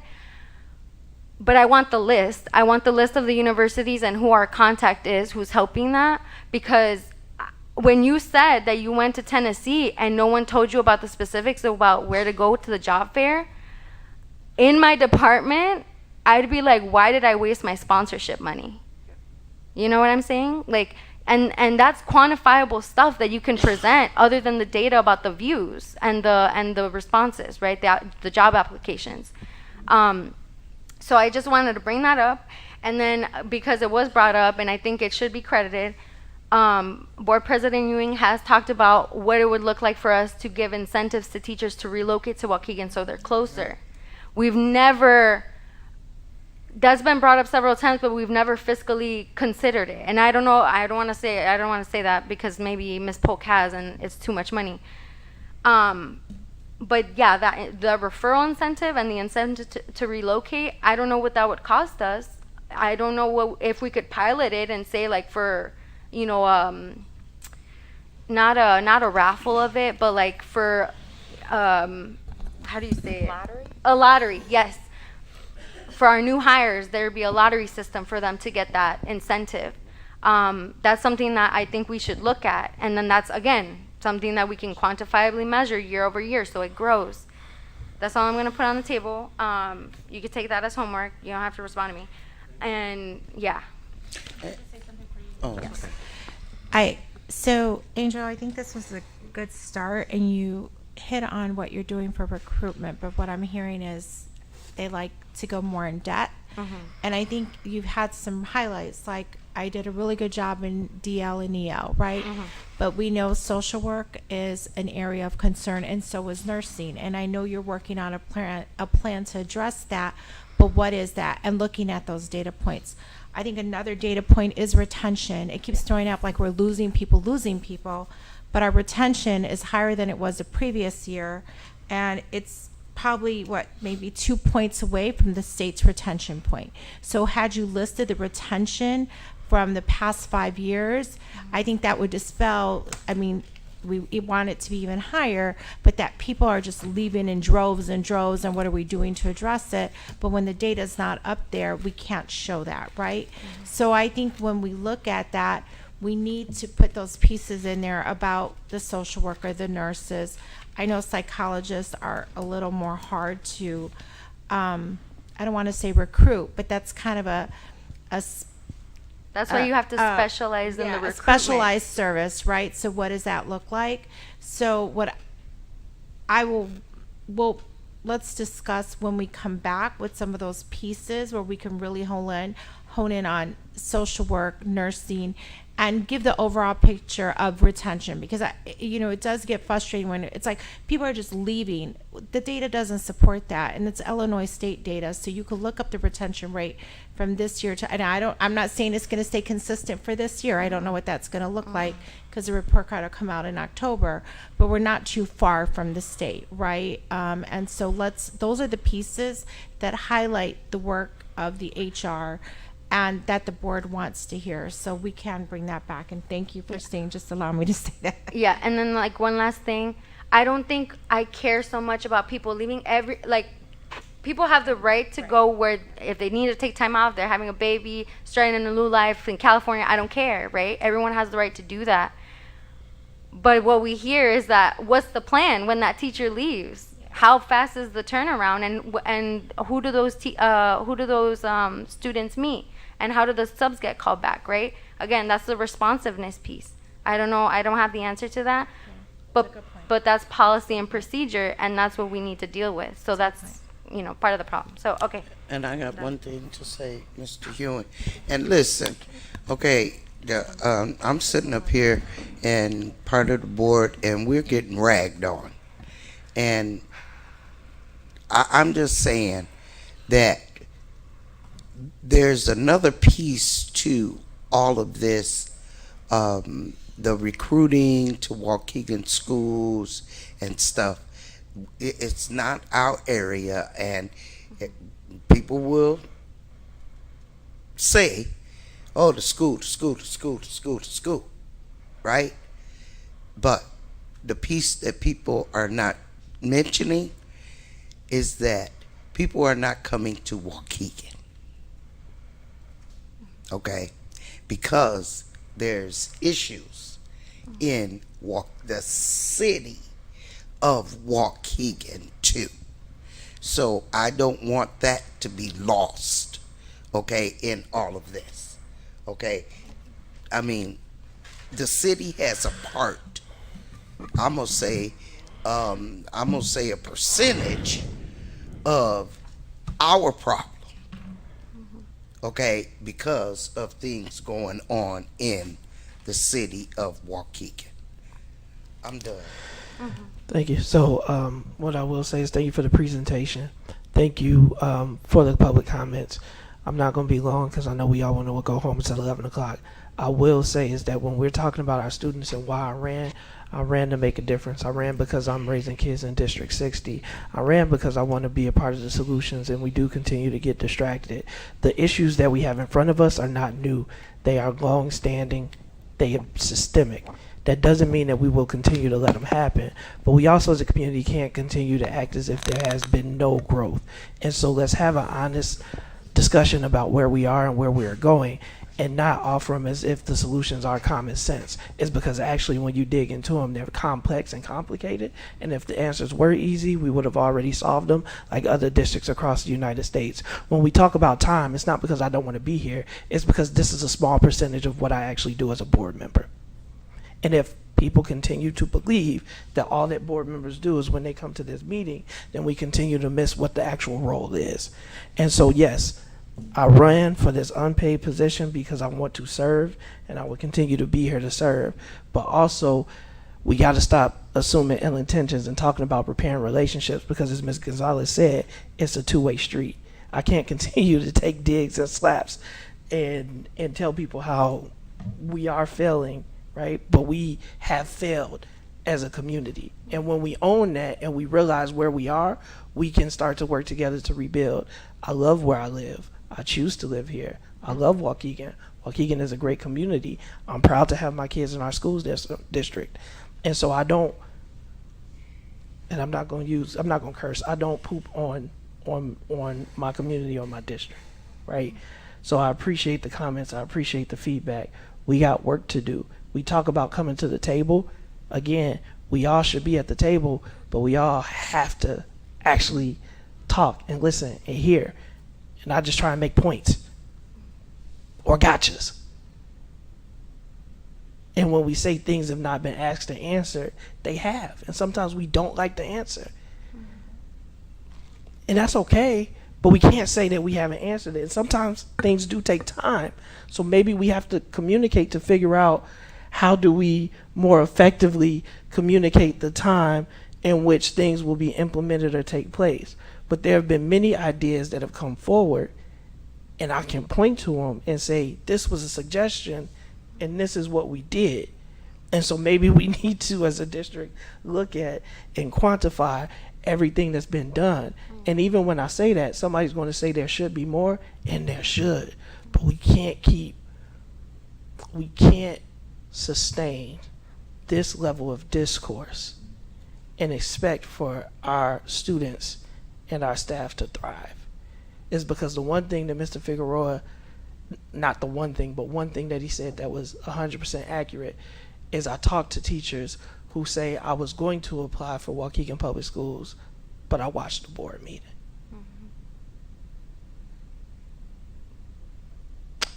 So I appreciate everybody's time and participation. Would like to call for a motion to adjourn. I motion. Motion by Ms. Gonzalez, second by Ms. Hannah. All in favor signify with aye. Aye. Meeting is adjourned. Thank you all.